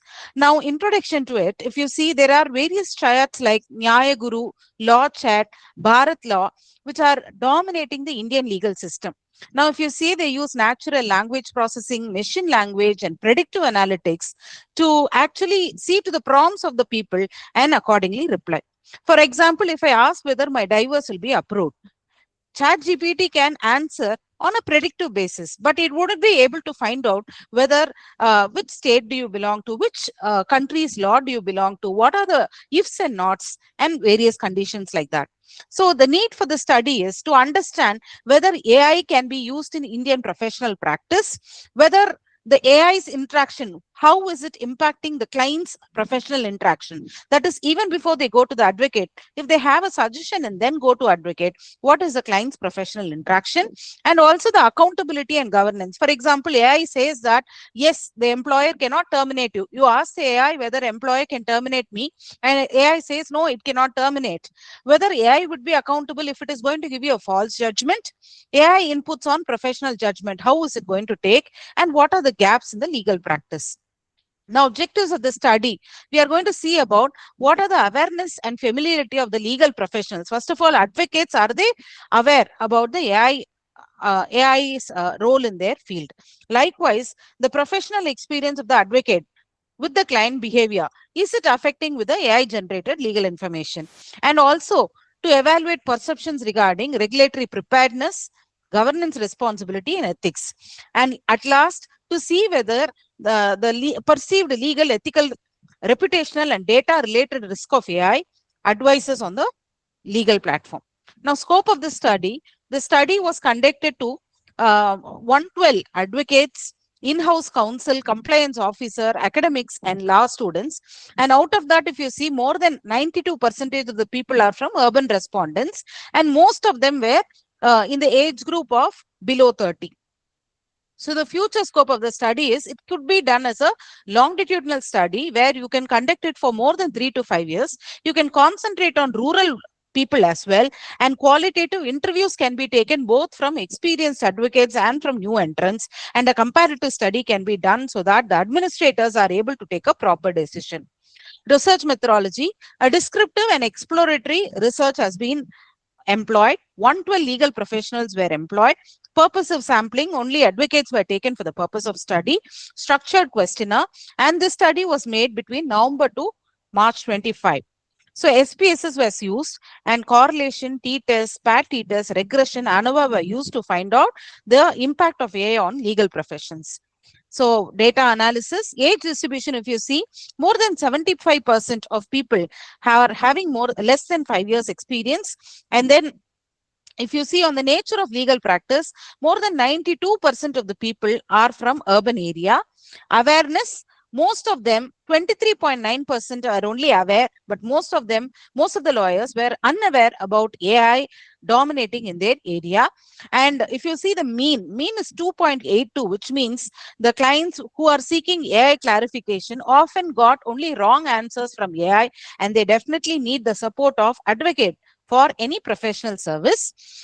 Perceived reliability of AI generated legal info, which means the clients are overconfident. Even before they come to the advocate, they are overconfident because they have already seek the advice of AI, which is most of the time false. They misinterpret the legal provisions because AI generally gives instructions, but they do not follow any Indian law, and they bypass the professional advice which are given by advocates. Always around 35.7% acting of AI was always incorrect, and there was a delay in the professional help because of AI intervention. A correlation and t-test was performed, where the correlation said that people who seek the advice of AI misunderstood the final advice of AI, and they argued with the professional lawyers. AI blurs legal information, and always there is a misunderstanding, which includes the professional risk of people who are entering into it. The current legal system has to be prepared enough to include AI in the system. Paired t-test, regression, ANOVA, and one-way was used to find out whether there is a reputational risk and strong governance, which also said that AI should be responsibly integrated. For example, if I want to know about a case summary, maybe AI can do the summary, but if I ask AI to take a decision, then I cannot rely on that. That is what regression said. And then statistically, there is a difference between the professionally experienced groups who are giving you advices and the AI platforms which gives you advices. So findings said that more than 77% of the people are below 30 years, and legal professionals are unaware that AI is dominating their field. 53.6 people feel that only 2.7 of the AI generated information is accurate. Clients are overconfident sometimes with the AI advices which are given prior to the legal advice. Significant correlation also says that there is a misunderstanding between the people who seek AI before seeking professional advice. Regression model says that AI can misuse and predict and create a public harm when it is not being treated by professionalized service. One sample t-test says that legal framework perceptions are significantly neutral. T-test also says that there are risks which are associated when you are not going to use AI with a responsible integration. And 54.5% people also believe that AI cannot replace legal professionals. 33% of the joint stakeholders feel that AI can be used for summarizing regulations. So recommendations: AI can be made as a support tool, but not as a substitute for legal judgments. Always you need to verify AI content with the legal sources, statutes, case laws. Professionals should treat AI outputs as drafts requiring critical review. You need to avoid sharing sensitive client data because we don't know whether AI would maintain confidentiality. Clients must be encouraged to seek professional advice even before they act for AI output. Legal bodies should mandate ethical AI training before people using it. Develop multiple stakeholder governance framework for AI legal platforms. Bar Council of India should give guidelines for responsible AI usage in practice.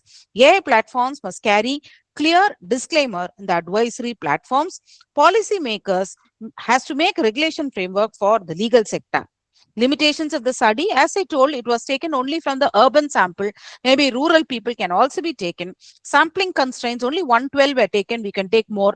Online questionnaire format was given. So you can actually directly speak with lawyers so that they get lawyers and clients directly to find out their biases. Limited AI awareness amongst lawyers, which means lawyers have to be given proper training about what are the various law AI related softwares which are available, like Nyaya Guru. Over representation of certain categories are there, which means young people are targeted more in the sample, and geographical concentration more. 92.9% of the people are from urban area, which means next time people can do on the rural or semi-urban area. So conclusion, AI adoption is real. So AI adoption is inevitable where it cannot be left in any field, including law. There are law chats and AI Guru which is coming, but you need to use it ethically, and AI can be used for summarizing case study instead of giving judgments for case study. Client behavior is now changing, which means clients are becoming overconfident. They seem to know more knowledgeable than the lawyer just because they look in the chat GPT. As a result, they misinterpret and bypass professional advice, which should be avoided. Responsible integration is key. So respondent should differentiate unregulatory risk which are associated with the AI recommendations. Accuracy can remain inconsistent, which means 53.6% of the professionals feel that AI has mixed accuracy. Only 2.7 rated that AI is largely accurate, which is an alarming figure for people to rely on AI for legal advices. Regulatory framework has gaps, which means the T-test, ANOVA, everything told that AI has to be used responsibly, and people should not rely more on that. AI must be augmented, but it cannot be replaced. Thank you so much for the opportunity. Yes, thank you, ma'am, for a nice presentation. We can move on to the next 148, Sarika Gangwal. 148, Sarika Gangwal, are you there? 149, Dr. Suresh Kumar. Sir, are you there? Dr. Suresh Kumar.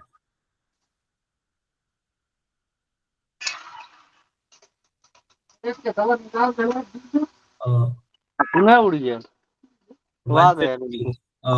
Sandeep Dapse. Dr. Sandeep Dapse, 150, 150.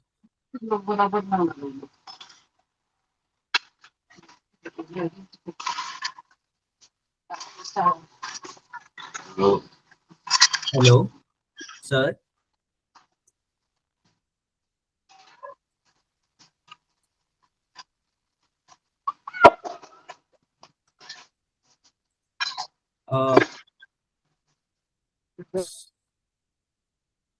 Dr. Sandeep Dapse. We'll move on to the next 151, Dr. Jyoti Dhole. Ma'am, are you there? Dr. Jyoti Dhole. Ma'am is not. 152, Satyashil.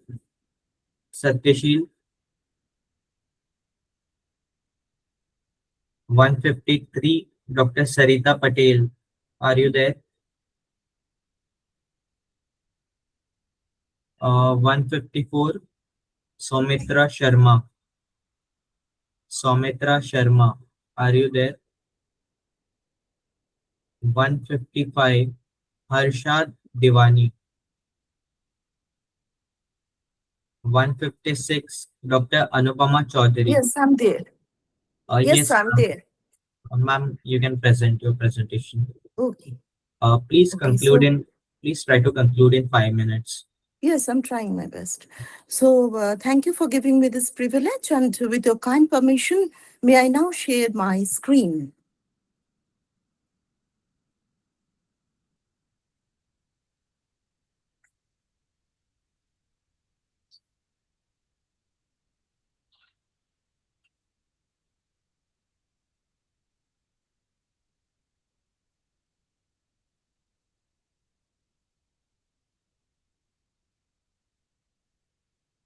So am I audible? Am I audible? Yes, ma'am, you are. You Yes. can start your presentation. Thank you. So my paper is titled Digital Diaspora in the Age of Artificial Intelligence and Cyber Governance. Now, the first thing is that what we mean by diaspora. So originally it referred to the dispersal of the Jews from their original homeland. So that is the meaning of diaspora, but it took up any form of dispersal. For example, we talk about migrants, we talk about immigrants, we talk of exiles, so expatriates. So all of them together form the class diaspora. Now, what is digital diaspora? Digital diaspora refers to the use of digital technologies, social media, virtual networks, etc., by the dispersed population who may be anywhere transnational, and how they're connected in their homeland to build a supportive, geographically detached communities. So the question is how AI transforms digital diasporas. So the first thing is that it provides transnational mobilization.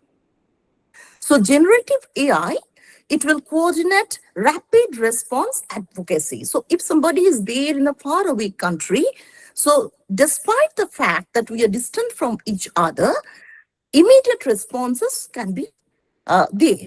Also, we have algorithmic repression, AI-driven biometric surveillance is there in different countries, which is a very negative approach. But again, it is needed for the purpose of protecting that specific country. But there is also a way of silencing the activists in exile. So, one case in point, for example, if we speak of the Slima Nasreen, then again, when she is in exile, as an exile, she is trying to connect and she is trying to bring in the community approach through different media users. Also, we have knowledge and identity. It shapes how diasporic histories are archived and amplified, allowing decentralized cultural preservation. But again, there is a risk of algorithmic bias. So what are the research questions? The two questions that I have dealt with are, how are home countries leveraging AI and big data analytics to map profile and influence the digital diasporas for political mobilization or economic investment or using soft power? Also, in what ways do AI-driven recommendation algorithms on social media shape the identity negotiation and political radicalization of diaspora? So these are the two questions that we have talked about. As for the methodology, we have used a mixed method approach, investigating the nexus of digital diaspora, cyber governance, artificial intelligence, and this requires combining transnational social theories along with that empirical data-driven methodologies. So we have taken up both quantitative and qualitative approaches. Now, for the quantitative data, the calculations that we have used is by using predictable analytics, state secure governed digital borders. That is very important. So apart from algorithmic calculations, we have used also mathematical data in behavior, governance, process, etc. So what are the ways in which you have used that? There is economic and social support, and the intersection of digital diasporas and cyber governance creates several critical areas of policy and global debate. This is very important because it creates transnational digital repression. So we deploy cyber surveillance, malware, disinformation campaigns to monitor, intimidate, or discredit diaspora activities. This is a very negative problem that we are having, but again, we are facing these kinds of issues. Also, there is platform governance and moderation, because we are talking about diaspora mobilization, which relies heavily on global social media networks. So we have AI as digital migrant. We have also cross-physical borders instantaneously, which functions as digital migrants. We also have transnational mapping. So from these, we have three sorts of things to deal with. First is sovereignty conflicts, where host nations struggle to protect resident diaspora communities from foreign cyber operations. So cyber security is at work. Frameworks are there, leading to complex diplomatic and legal challenges. We also have identity negotiation, where we create through a language, through culture, through heritage, through traditions, across multiple generations, a kind of virtual home. And about the transnational mobilization, you can go through Newsline's Institute report. There are many instances related to that. Now, so what are the key findings of this research? First, the weaponization of AI in transnational repression. Second is kind of automated harassment that we face. So because of AI, there is kind of cyber attack, cyberbullying also, which is a kind of malware or a kind of use of AI in the whole process. Also, we have precision targeting, the deployment of facial recognition, AI analyzed CCTV deepfakes, coordinated AI-generated disinformation that scales up. So all these kinds of abuses, the highly sophisticated, and they're very hard to trace. Therefore, the shift to algorithmic belonging. Also, we have homeland as hyperlink. We have also emergence of decentralized e-citizenship. That is a very, very important concept that we are taking up, e-citizenship. What is the conclusion of this paper, of this presentation? First, we have Web3 and data cooperatives. So AI-driven frameworks such as blockchain, data cooperatives, decentralized autonomous organizations as ways to resist data extravism platforms. Also, we have, as I already said, digital sovereignty. Therefore, what we need is collaborative networks that empower diasporic populations to build cross-border data commons. We need some common footage, manage their collective resources, and reclaim regency away from centralized computational abstraction. That is the way they would get power and be empowered. So thank you all for your patient hearing, and thank you once again for giving me this opportunity. Thank you, ma'am, for this presentation. It was very nice. We'll move on to the next. 157, Dr. Seema Kumari. Are you there? Ma'am, Dr. Seema Kumari, ma'am, are you there? I think she's not there. We'll move on to the next. 158, Dr. Vansh Gopal. Sir, are you there? Dr. Vansh Gopal. 159, Sunita Wahal. 159, Sunita Wahal. Are you there? 160, Jitendra Singh Parihar. 160, Jitendra Singh Parihar. 161, Rohan Agarwal. Yes, sir, I'm here. Yes, sir, sir. Please present. You can start your presentation. Thank you, sir. Good afternoon, everyone. My name Sir, is please Rohan try Agarwal. to conclude in 5 minutes. Okay, I will take only 2 minutes. Yes, sir. Thank you, sir. My topic is artificial intelligence, algorithmic governance, and administration of criminal justice in India. Legal and ethical challenges in cyber-mediated security state. Now, cyber-mediated security state is something a different term. What it means is state which is using technology in its governance. So, AI is not new for India. We are very well acquainted with it, and Indian justice system is using it for face recognition, investigation, and it has pros that accuracy, efficiency, but cons like privacy risk. So basically, we need to use it with care. Indian criminal justice system use AI for mapping, forensic analysis. Courts use it for legal research, case management, etc. And but the gaps I found is the existing laws are inadequate to cope with challenges. We stretch existing IT Act to the AI Acts, and we do not have exclusively dealing legislation with AI. So it is most important to have a special law dealing with AI. There is no dedicated special act to deal with AI. And the Constitution guarantees fair trial, transparency, and we are not ready for that with existing laws. So we need new laws. And the remedies are clear procedures for affected person to challenge AI decisions, allocation of liability, and establishment of grievance mechanism. So the conclusion is AI is both promising and perilous. And I argue that AI can support smart justice only if it is embedded in a right-based regulatory framework. Thank you, sir.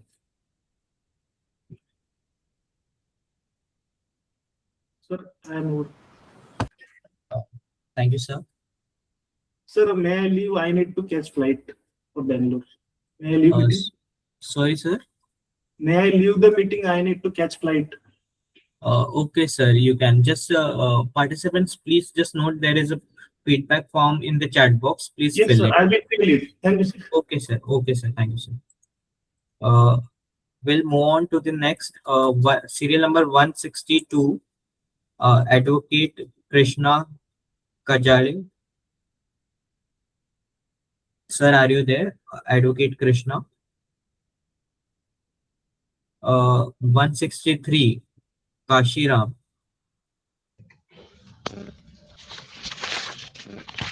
163. 164. Ajit Kumar. Yes, sir. Sir, are you there? You can start your presentation. Please conclude in 5 minutes. Okay, sir. Thank you for giving me an opportunity and time. Actually, my topic is very different. Actually, my research topic is basically on Panchayati Raj. So, the determination of youth in our district, Purnia, where you lives in Bihar, that is very that is in very bad position due to unemployment, and there are so many reasons of reasons of unemployment. If you see in last 10 decades, then you can last 10 years, then you can say that the unemployment rate is very high. If you see in panchayat levels, the one of the major findings of the study says that recording the gender composition of the respondents, it is noted that majority of the young citizens, approximately 50.7% were women, and among the elected members, a significant segment of respondents, 42.7% were women, which is above the percentage of seats reserved for women. This may be an indicator of resurgence of women leadership in local governance. Among the respondents, just less than two-thirds, 64% of the young citizens were 30 years and below. However, 60% of the young elected members were 31 years and above. Regarding the educational qualification of the respondents, it is noted that more than two-fifths of the uh, uh, citizens, approximately 42.3% were educated up to graduation or more. Among the young elected members, just less than three-fourths of the young elected members, 74.6% were educated SSLC and more, and only a small segment, 1.3% of them were illiterates, which is a healthy sign of local leadership.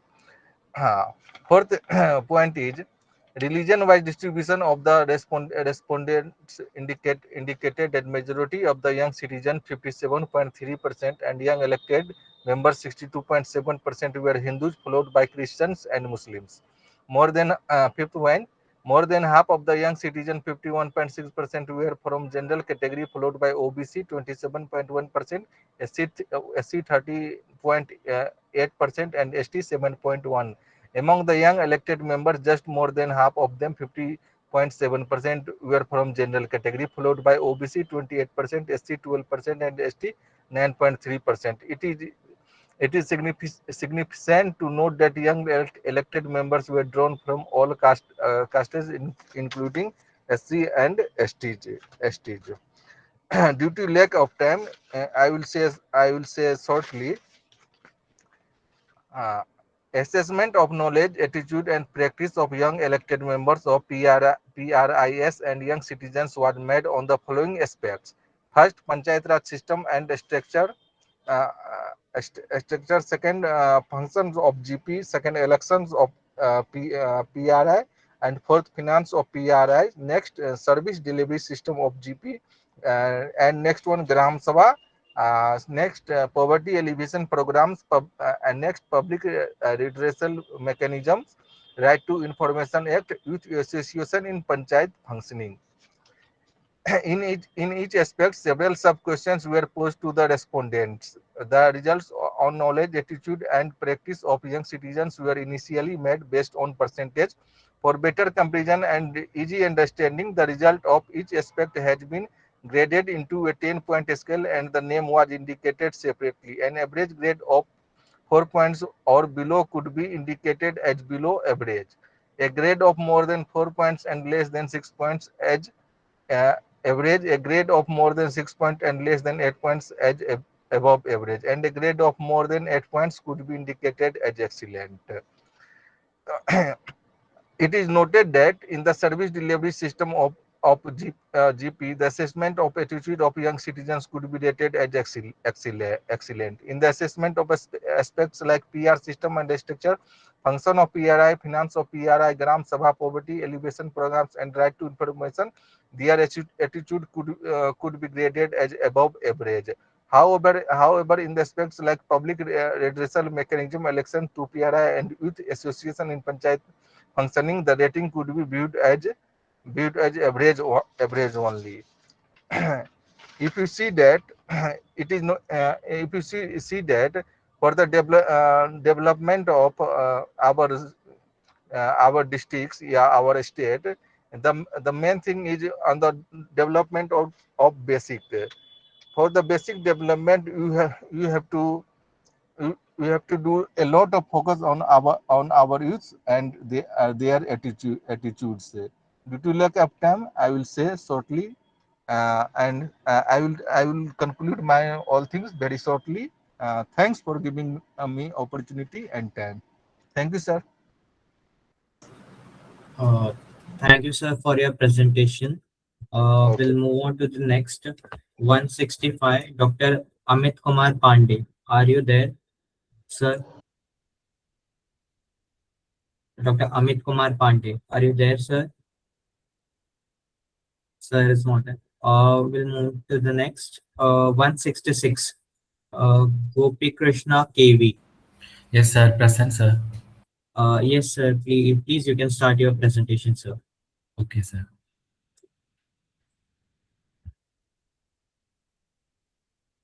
Sir, is it visible, sir? Yes, sir. Your presentation is visible. You can start.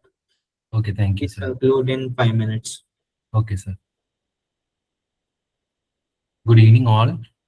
First of all, thanking you all for giving me a wonderful opportunity for presenting here. And my topic is digital literacy for adult learners in technology enhanced learning environments. I myself, Gopi Krishnan, KV, research scholar, IAC Thrissur. And digital literacy has emerged as a fundamental competency for adult learners in the 21st century, enabling them to participate effectively in education, employment, and civic life. Technology-enhanced learning environments have transformed adult education by integrating digital tools, online platforms, artificial intelligence, mobile learning, and collaborative technologies into the learning process. And as technological environments continue to reshape the world, the ability to navigate this digital terrain has become essential for individuals to fully participate in various aspects of life. For adult learners who often find themselves at the intersection of diverse responsibilities, embracing digital literacy is not merely a matter of convenience, but a necessity for continued growth and adaptability. The objectives of these studies explore the benefits. That means they investigate the multifaceted impact of digital literacy on the personal and professional lives of adult learners. The second one is identify the challenges, the uncover the obstacles and challenges faced by the adult learners in acquiring digital literacy skills, considering factors such as technological barriers, cognitive challenges, and socioeconomic disparities. The third one is the role of technology enhanced learning environments in improving digital literacy and its strategies for improving and enhancing the digital literacies. And what is the concept of digital literacy? Digital literacy refers to the ability to effectively use digital technologies to locate, evaluate, create, communicate, and manage information while maintaining ethical and responsible digital behavior.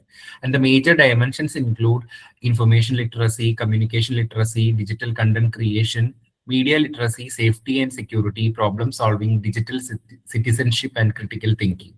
And the components of the digital literacy are, there are major 4 components: information and data literacy. That means finding, evaluating, managing digital information.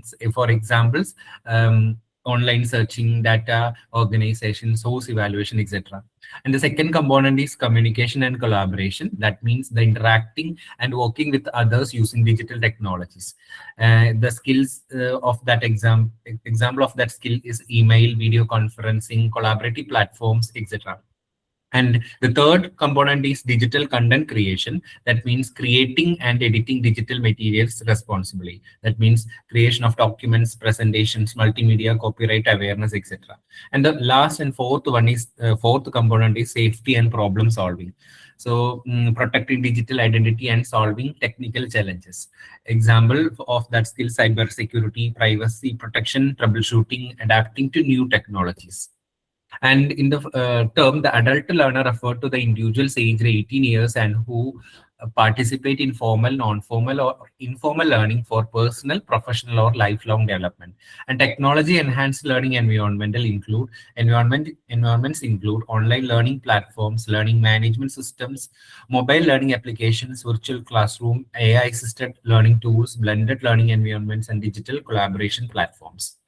And what are the benefits of the digital literacy among adult learners? We know that today's technology-driven society, digital literacy extends beyond basic computer skills to include critical thinking, digital communication, online safety, problem solving, and ethical use of digital resources. For adult learners, acquiring digital literacy enhances educational opportunities, employability, social participation, and lifelong learning. And the major benefits are: the first one is promotes lifelong learning. Digital literacy enables adults to engage in continuous learning. We can choose through online courses, through online massive open online courses, open educational resources, etc. And the second one is improve employability and career development. Modern workplace increasingly require employees to process digital competency, and digital literacy helps adult learners to develop skills in using office softwares, virtual collaboration tools, cloud computing, data management, etc. The third one is strengthens critical thinking and information evaluation. That internet provides an enormous amount of information, but not all of that is reliable. Digital literacy equips adult learners within the ability to evaluate the credibility of the online information and distinguish facts from misinformation. The fourth one is facilitates effective digital communication.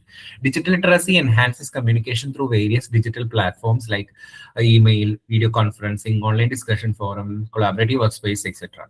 And the fifth one is encourages self-directed learning. Adult learners are generally self-motivated and goal-oriented. So digital literacy enables them to set learning goals, monitor their own progress, and learn independently using digital platforms. Next, the impact of digital literacy on adult learners. As digital literacy becomes increasingly integral to the fabric of modern society, its impact on adult learners extends far beyond the acquisition of technical skills. Mainly here discussing the three major areas: the personal empowerment. Digital literacy empowers adult learners to take control of their personal lives by providing them with the tools and knowledge needed to navigate their digital landscape. And the second one is professional advancement. In the contemporary workspace, digital literacy is not merely a desirable skill, but a prerequisite for professional success. And the third one is societal integration. A digital literate population contributes to a more inclusive and participatory society. Adult learners who are digitally literate can engage with the civic processes, access information, and voice their opinions through digital platforms. And next is the challenges faced by the adult learners. The integration of digital literacy into adult education is accompanied by a myriad of challenges. And here we are discussing mainly three challenges. That is, first one is technological barriers. Adult learners in digital age is presence of technological barriers, then access to reliable and affordable digital devices, high-speed internet, and relevant software can unevenly distributed, leading to a digital divide. So adult learners with limited access to technology may find themselves at disadvantages. And the second one is socioeconomic factors. Socioeconomic factors such as income, education, and employment status play a pivotal role in shaping digital literacy landscape for adult learners. And the third one is the cognitive challenges. That is, digital age demands a level of cognitive flexibility and adaptability that can pose challenges for adult learners. And next, strategies for enhancing digital literacy. That means how can enhance the digital literacy skills. And there are mainly, we are discussing 6 strategies: learner-centered digital skills training, technology-enhanced learning, and continuous professional support and mentoring. And while learner-centered digital skills training provide practical and need-based digital skills through hands-on learning, by technology-enhanced learning, integrate digital platforms and LMS, mobile learning, etc. And in continuous professional support and mentoring, offer guidance, technical assistance, and peer collaboration are included.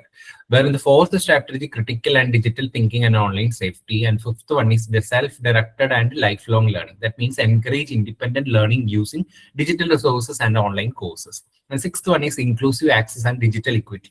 Ensure equitable access to devices, internet connectivity, and accessible learning resources. Concluding this presentation, the study shows how digital literacy supports self-directed learning, lifelong learning, and collaborative knowledge constructions. And the study also highlights the significance of digital literacy in achieving lifelong learning goals and promoting social inclusion. A pedagogical perspective, the paper emphasized learner-centered instructional approaches such as collaborative learning, experiential learning, and reflective digital practices. So strategies for strengthening digital literacy among adult learners through curriculum integration, inclusive instructional designs, and continuous digital skills training and policy initiatives. That's all my presentation. Thank you, sir. Thank you for giving such an opportunity for me. Thank you. Thank you, sir, for this presentation.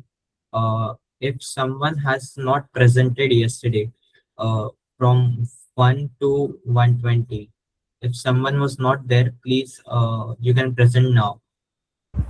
Yes, I did not present, sir. Yes, sir. What My was name the is number? Ved Prakash Chaturvedi. Oh, okay, sir, you can present now. Okay. May I start? Yes, sir, you can start. I will present PPT. Hello, sir. Yes, sir, you can present your PPT and start the presentation. Is it audible, sir? Visible? Sir, it's not visible. Can you share again? Okay, sir. Let me see. What is the problem?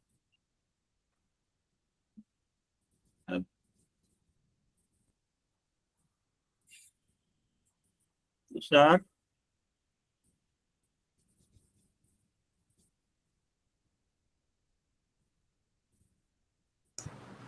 Sir, my PPT has been sent to you. Please show it. Brijesh, sir. With Prakash Chaturvedi, topic is digital technology for the preservation of India's cultural language and heritage. Brijesh, sir. Sir has already sent PPT, you the I want to present Can you PPT. share, sir?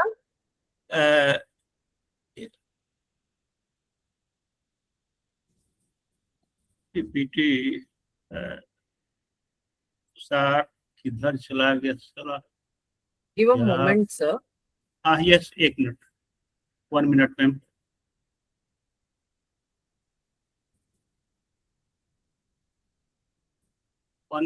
One minute, ma'am.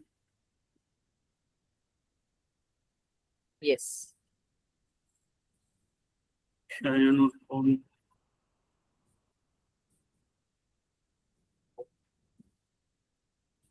Node 7 Yes, it is visible. You can start your presentation, sir. Ma'am. Brajesh. PPT.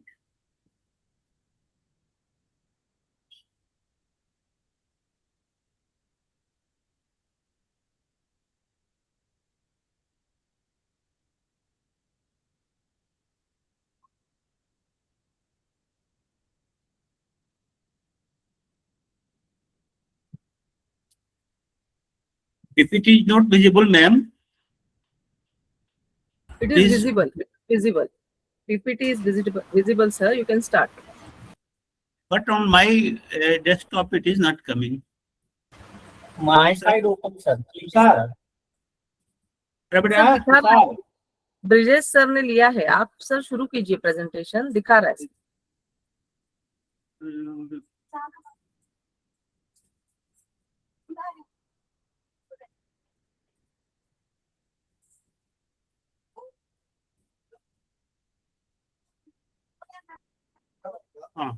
Yes, visible, ma'am.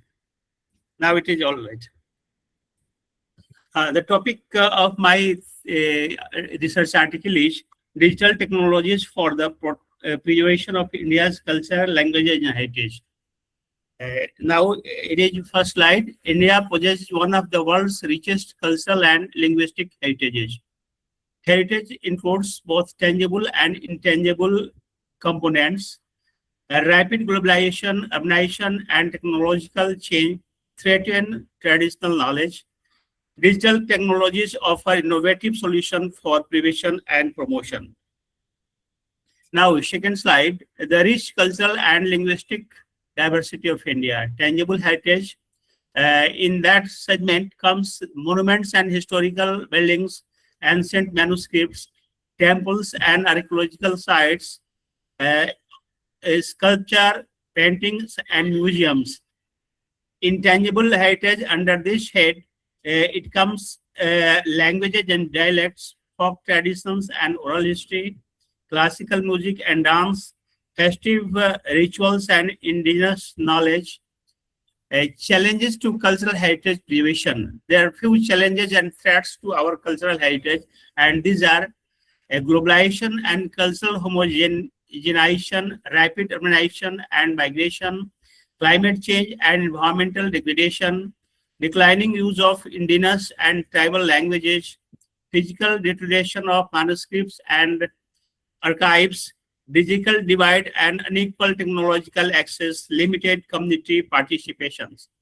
Then research objective. The research objective of my article is to examine the role of emerging digital technologies in preserving India's culture, language, and heritage.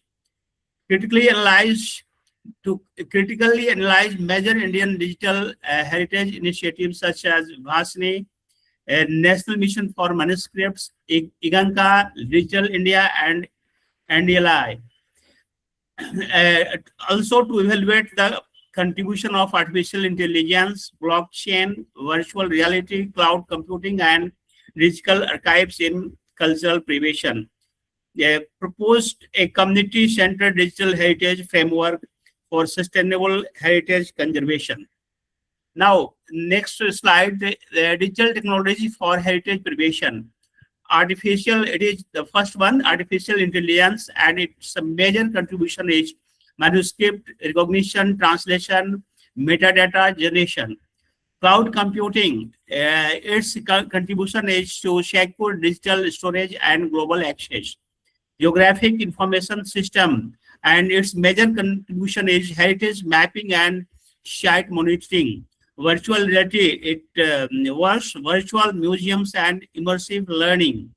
Augmented reality, interactive heritage experiences. Blockchain, its major contribution is copyright, authenticity, and ownership protection. Digital archives, long-term preservation of cultural resources. Again, artificial intelligence, AI, and natural language processing, NLP. The role of AI and NLP in cultural heritage preservation. Artificial intelligence digitization. Its role is to digitization of ancient manuscripts, handwriting, and script recognition, registration of damaged or faded text, automatic metadata generation, smart cataloging and classification. And second, natural language processing. It is also a digital technology, one of the digital technologies, and its work is to machine translation, speech to text, text to speech translation, multilingual search, preservation of Indian languages and dialects. Now, next slide, major Indian Digital Heritage Initiative. Major government initiative for digital heritage preservation, Bhashini. Under this head, the first initiative is Bhashini. It is AI-based multilingual language platform. Second one is National Mission for Manuscripts. It identify, conserve and digitize manuscripts. Iganka, digital documentation of art, culture, and heritage. Digital India, digital infrastructure, connectivity, and e-governance. National Digital Library of India. Its function is to centralize access to book, manuscripts, and research resources. Now, Bhashini, Bhashini stands for Bhasha Interface for India. Is India's AI-powered multilingual language platform that enables citizens to access digital services in their own language. And the benefit of Bhashini is to promote linguistic diversity, improves digital inclusion, preserves Indian languages, enhances education and e-governance, makes digital services accessible to all.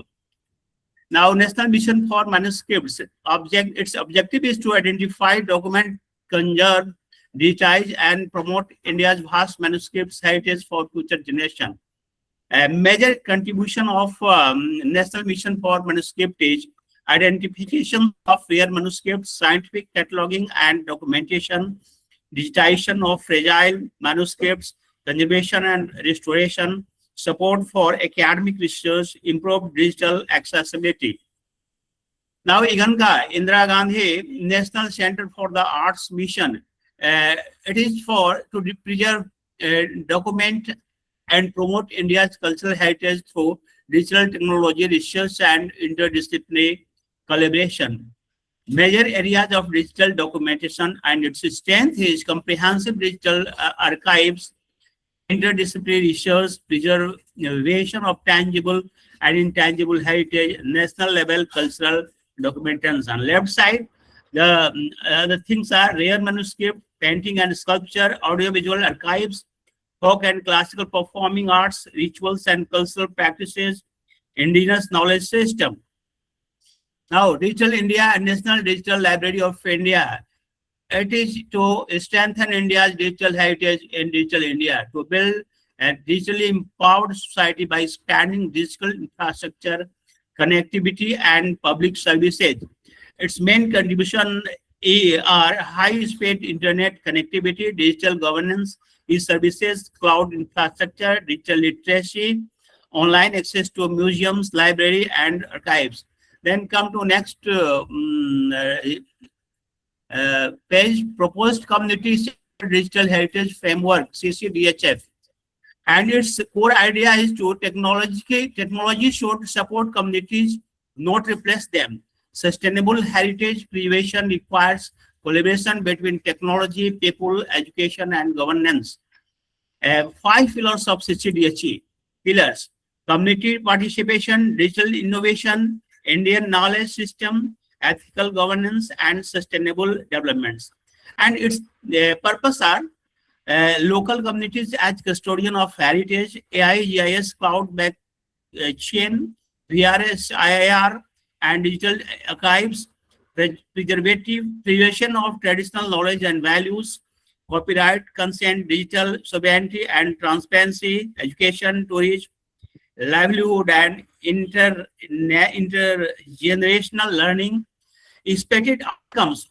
The expected outcomes of CCDHF are inclusive heritage, preservation, digital empowerment, protection of indigenous knowledge, sustainable tourism, long-term cultural community. And that's all. And at last, thank you, ma'am. Culture is the memory of a nation. Digital technology can preserve that memory, but only people can keep it alive. Thank you very much for your passion hearing and being with us. Thank you. Oh.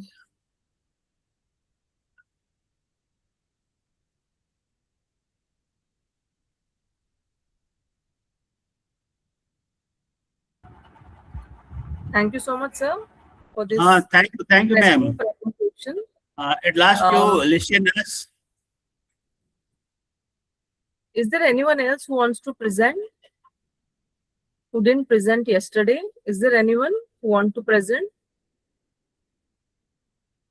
Yes. Gupta, sir, you want to present? Want to say something? Is there anyone whose name is not there in the list but still want to present after making the registration? Is there anyone? Yes, Gupta, sir. Kindly unmute yourself.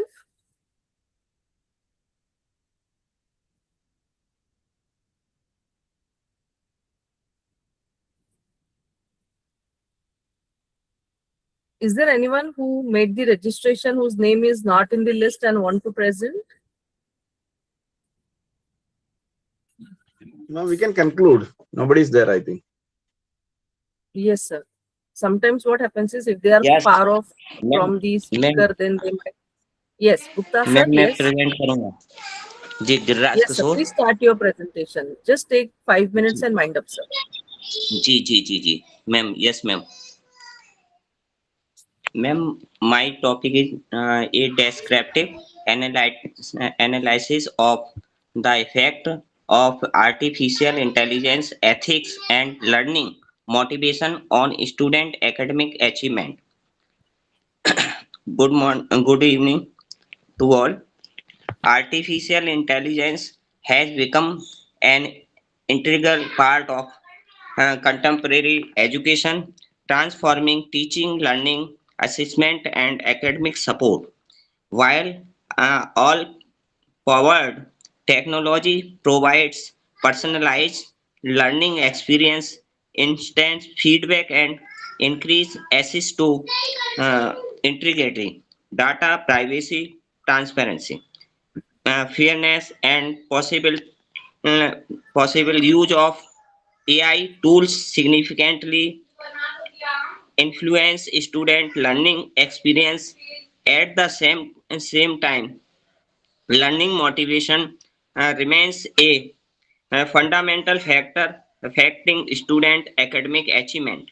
The present descriptive study examines the effect of artificial intelligence, ethics, and learning motivation on student academic achievement while exploring the relationship among these variables through a review of exciting literature and secondary sources. Need and importance of the study. The rapid advancement of artificial intelligence has transformed educational practice by providing invoice tools for teaching, learning, assessment, and academic support. Although AI offers significant opportunity to enhance learning experience, its increasing use has also raised ethics concerns related to academic integrity, privacy, transparency, fairness, and responsibility use. Next.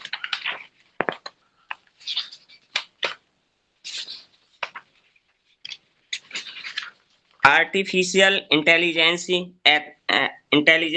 ethics, and student academic achievement. Artificial intelligence has become an integral part of modern education, offering innovative opportunities to improve teaching, learning, assessment, and academic support. However, the increased use of AI technology has made ethical consideration an essential aspect of educational practice. AI ethics refers to principles and guidelines that ensure AI systems are used responsibly, fairly, transparently, and in way that protect the right and interest of learners. In education ethics, AI emphasis fairness and decision making, transparency in AI generated output, accountability for the use of AI tools, protection of student data privacy, and the maintenance of the academic integrity. Ethics AI enable students to use intelligence technology as learning aids rather than substitute for the independence, thinking, and creativity. Next, learning, motivation, and academic achievement in AI supported education. Learning motivation is a fundamental factors of influence student willingness to learn practices in academic activity and achieve educational success.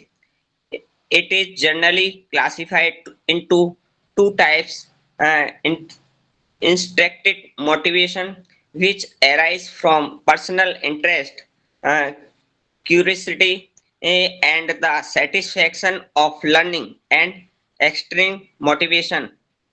Next, conclusion. Artificial intelligence AI has emerged as a transformative force in education, offering innovative opportunities to enhance teaching, learning, and academic achievement. This descriptive study highlight that the ethical use of AI and student learning motivation are two key factor influence education success. Ethics AI practice including fairness, transparency, accountability, data privacy, and academic integrity create a responsible learning environment where a student can effectively utilize AI technology without comprehending critical thinking or independent learning. Thank you very much. Thank you so much, sir. Okay, ma'am. Presentation. I think this was the last presenter. We now come to the conclusion of this 2 days international conference. I would like to extend my heartfelt gratitude to the collaborators, specifically mentioning Brijesh Kumar sir and the Social Science and Management Welfare Association and International Society of Teachers, Administrators and Researchers from Bangkok, Thailand. Hello. And I would also like to extend my heartfelt gratitude to our respected principal, Dr. S.S. Gopakumar sir, for being a constant support and inspiration in such an event.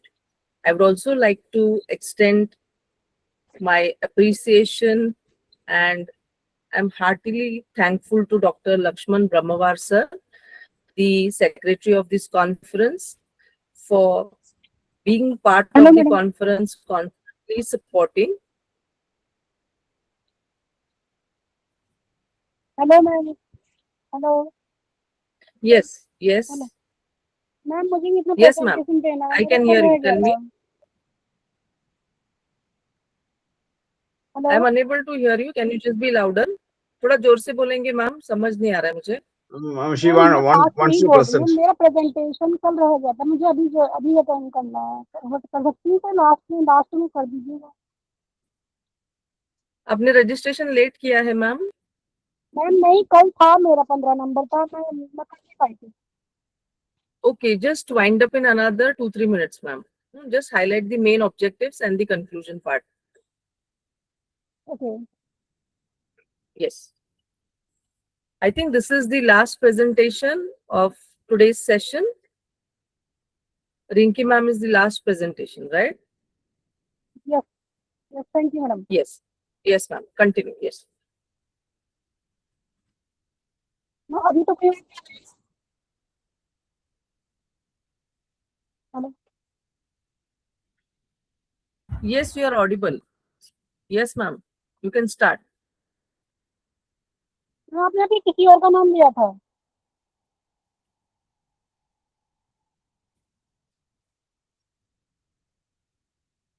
Please start your presentation, madam.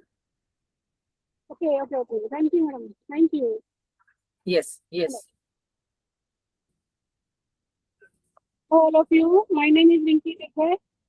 आवाज आ रही है? Yes, yes. आ रही है। आप बोलिए, आप बोलिए, आ रही है। फ्रॉम मेरठ चौधरी चरण सिंह यूनिवर्सिटी। मेरी गाइड का नाम है साक्षी शर्मा। मेरा प्रेजेंटेशन का टॉपिक है कृत्रिम बुद्धिमत्ता की नैतिकता एवं प्रेरणा का विद्यार्थियों की शैक्षिक उपलब्धि पर प्रभाव, एक वर्णनात्मक अध्ययन। वर्तमान युग में कृत्रिम बुद्धिमत्ता की शिक्षा के क्षेत्र में एक परिवर्तनकारी तकनीक के रूप में उभरकर सामने आई है।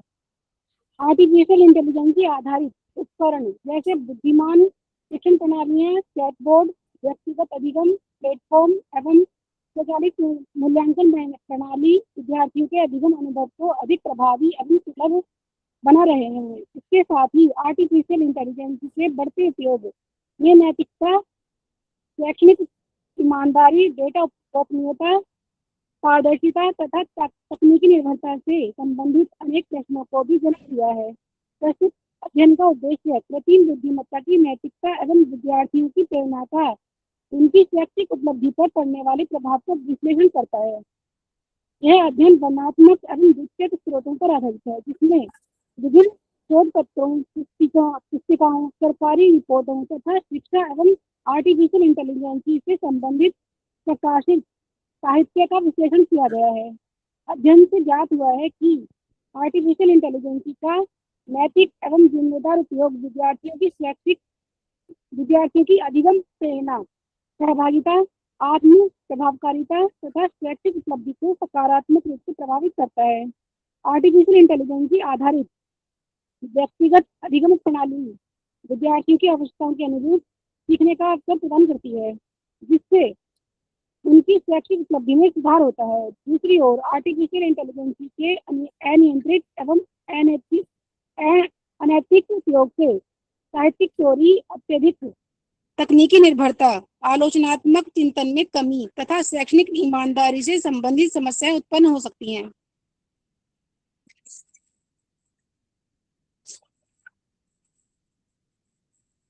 अध्ययन निष्कर्ष रूप में यह प्रतिपादित करता है कि शिक्षा में हेलो, आवाज आ रही है madam? Yes, madam. Please continue. करता है कि शिक्षा में आर्टिफिशियल इंटेलिजेंस का उपयोग नैतिक सिद्धांतों, पारदर्शिता, उत्तरदायित्व तथा मानवीय मूल्यों के अनुरूप किया जाना चाहिए। शैक्षणिक सिद्धांत संस्थानों को आर्टिफिशियल इंटेलिजेंस के जिम्मेदार उपयोग के लिए स्पष्ट नीतियां एवं दिशा निर्देश विकसित करने चाहिए, ताकि विद्यार्थियों की प्रेरणा और शैक्षिक उपलब्धि को प्रभावी ढंग से बढ़ाया जा सके तथा शिक्षा की गुणवत्ता में समग्र सुधार सुनिश्चित किया जा सके। मेरे जो कीवर्ड्स हैं वह कृत्रिम बुद्धिमत्ता, नैतिकता, प्रेरणा, शैक्षिक उपलब्धि तथा उच्च शिक्षा। फिर है प्रस्तावना। 21वीं सदी में कृत्रिम बुद्धिमत्ता के शिक्षा के क्षेत्र में एक महत्वपूर्ण परिवर्तनकारी तकनीकी के रूप में अपनी पहचान स्थापित की है। वर्तमान समय में आर्टिफिशियल इंटेलिजेंस की आधारित उपकरण जैसे चैटबोर्ड, बुद्धिमान शिक्षण प्रणालियां, व्यक्तिगत अधिगम प्लेटफॉर्म तथा स्वचालित मूल्यांकन प्रणालियां शिक्षण अधिगम प्रक्रिया को अधिक प्रभावी, सुलभ एवं विद्यार्थी केंद्रित बना रहे हैं। इन तकनीकों के माध्यम से विद्यार्थियों को उनकी आवश्यकताओं, रुचियों तथा अधिगम की गति के अनुरूप शैक्षिक सामग्री उपलब्ध कराई जा रही है। जिससे उनकी सीखने की क्षमता शैक्षिक उपलब्धि में वृद्धि हो रही है।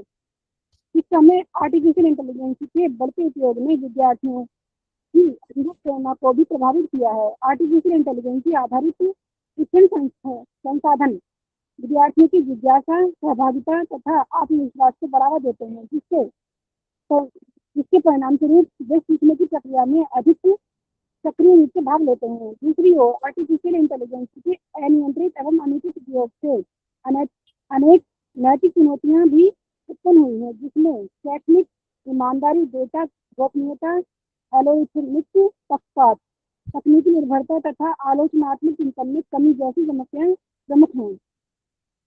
इन परिस्थितियों में शिक्षा में कृत्रिम बुद्धिमत्ता की नैतिकता का अध्ययन अत्यंत आवश्यक हो जाता है।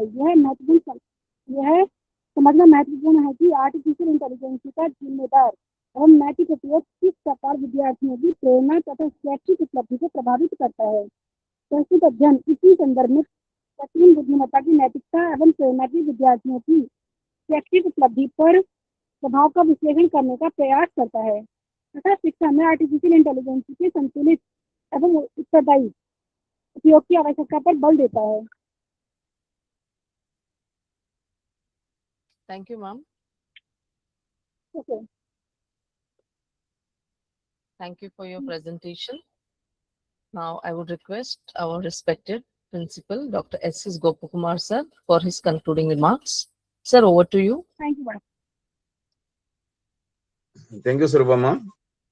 Good evening, 100%. All Good the evening, resource sir. persons who were presented their knowledge on this platform, and all the participants, advocates, students, faculty members across the world. And in fact, it was a brainstorming session we had for last 2 days. I have been observing very keenly the presentation which has been made by various researchers, which in the digital diaspora and cyber governance, a topic which is so relevant in the present context.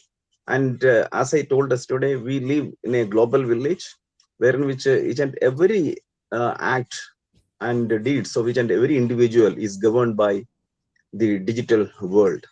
So cyber governance, how it can be controlled and regulated. Obviously, a number of suggestions and proposals with respect to cyber governance, like synthetic identity, digital citizenship, and impulse buying. So a number of things which have come, and obviously digital HR management.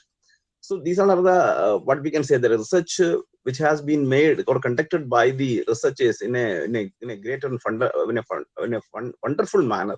So I appreciate each and every one of you for your valuable participation and the effort which you have taken. And I extend my sincere gratitude to International Society of Teachers and Administrators Research Bangkok. And without their valid support and collaboration, it would not have been a successful one. And I also extend my heartfelt thanks already. A lot of thanks which has been made by the Surabama. Even then I tell Brajesh Kumar sir for his coordination and wonderful arrangement for this program, a successful one. And once again, I encourage and congratulate all our students, those who have continuously following it up and continuously coordinating successful conduct of this program. And in fact, it was really a brainstorming, and I extend my colleague, obviously Lakshman Brahmavar, who is also a strong pillar behind this program. And in addition to that, obviously, Survama madam, it's the second time she coordinates such an international conference, and a well designed manner.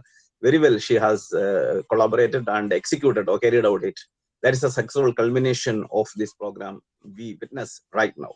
So I thanks to all each and everyone, all paper researchers who have wonderfully presented the paper, and Dr. D.V. Patil Law College and its management, Dr. Somnath Patil sir and Rohini Patil ma'am, always they support for organizing such kind of extra co-curricular activities and extracurricular activities that makes the difference us from other law colleges, and that makes a difference to our students also. Obviously, it will be beneficial for each and every one of this academic or academic fraternity.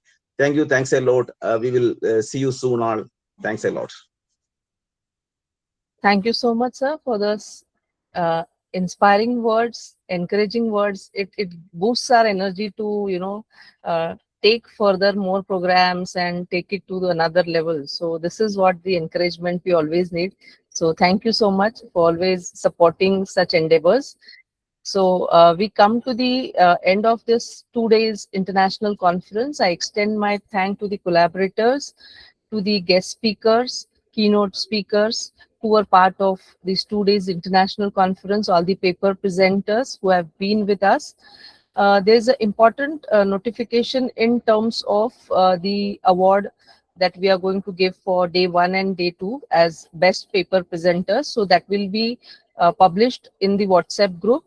The certificates for this particular conference, the e-certificates will be provided within a week's time, and all the paper presenters who are willing to publish their papers, so within a month's time you'll receive the soft copy and the hard copy of the journal.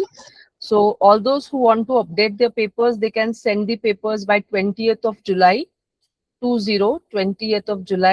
So please update and make a point that you send it within the given span of time. I also thank the anchors of the 2 days international conference, my students from Dr. D.Y. Patil Law College, Ms. Tehrim Sheikh and Ms. Vaishnavi Tikekar. And I cannot forget to thank my last minute angel, Mr. Tanish Patil, who is always there. So wherever there was a glitch in the network, etc., I could immediately send him a message and he could come into the conference and conduct. So thank you, Tanish, for always being there. Yes, ma'am. Always there for you. Thank you so much. Thank you. So please stay tuned on the WhatsApp group for the further updates regarding the certificates, regarding the publication. So thank you so much, Brijesh sir, once again for this opportunity and this collaboration. So shall we log out? Brijesh sir, can you, show your face at least once, because I just want to see you. So please keep your, for a while, camera on.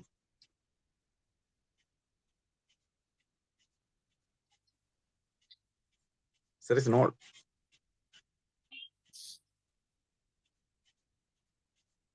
So if those who are present, they can keep your camera on for a click.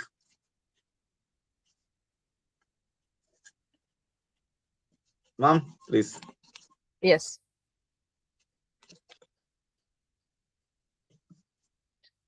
Thank you all. Thank you very much.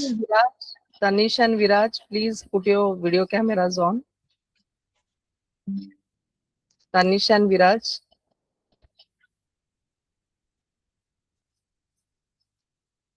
Thank you all. It was really a wonderful time we had. Thanks for your cooperation. Thank you so much. So just be tuned in the WhatsApp group for the further updates. So thank you and have a pleasant evening, everyone. Thank you so much.